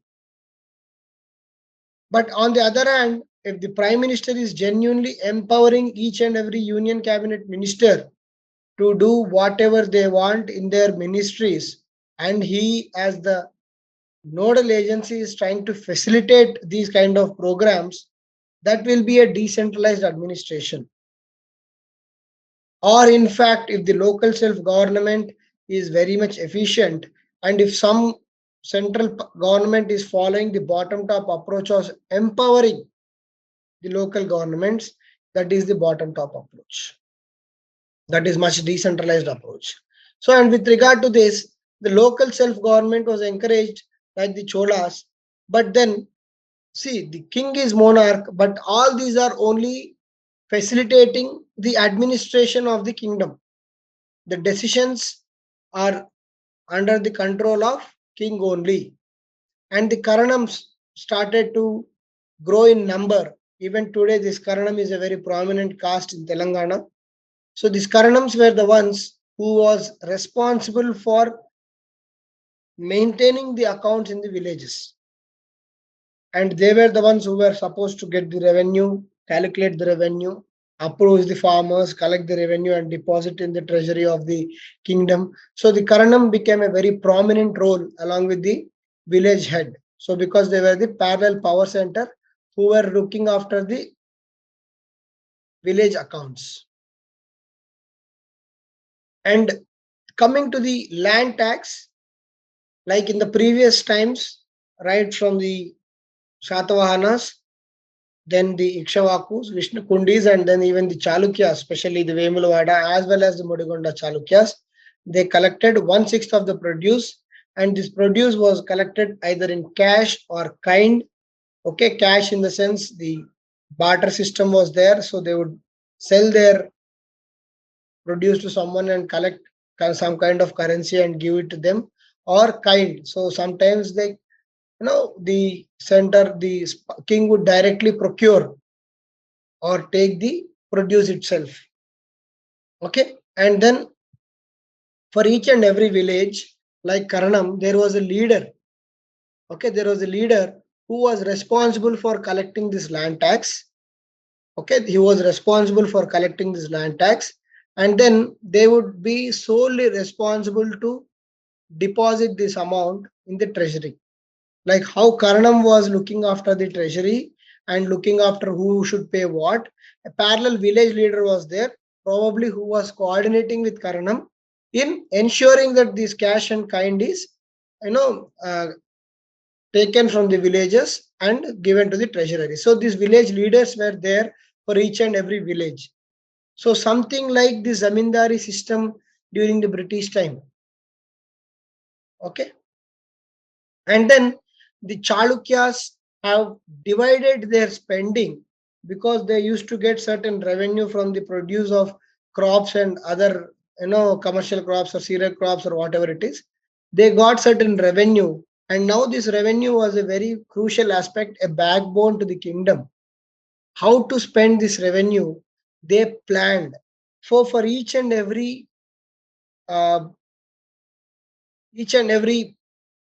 budget, they used to have budget for each and every spending. Okay, for example, how much to spend on army, how much to spend on welfare, how much to spend on the cultural activities, or how much to spend on the lifestyle of the kings. So for each and every spending, there was a budget, and they used to have certain reserve amount. Like, out of this 1/6 of the amount which they got, they used to use 1/10 as savings. So 1/10 as savings, and remaining they used to spend. So they had very meticulously planned the spending of various revenue received at their treasury. And the judicial system of this particular uh, Chalukyas was as per the Dharma Shastras. Please remember, by the time this is we are talking about now, mostly entering into the medieval Telangana. By the time the Dharma Shastras were very much evolved, and the rule of law was, especially with regard to the Hindu Dharma, was as per the Dharma Shastras. Okay, even the Puranas, Matsya Puranas, Dharma Shastras, Dharma Suktas, all these were evolving right from the Gupta period. So by the time the Chalukyas came in the 7th or 8th century CE, all these documents or all these books were very much evolved. And like the previous kings, they also used the Dharma Shastras for having the punishments, or for, deciding upon the crimes, and all such of things were happening. And with regard to the economy, by the time Chalukyas came into the prominence, there was lot of growth in the population, and the dependence on the land was growing slowly. Okay, it was already there from the later Vedic age, no doubt about it. But the dependence on land and the agriculture has increased manifold, because the king was now depending on agricultural income for his spending, and obviously there was pressure on increasing the agricultural revenue, and there was dependence on land and agriculture. And so the king had a genuine reason or legitimate concern for improving the efficiency of agriculture.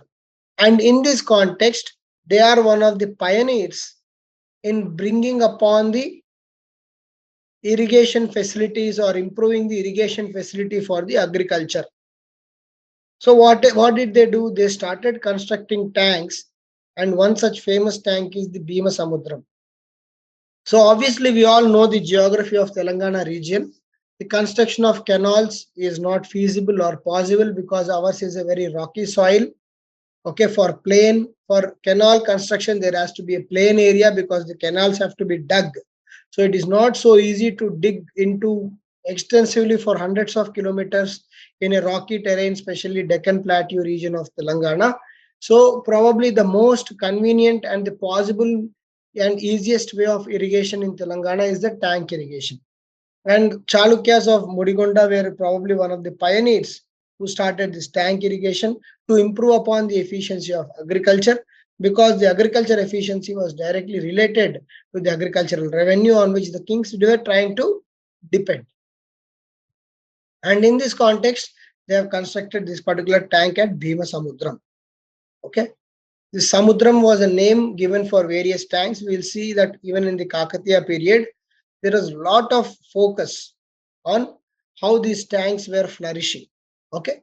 And then with regard to the trade and commerce, there was intra region trade.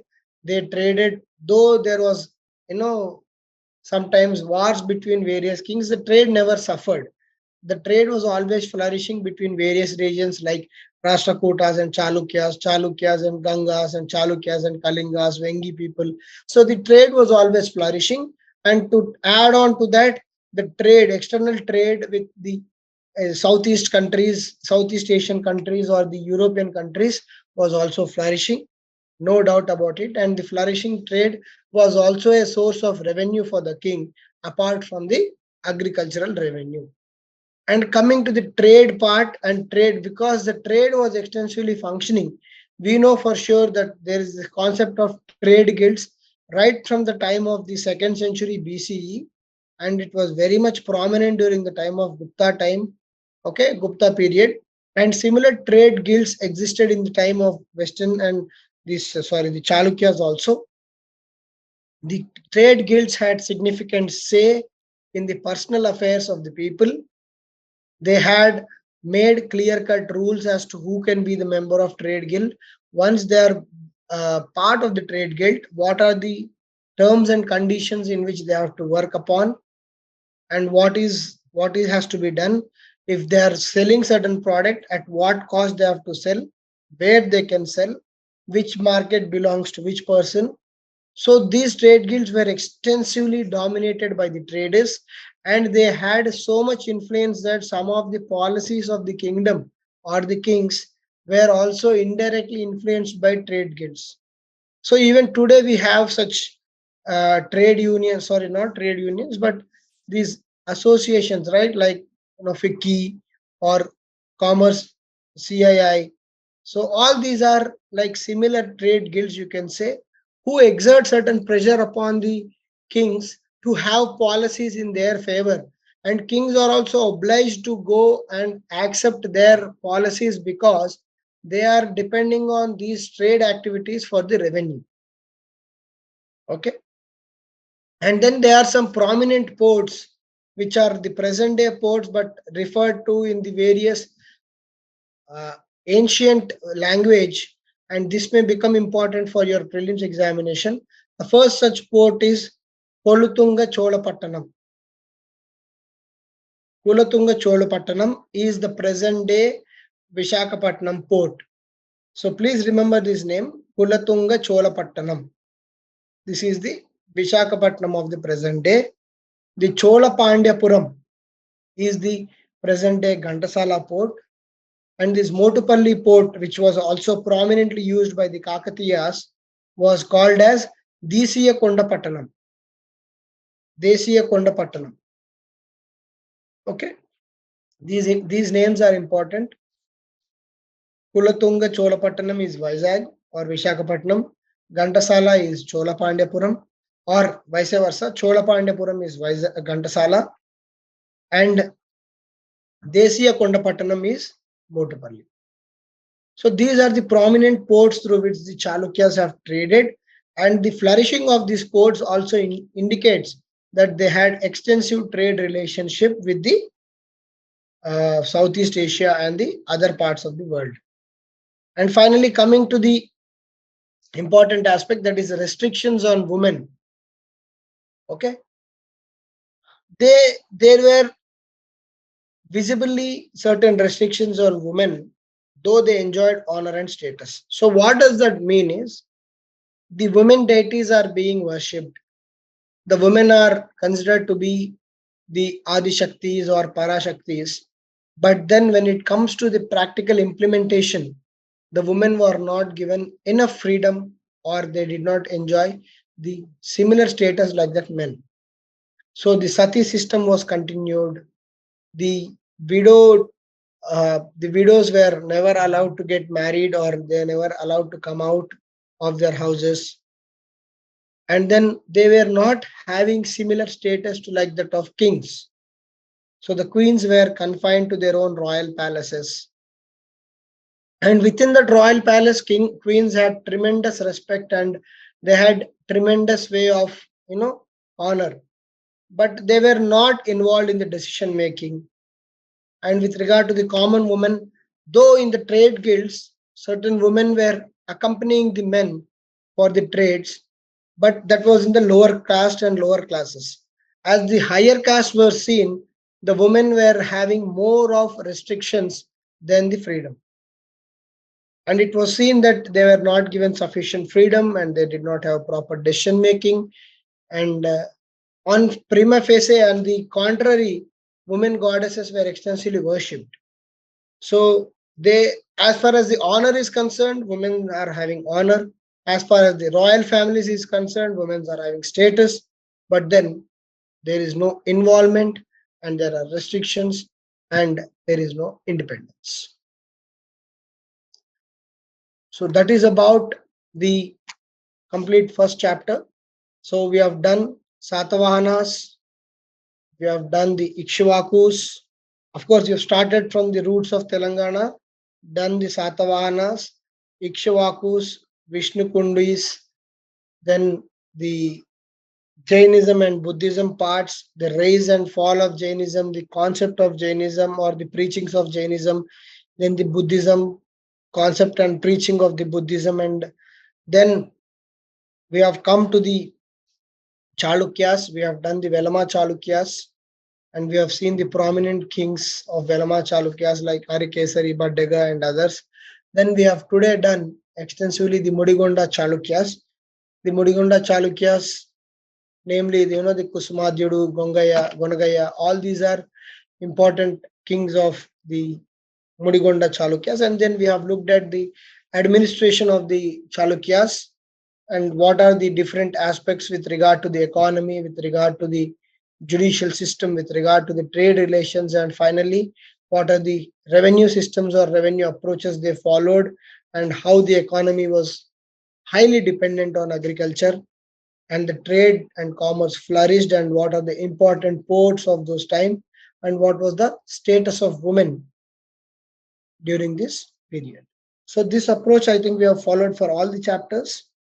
Okay, and by and large, we have covered fairly these subtopics within the chapter 1 of your TSPSC examination.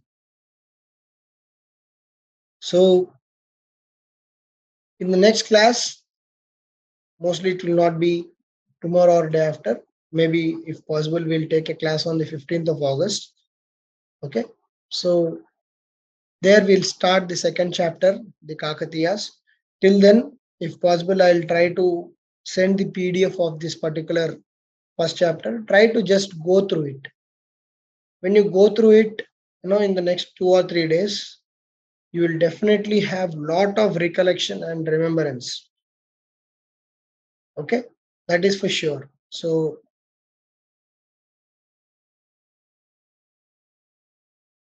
okay, so as far as the first chapter is concerned, take just 5 minutes. If you have any random questions, if you can ask with regard to the topics we have discussed. Okay, I'll try to send the PDF by tomorrow. Okay, so that you will have sufficient time to revise during the weekend.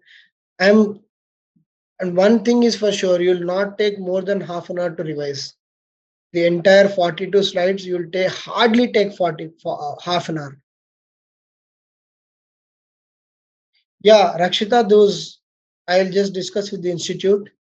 And then there was query about the recordings because there is some technical issue. The recordings are available in the app, and the app has to be given access to you people. Definitely, I'll discuss and try to resolve it. Okay, but our humble request is, because we are putting so much effort, you people are spending so much time, and one why I'm taking short. You see, I can go on for 3 hours or 4 hours. The constraint is not from my side. Why I am trying to take these short and impactful sessions is only because of one thing. First thing is we are doing the ancient and medieval part of Telangana. Okay, most of you must have prepared ancient and medieval Indian history. It's a very different concept. Studying ancient medieval Telangana is new to many of us. Let's be very honest. It's new to many of us. Some of you must have read it once or twice before applying for TSPSC. When you are clear that I have to write group 1, you must have studied it, no doubt. But then there is lot of information which is dumped in the textbooks. So when you must have read the topics, it must have obviously repelled you. History is such, when you read it in a fact oriented way, or that when you read with a mindset that I should remember, I should remember, I should remember, the irony is that you'll end up not remembering many things. Okay, so why we are trying to do subsection by subsection, especially that is my approach, because wherever the paper is new and the general awareness of the aspirants is less, the ideal way to infuse knowledge is to provide short sessions. If I give this 1 hour modules or 1 hour sessions to you, what happens is you will feel comfortable that okay, I have covered something today. For example, in one session you covered Satavahanas, one session you covered Ikshvakus, Vishnukundis, and then Chalukyas, and in one session you have done Jain and Buddhism. So when you look around, in the number of classes may be more, but in 5 sessions you have covered first chapter, and it will be a very refreshing feeling for you guys that without much effort of pushing yourself. And I'm sure if I do this at a stretch for 4 hours, you are going to come out in a very tired way and realizing that you have actually not taken away much from the class. So my aim is that whatever effort I am putting and whatever effort you are putting by attending this 1 hour class, because attending 1 hour live class also is a luxury these days. So whatever effort you are putting or whatever effort I am putting, there should be significant takeaway for you guys. Like now I am very, very sure. Okay, I'm saying this with utmost confidence. The moment you get the slides, it will take you only half an hour to revise the entire first chapter. And after that, your retention will be not less than 80%. At least if the questions are coming from what we have done in the slides, your accuracy will be 90%. So that is how we need to approach these kind of subjects which are huge, fact oriented, but then our approach should be through the flow and having the more number of revisions. And that is the reason why we are doing the short spells or short bursts. We'll try to do that. We'll try to have these topic wise classes so that you will feel comfortable. Okay. Any other doubt you have?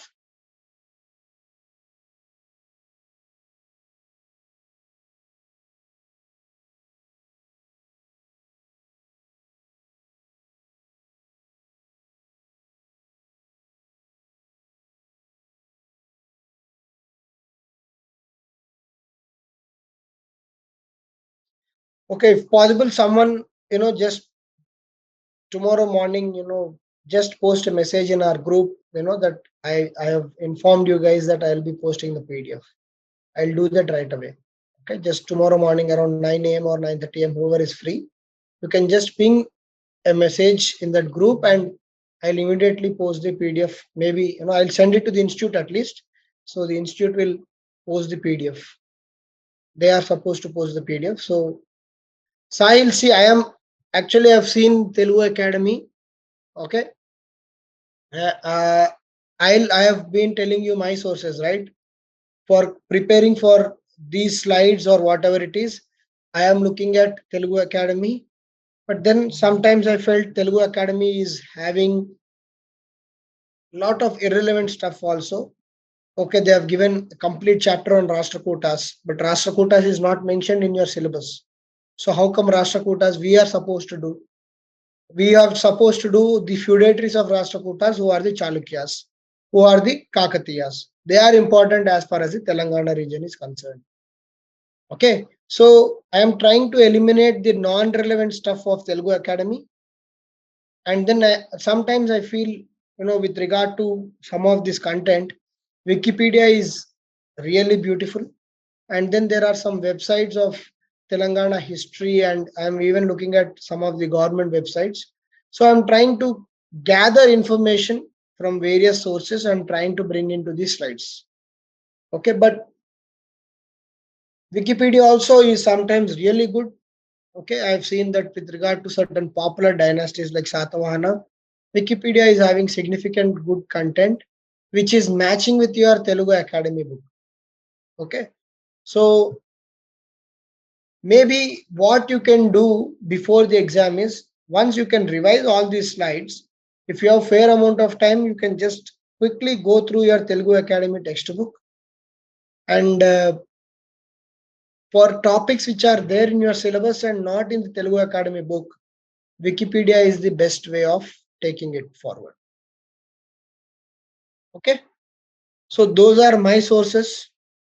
I am very clear with my sources. Even for Telangana movement and history, statehood, we have followed same thing. Our sources were quite open. Okay, there is nothing new that you and me are going to invent. Okay, we are going to read which is there and only try to understand in the best possible way as to how we can remember the topic. So sometimes I see that people are very skeptical of sharing the sources, especially some faculty, they don't want to share the sources. So at least I feel that I am not writing any history here. So no point in thinking that I am doing something very different from you and trying to be more smarter than you, nothing like that. I'm just trying to gather information from various sources, trying to understand what is there and trying to make you understand. So that is my role. I am very clear about it. Anything else?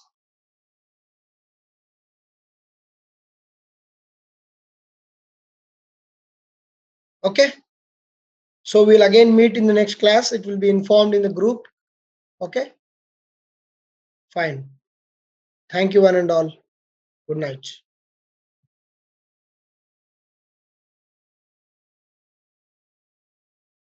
Yeah. Thank you. So in the last class, we were discussing about the first chapter of our Telangana history and culture.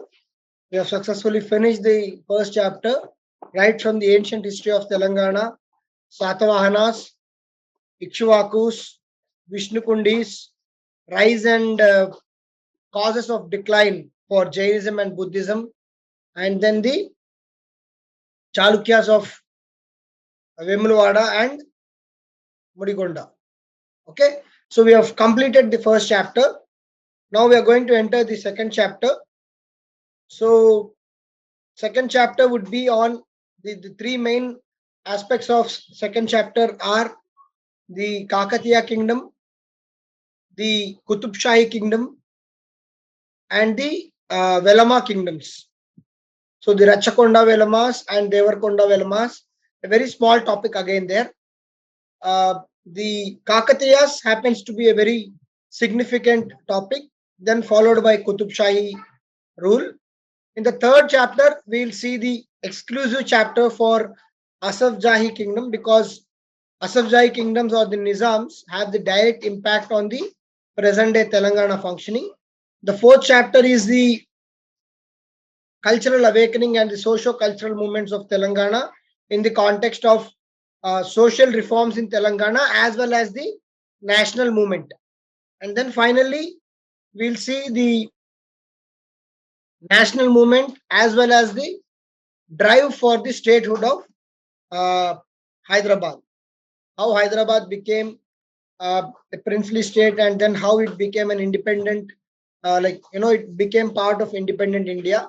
This is how the flow is. Okay. So coming to the topic, Kakatiyas. Kakatiyas will at least take two or three classes maybe, because this is a very big topic, and we have to cover few things in detail. Okay. So today we'll just touch few aspects of Kakatiya, and then again continue our discussion on Kakatiyas in our next class. Okay. Coming to Kakatiyas, we have seen that the Vishnukundis, and then subsequently the Chalukyas, the Vemulavada Chalukyas and the Mudigonda Chalukyas. All these kings, all these kingdoms were by and large the feudatories of Rashtrakutas. It also goes to say that how influential Rashtrakutas were in the Deccan Plateau. And the feudatories of Rashtrakutas ended up being a few of the prominent empires in the south, especially in Telangana. It shows the might of Rashtrakutas in the medieval India.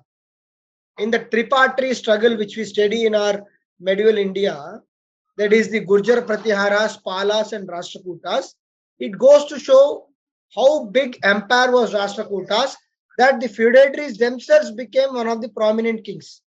We have seen that in the context of Vemulavada Chalukyas. And similarly, Kakatiyas, one of the most astonishing and one of the most magnificent dynasties which have profound impact on the history of Telangana, are also the feudatories of Rashtrakutas. And they ruled most of the regions of present-day Telangana, Andhra Pradesh, some parts of Karnataka and Odisha in the Kalinga side of the Odisha. And predominantly their rule was between 12th and 14th centuries in the medieval age. Their capital, which is famously called as Orugallu and present-day Warangal, is a historic city. We all know various Kakatiya Kala Toranams, Kakatiya forts, even today how they are very much in shape and preserved by the archaeology department and also preserved by the state government. So Kakatiyas and their administration, their policy, something even the present government is trying to emulate, and hence it becomes important. So these people ruled as feudatories of they were feudatories of Rashtrakutas and also the Western Chalukyas for more than 2 centuries. So before trying to proclaim themselves as the kings or the dynasty, they were trying to be part of the major dynasties like Rashtrakutas and Western Chalukyas. They were feudatories of these kingdoms, and then subsequently there was an instance where they have succeeded from this feudatoryship and announced themselves as kings. Similar thing we have seen with the Velama Chalukyas and also the Mudigonda Chalukyas, because initially to establish themselves, they will serve as feudatories of bigger kingdoms, know everything, and then for the region which they are feudatories, they'll simply over a period of time, when they are powerful enough, they'll succeed from this kingdom and establish an independent kingdom. Similar thing with Kakatiyas. So we'll see 2 phases of Kakatiya rulers. One phase is the Kakatiya rulers who are feudatories to the Rashtrakutas and Western Chalukyas. Another phase after the Prataparudra I, also called as Rudrasena, Prataparudra I, from that time, Kakatiyas become an independent dynasty by themselves. Prataparudra, Ganapati Deva, Rudramadevi, and then finally Prataparudra II. So these 4 or 5 kings are classified or categorized as independent Kakatiya kings, and the administration and everything we learn during this phase only, especially the Ganapati Deva. We will look into that. Now the sources of Kakatiya. Okay.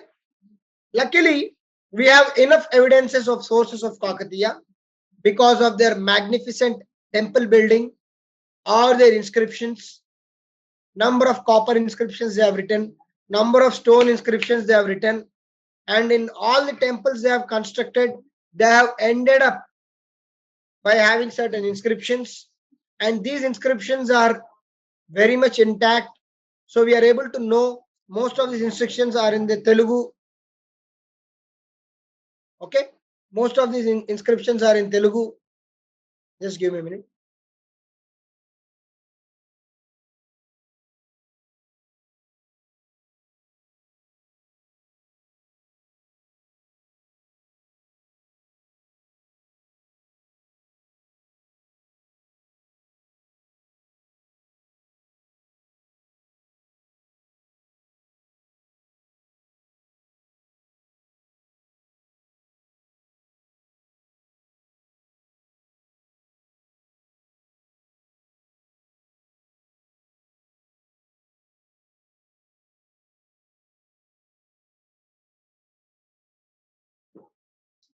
So this inscriptions of copper inscriptions and stone inscriptions are very much important to understand the Kakatiya history, and they are more often than not written in Telugu, all these inscriptions. By the time, Telugu was one of the prominent languages. Okay, we have seen even from the Chalukyan age, the Telugu was, already in prominence. Okay, and most of these inscriptions of Kakatiyas are pertaining to donations given by Kakatiyas towards the Hindu temples. And then these inscriptions are more prominent from 1175 to 1324. That is when the active Kakatiyas started ruling, when they became emperors by themselves. So again, you have to understand here, when they were feudatories, the number of inscriptions are less because as a feudatory, you are working under a king. And you cannot have your own inscription by bypassing the king. And once they became independent rulers, for the first time we look at that declaration of independence at the 1,000-pillar temple in Hanumakonda, Warangal, where Rudrasena declares Kakatiya as an independent dynasty. From there, the number of inscriptions are very high, and majority of the inscriptions are regarding donations to the temples. And it also shows the cultural orientation of this dynasty, the architectural orientation of this dynasty. Okay, and some inscriptions might have been lost because some of the constructions might have been demolished or dilapidated. And also we know for sure that Kakatiya kingdom was invaded multiple times by the Muslim Delhi Sultanate, especially during Alauddin Khalji and also during Muhammad bin Tughlaq. So maybe some of the inscriptions must have been damaged in such invasions from the Delhi. And we also come to know for sure that the gold, silver, and copper coins were issued by this Kakatiya dynasty, and various coins were called with various names. Some of these names are Kesari Gadayana, Nishka, Madas, Kesari, and Pativaras.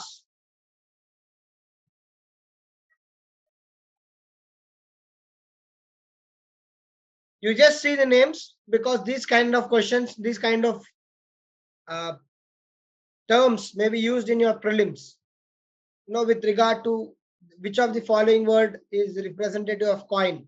So Kesari Gadayana, Nishka, Madas, Kesari, and Pattivaras. These are the names of the coins issued. Maybe it is a kind of categorization of currency, various coins are used for circulation. So these coins are named by these names. Okay. So just try to remember them, or if which of the following is a coin. It can be questioned like this, or Kesari Gadayana with regard to the medieval Telangana history refers to which of these? Art form, port, coin, or something else like that, or a seal like that. So you have to be very clear about certain terminologies. Like if someone is asking you what is Motupalli or Gandasala, these are the ports.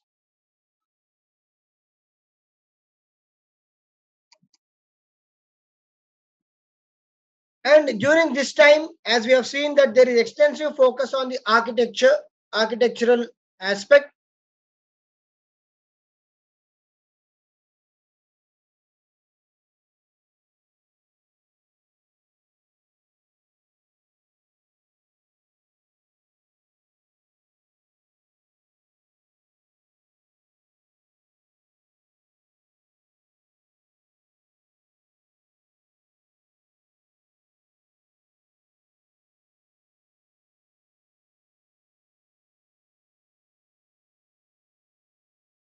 As we have seen, Kakatiya builders were promoting a lot of architectural activities, and in this context, they have built a lot of temples. And then we know the famous Kakatiya Kala Toranam. Similarly, they have built many Toranas. Kakatiya Kala Toranam is in fact part of Telangana government emblem. Telangana government seal, if you see, predominantly there is Kakatiya Toranam, and inside that there is a small Charminar. Okay. And then in such things also you have to be very clear. We have to know the various aspects of Telangana emblem. That can also be a question in prelims. Okay. And then these sculptures give insights into the ornaments used during the period. In Toranams and temples, they have replicated the designs of ornaments used during that time, and hence the ornaments used by Kakatiya during this period are reflection of these Toranams, so that we can understand their way of life, how grand they were by these Toranams and temples. Some of the prominent inscriptions during the Kakatiya period, or which define the importance of Kakatiya period, are at the Magallu, which was written by Danarnava, which is the Danarnava Eastern Chalukyan king. And one more prominent inscription is the Thousand Pillar Temple inscription. Even today it is intact. If some of you have visited the Thousand Pillar Temple, you must have seen the inscription by this king called Rudradeva. Another inscription called Bayaram, which is written by Ganapati Deva's sister. She goes on to explain the greatness of Ganapati Deva, who is the successor of Rudradeva. And one more inscription as the Motupalli, Malkapuram, again written by, these two inscriptions are written by Ganapati Deva himself. And then Chandupatla, Tripurantakam, these two were given by Rudramadevi. Okay. And then Salakavidu and Kolunapalli by Prataparudra II. Probably the last recognized king of Kakatiyas is Prataparudra II. Salakalavidu and Kolunapalli. So, why I am giving so many facts for this particular kingdom is Asafjahi kingdom and Kakatiya kingdom are two most important parts of your Telangana history. One, Asafjahi kingdom, because it is having immediate relevance on the Hyderabad state and the administration of Telangana even today. Kakatiya, because Telangana state and the present government is looking up to Kakatiyas as the cultural trendsetters or the administrative trendsetters in the Telangana region. And hence the Mission Kakatiya and various schemes which are coming up are, there is evident focus. In fact, recently If not for these floods, there was a very big program organized for celebrating the Kakatiyas and their legacy. And one of the successor of that Kakatiya family was also called. And then sudden floods came, the Godavari floods, and now even Krishna is flooding. So hence, because of these floods, the entire program was cancelled, and then it is going to be rescheduled. So there is evident focus on these two kingdoms. So covering every part of the history is important. Covering these two dynasties in particular is much more important. And then information about Kakatiya period also comes from a lot of Sanskrit and Telugu literature written during that medieval age of South India. And also post Kakatiya period, where some of the poets of Telugu literature and other literature have indirectly or directly mentioned the Kakatiya kings and their greatness. From those sources, we are trying to know and trying to decipher the greatness of Kakatiyas. Some of the most notable or prominent works which mention the greatness of Kakatiya was Prataparudriyam. Prataparudriyam, written by the poet called Vidyanatha. It is written in Sanskrit. Okay, Prataparudriyam. And then Krida Biramamu, written by Venugonda Vallabhacharya in Telugu. Panditarajya Charitamu, written by Palakurki Somanatha, a very important book. It is again written in Telugu.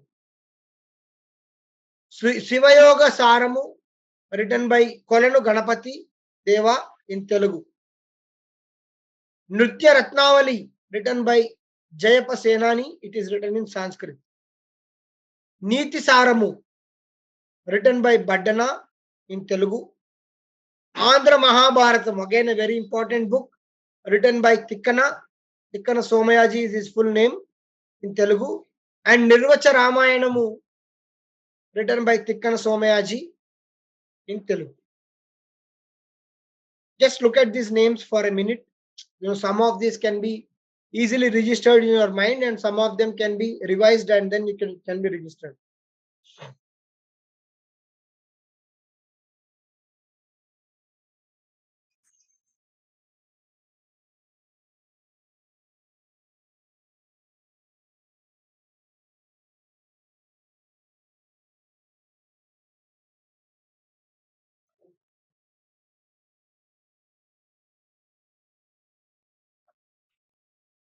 Seen that?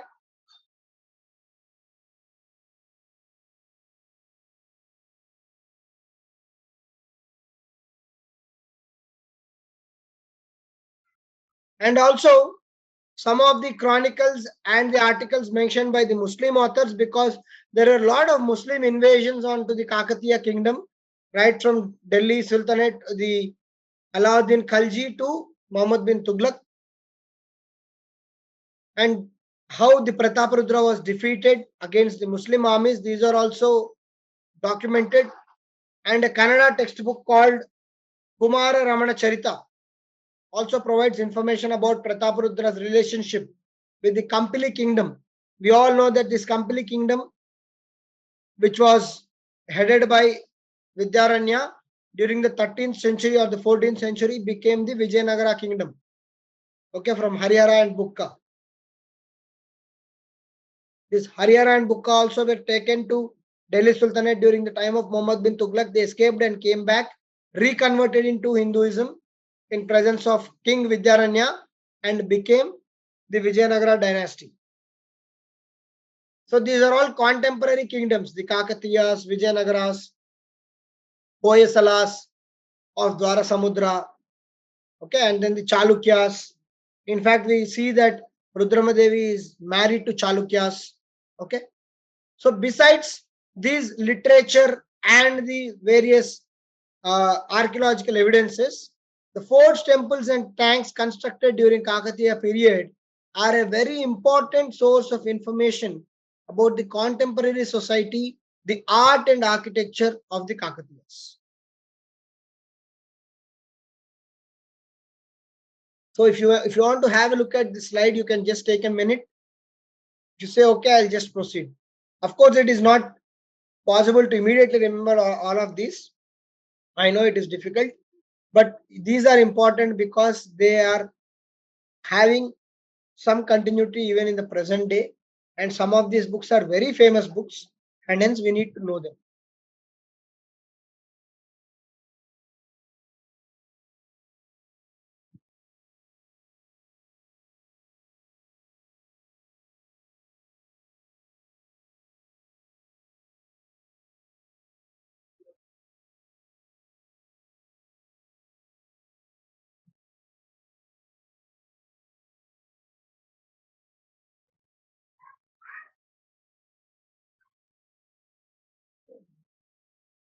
Clear?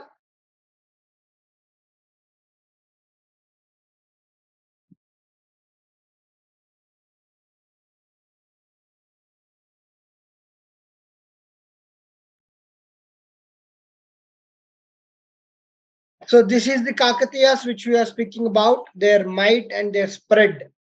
You see, so the present day almost 80% of Telangana is covered. Then some of the Andhra up to Visakhapatnam, Simhachalam is covered, and slightly they are touching the Odisha also. And in the south, they are going up to the Kanchipuram. That is the present day Vellore and Kanchipuram all are at the same place.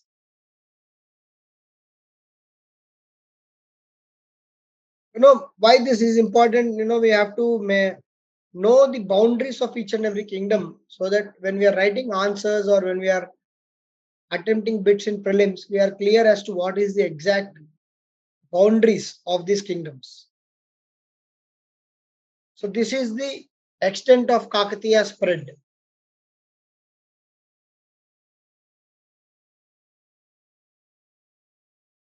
And then this is their capital, Orugallu, or the present day Warangal. Fine. So today we'll do the early feudatories of Kakatiyas. So I have told you that Kakatiyas were initially the feudatories of Rashtrakutas and the Western Chalukyas. So they did not declare themselves as independent.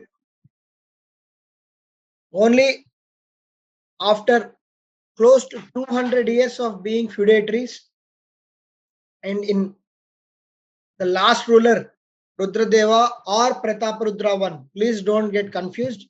Rudradeva and Prataparudra I are same. So during this king, Kakatiyas declared themselves to be independent rulers, and that is documented or written in the Thousand Pillar Temple inscription. So hence, Thousand Pillar Temple inscription is extremely important. I am expecting a prelims bit in that question, because that is where the Rudradeva has declared the Kakatiyas as independent dynasty. Okay, so these people, the initial early feudatories of Kakatiyas are from Kakatiya Gundiyana to Rudradeva. Close to 206 years, they were feudatories to various kingdoms. Okay, but as they were feudatories, there are not many chronological evidences, archaeological evidences, literary evidences, and the stone inscriptions or other inscriptions during this age. I told you right clearly that during the feudatories, they cannot bypass the kings and have their own inscriptions or temples, because whatever happens in the name of king. So these are representatives of king, and what all we come to know is only through the few evidences we have. So about these kings, there is not much information, but whatever information we have, we are definitely trying to understand how they have slowly transformed into this majestic empire. So it starts from Karka Gundiyana, area is his name, and then Beta Raja 1, Prola Raja 2, Prola Raja 1, Beta Raja 2, and Prola Raja 2, and subsequently the last famous king is Rudradeva. So these are the various kings come feudatories. So the first official king of Kakatiya is Rudradeva. So we come to know that Venna, a person named Venna, is the earliest Kakatiya chief. Kakatiya chief in the sense he was the feudatory, but the known feudatory for us is Kakatiya Gundayana. Okay.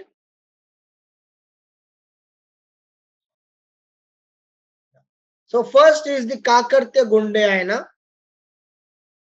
This person lost his life in battling and fighting on behalf of the Rashtrakutas. This again confirms that the early Kakatiyas were the feudatories of Rashtrakutas. So on representing Rashtrakutas and on behalf of fighting the Rashtrakutas, this person, Kakatiya Gundayana, was died. Similarly, the next ruler of early feudatories, Area, he was appointed as the administrator of Kuravadi Sima. So the Rashtrakuta king was very much favorite of this area and his valor and his bravery. Hence, he named Area as an administrator of this Kuravadi Sima. After Area came the Betaraja I, and the title which he gave to himself was Kakati Puranadha. Kakati Puranadha was the title given to himself by Betaraja I. After Betaraja I came Prolaraja I, who was a feudatory of the Rashtrakutas for close to 25 years, and he was son of Betaraja I. He was sent to Kanchi, or he was sent to the Tanjavur Chola Empire, and Rashtrakutas have attacked the Cholas, and this attack was led by Prolaraja I, and he was successful in defeating the mighty Chola Empire. Because when we are talking about Rashtrakutas as a mighty empire, we also know how big the Chola was with regard to its army, navy, and other parts. So Prolaraja I defeated Cholas and occupied the Gangaikonda Cholapuram. And then came Betaraja II. He was given the titles Tribhuvana Malla and Vikrama Chakriya. Tribhuvana Malla and Vikrama Chakriya were the titles given to Betaraja II. And then came one of the most strongest feudatories of Kakatiya Empire, called Prolaraja II. He actually strengthened various aspects of the administration of Kakatiyas, which facilitated Rudrasena to declare Kakatiyas as independent empire. He was strongest of all the feudatories, administratively, mentally, and also tactically. He fought war with Rajendra Chola, one of the greatest Cholas, who himself was Gangaikonda Chola. He called himself Gangaikonda Chola. He fought war with Rajendra Chola. And he stopped the Kalyanis of Chalukyas from expansion. And slowly but surely, he made a mark for Kakatiyas. And he has now made the feudatories of Rashtrakutas, who are Kakatiyas, are a force to reckon with. Now, no more Kakatiyas are known as feudatories of Rashtrakutas, because this Prolaraja II had so much impact that people now feared Kakatiyas themselves as a very prominent force to reckon with. So this is the genealogy of the initial Kakatiyas. So Venna, so we are thinking that this Venna is the founder. So first we are talking about Gundiya Rashtrakuta, or the first person Gundiya, and then Area, Betya, and then Prolaraja, then Betaraja, and then Prolaraja II. So all these are near the Bayaram tank inscription.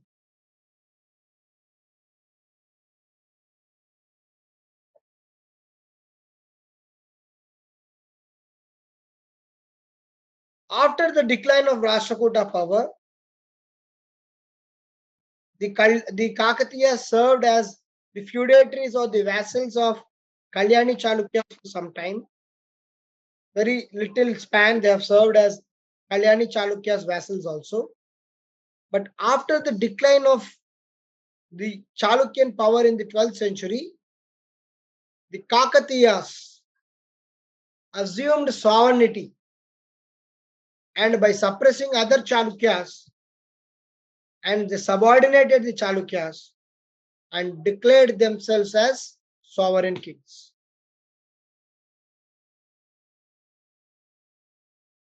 They declared themselves as sovereign kings. Till here, you have any doubts?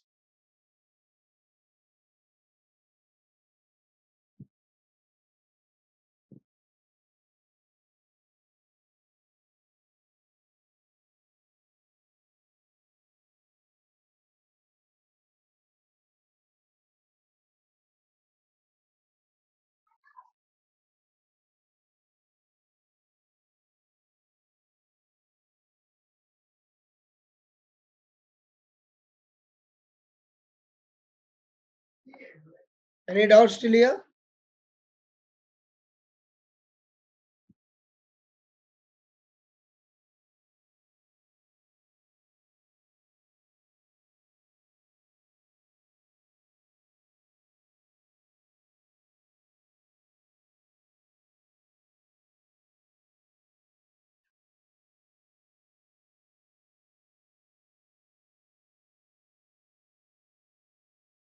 So we are looking at the first sovereign king of Kakatiyas, where they have declared themselves as independent rulers.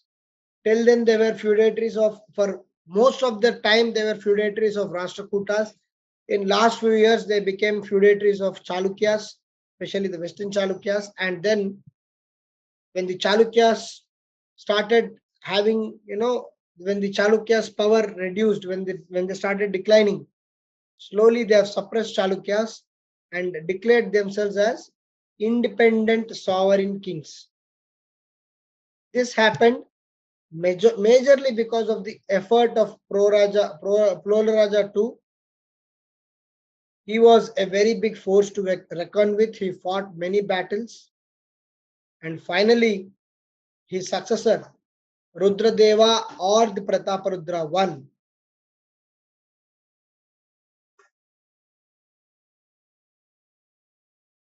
It's Western Chalukyas, we thought, right? They were initially of feudatories of,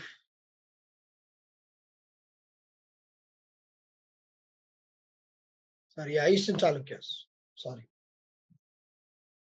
it's Western Chalukyas. Just give me a minute.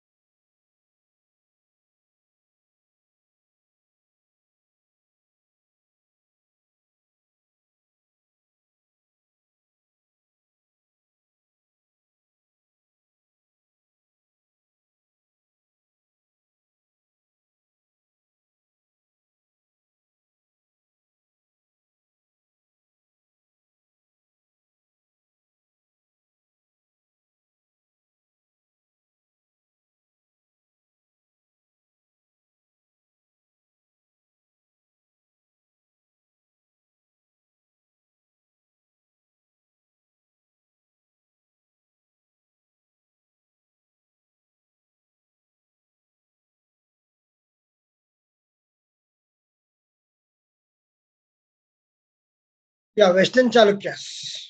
Sorry. So they were initially the feudatories of Rashtrakutas and then subsequently for the Western Chalukyas for some time. Okay. So for the first time, they declared independence. Okay. And this person called Rudradeva, he has two phases. One phase was as a feudatory from 1158 to 1162.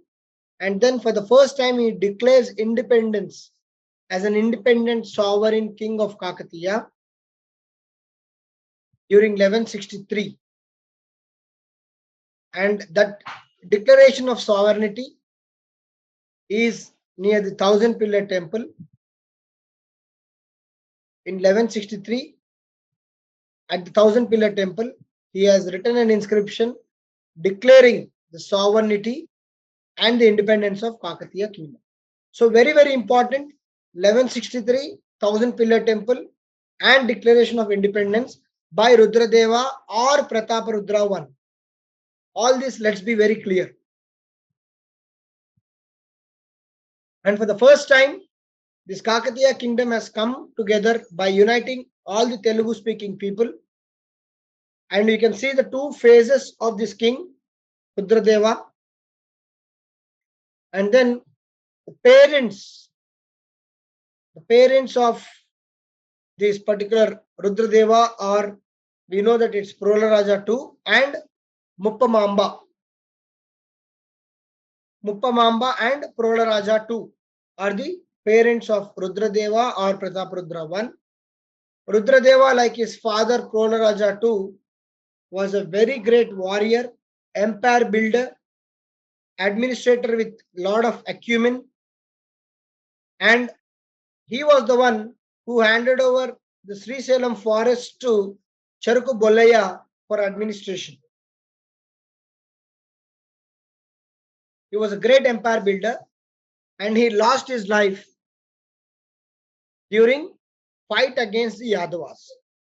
Yadavas, Hoysalas, Kakatiyas, and then subsequently the Vijayanagaras. All these people, all these kingdoms are contemporary kingdoms. And this Yadavas, while fighting with Yadavas, Rudradeva lost his life. And he was a very shrewd politician. He was the one who built the Orgallu or the Warangal fort. And he was called as Vinaya Bhushana. He was called Vinaya Bhushana. And this is mentioned at a place called Draksharamam inscription. The Vinaya Bhushana name given to Rudradeva. Okay, Rudradeva is mentioned at Draksharamam inscription. And after Rudradeva, for a brief period, there was his brother called Mahadeva who tried to rule. But then there is very little information about this person called Mahadeva. And there are no proper records to establish the fact that Mahadeva was also a prominent king. But then after Rudradeva demitted in 95, and after 4 years, the most prominent and probably one of the greatest king in the history of Telangana and the history of Kakatiya came into the picture. He was Ganapati Deva. And see the rule of Ganapati Deva from 1199 to 1263, for close to 64 years. He was a marvelous empire builder, a very shrewd warrior, an able politician, an excellent administrator, and probably stands tall as one of the greatest kings Telangana region ever had, is Mr. Ganapati Deva.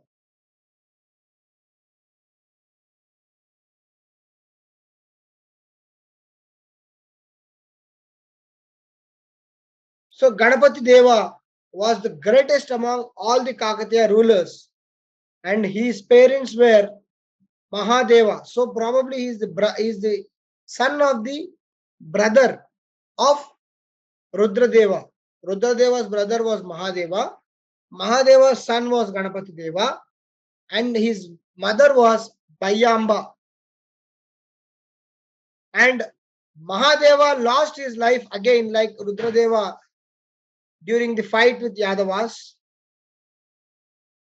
Ganapati Deva was a very young prisoner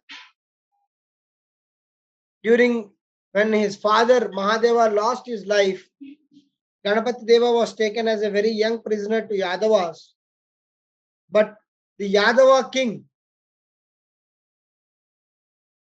Jaitugi, the Yadava king Jaitugi, was impressed by Ganapati Deva and his innocence and his very ferocious personality. And he was released by Yadava king Jaitugi. And he was officially declared as the successor of Kakatiya kingdom. And the Jaitugi Yadava king was so much impressed by Ganapati Deva that he gave his daughter Somala Devi and got her married to Ganapati Deva. And Ganapati Deva made Warangal his capital and started ruling from a very small age. So something like the Akbar. You can try to associate Ganapati Deva's life with something like Akbar. And from very small age, Ganapati Deva started expanding Kakatiya and Kakatiya's might. And in this process, he launched a series of attacks outside the Kakatiya dynasty and brought the entire Telugu-speaking population under one umbrella, which is Kakatiya kingdom, including the delta region of the Andhra and up to and beyond Godavari and Krishna rivers. So the map which we saw, the Kakatiya's might, was basically due to the efforts of Ganapati Deva. And then he conquered Kalinga. From 1211 to 1212, there was a huge war and he conquered Kalinga in the east. He maintained friendly and, of course, matrimonial relationship with the Yadava kings because his own wife was from the Yadava kingdom. He fought war with Pandyas and a very powerful Pandyan ruler called Jatavarman Sundar Pandya in 1257. He defeated the Pandyan army initially at Draksha Ramam, but in 1263, the Pandyan army came back with double might and both the armies faced each other at Nellore. And for the first time in the history of 64 years, Ganapati Deva lost the battle and he considered himself as this as an insult and handed over the reins of the kingdom to Rudramadevi. And he was honored with the title of Aruvela Doshaka. Aruvela Dushaka. So you can see that in 64 years, he lost battle only once, that is the second battle with Pandyas, and then he gave up the kingdom to his daughter Rudramadevi. And then coming to Rudramadevi, the daughter of Ganapati Deva, she ruled from 1262 to 1289.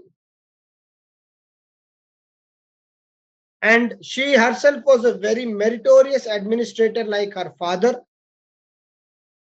English traveler Marco Polo visited during her reign. The foreign traveler Marco Polo. Motupalli trade was used extensively during her time for outside India trade. During her time also, the Pandyan kings were continuously threat to Kakatiyas. We have seen how the Ganapati Deva lost the battle with Pandyan king Jatavarman Sundar Pandya. So Pandyan kings were continuous threat to Kakatiyas and Yadava kings. Yadava king also planned to annex the Kakatiya kingdom.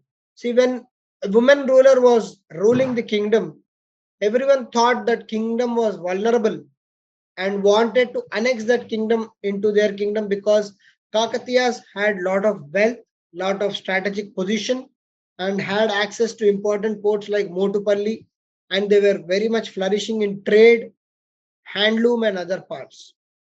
And for this, she got threat from her own brothers Harihara and Murari, who rebelled against her because they thought when they are alive, why Rudrama Devi is announced as a successor to Ganapati Deva. But Ganapati Deva strongly felt that Rudrama Devi is the only able successor to Ganapati Deva.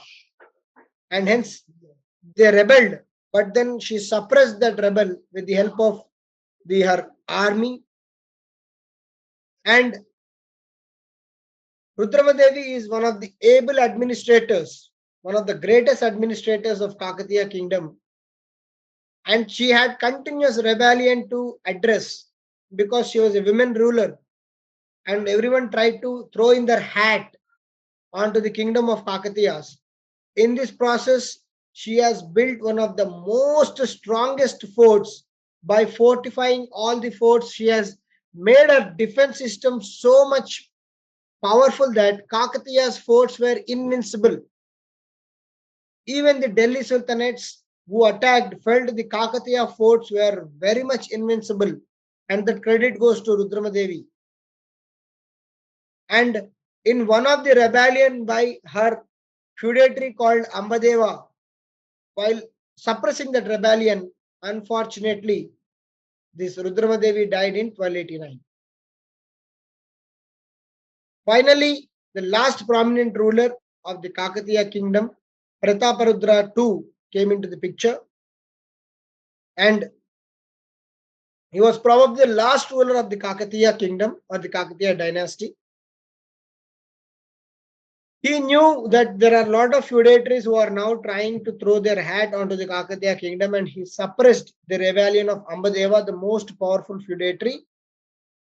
And he tried to protect Kakatiyas from other enemies. In this process, he continued the strengthening of the forts started by Rudrama Devi. He strengthened the armies. He appointed many army nayakars. But then, during this time, there was a significant change in the political dynamics of the Indian subcontinent. We all know, after the Battle of Tarain in 1192, the Prithviraj Chauhan was defeated by the Turkish king Gori, Muhammad Gori, and he installed Kutubuddin Aibak onto the seat, and later came Iltutmish, and after Iltutmish, after a lot of fight, there came the Khalji dynasty, which was ruled by Jalaluddin Khalji and subsequently by his nephew Alauddin Khalji. So initially, these Khaljis wanted to expand their footprint into Deccan because of the Mongol threat they were having in the north. And in this process, they attacked the Kakatiya kingdom, which was also part of the Deccan Empire.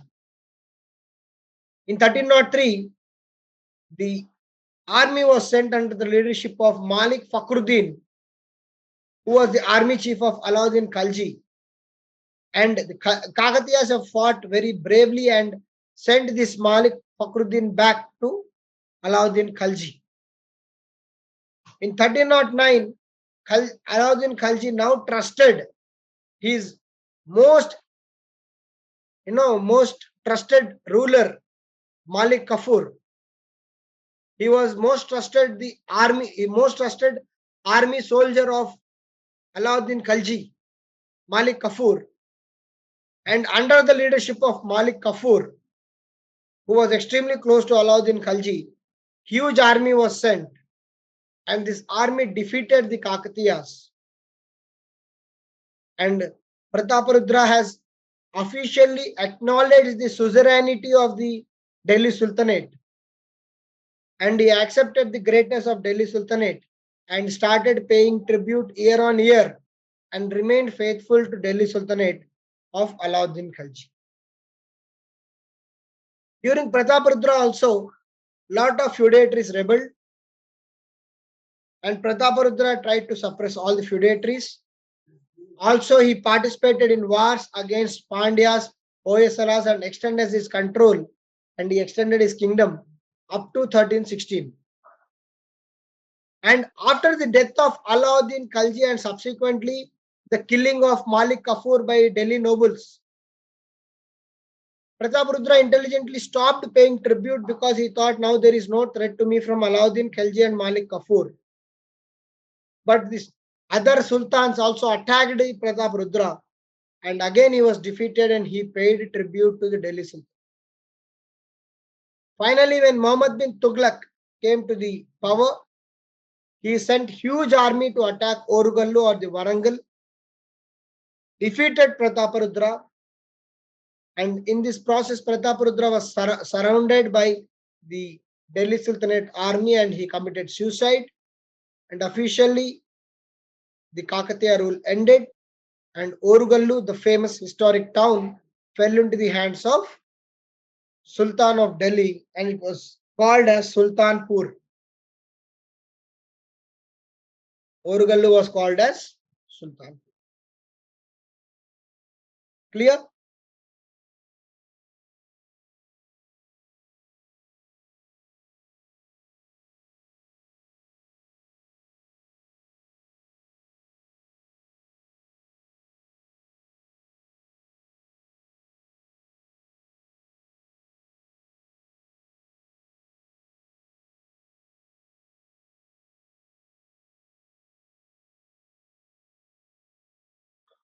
Okay. So that is about the political history of Kakatiyas. Next, we'll try to know the administrative history and other aspects. So, your next class will be communicated by the institute. I'm just occupied with certain personal priorities and I request your cooperation for that. I'm sure I'll be completing the portion before the time schedule, that is the thought month end, and your portion will be done with month end. Don't worry about your portion, it will be done. So your next class will be communicated and we'll finish off the second chapter, and then third chapter, fourth and fifth are very easy chapters. We can do it in 3 or 4 hours because most of the things we already know. Okay, so that's why we are going slow in the first 2 chapters. So don't worry about the portion, it will be done. Okay. On that note, we'll stop here and we'll try to meet in our next class. Okay.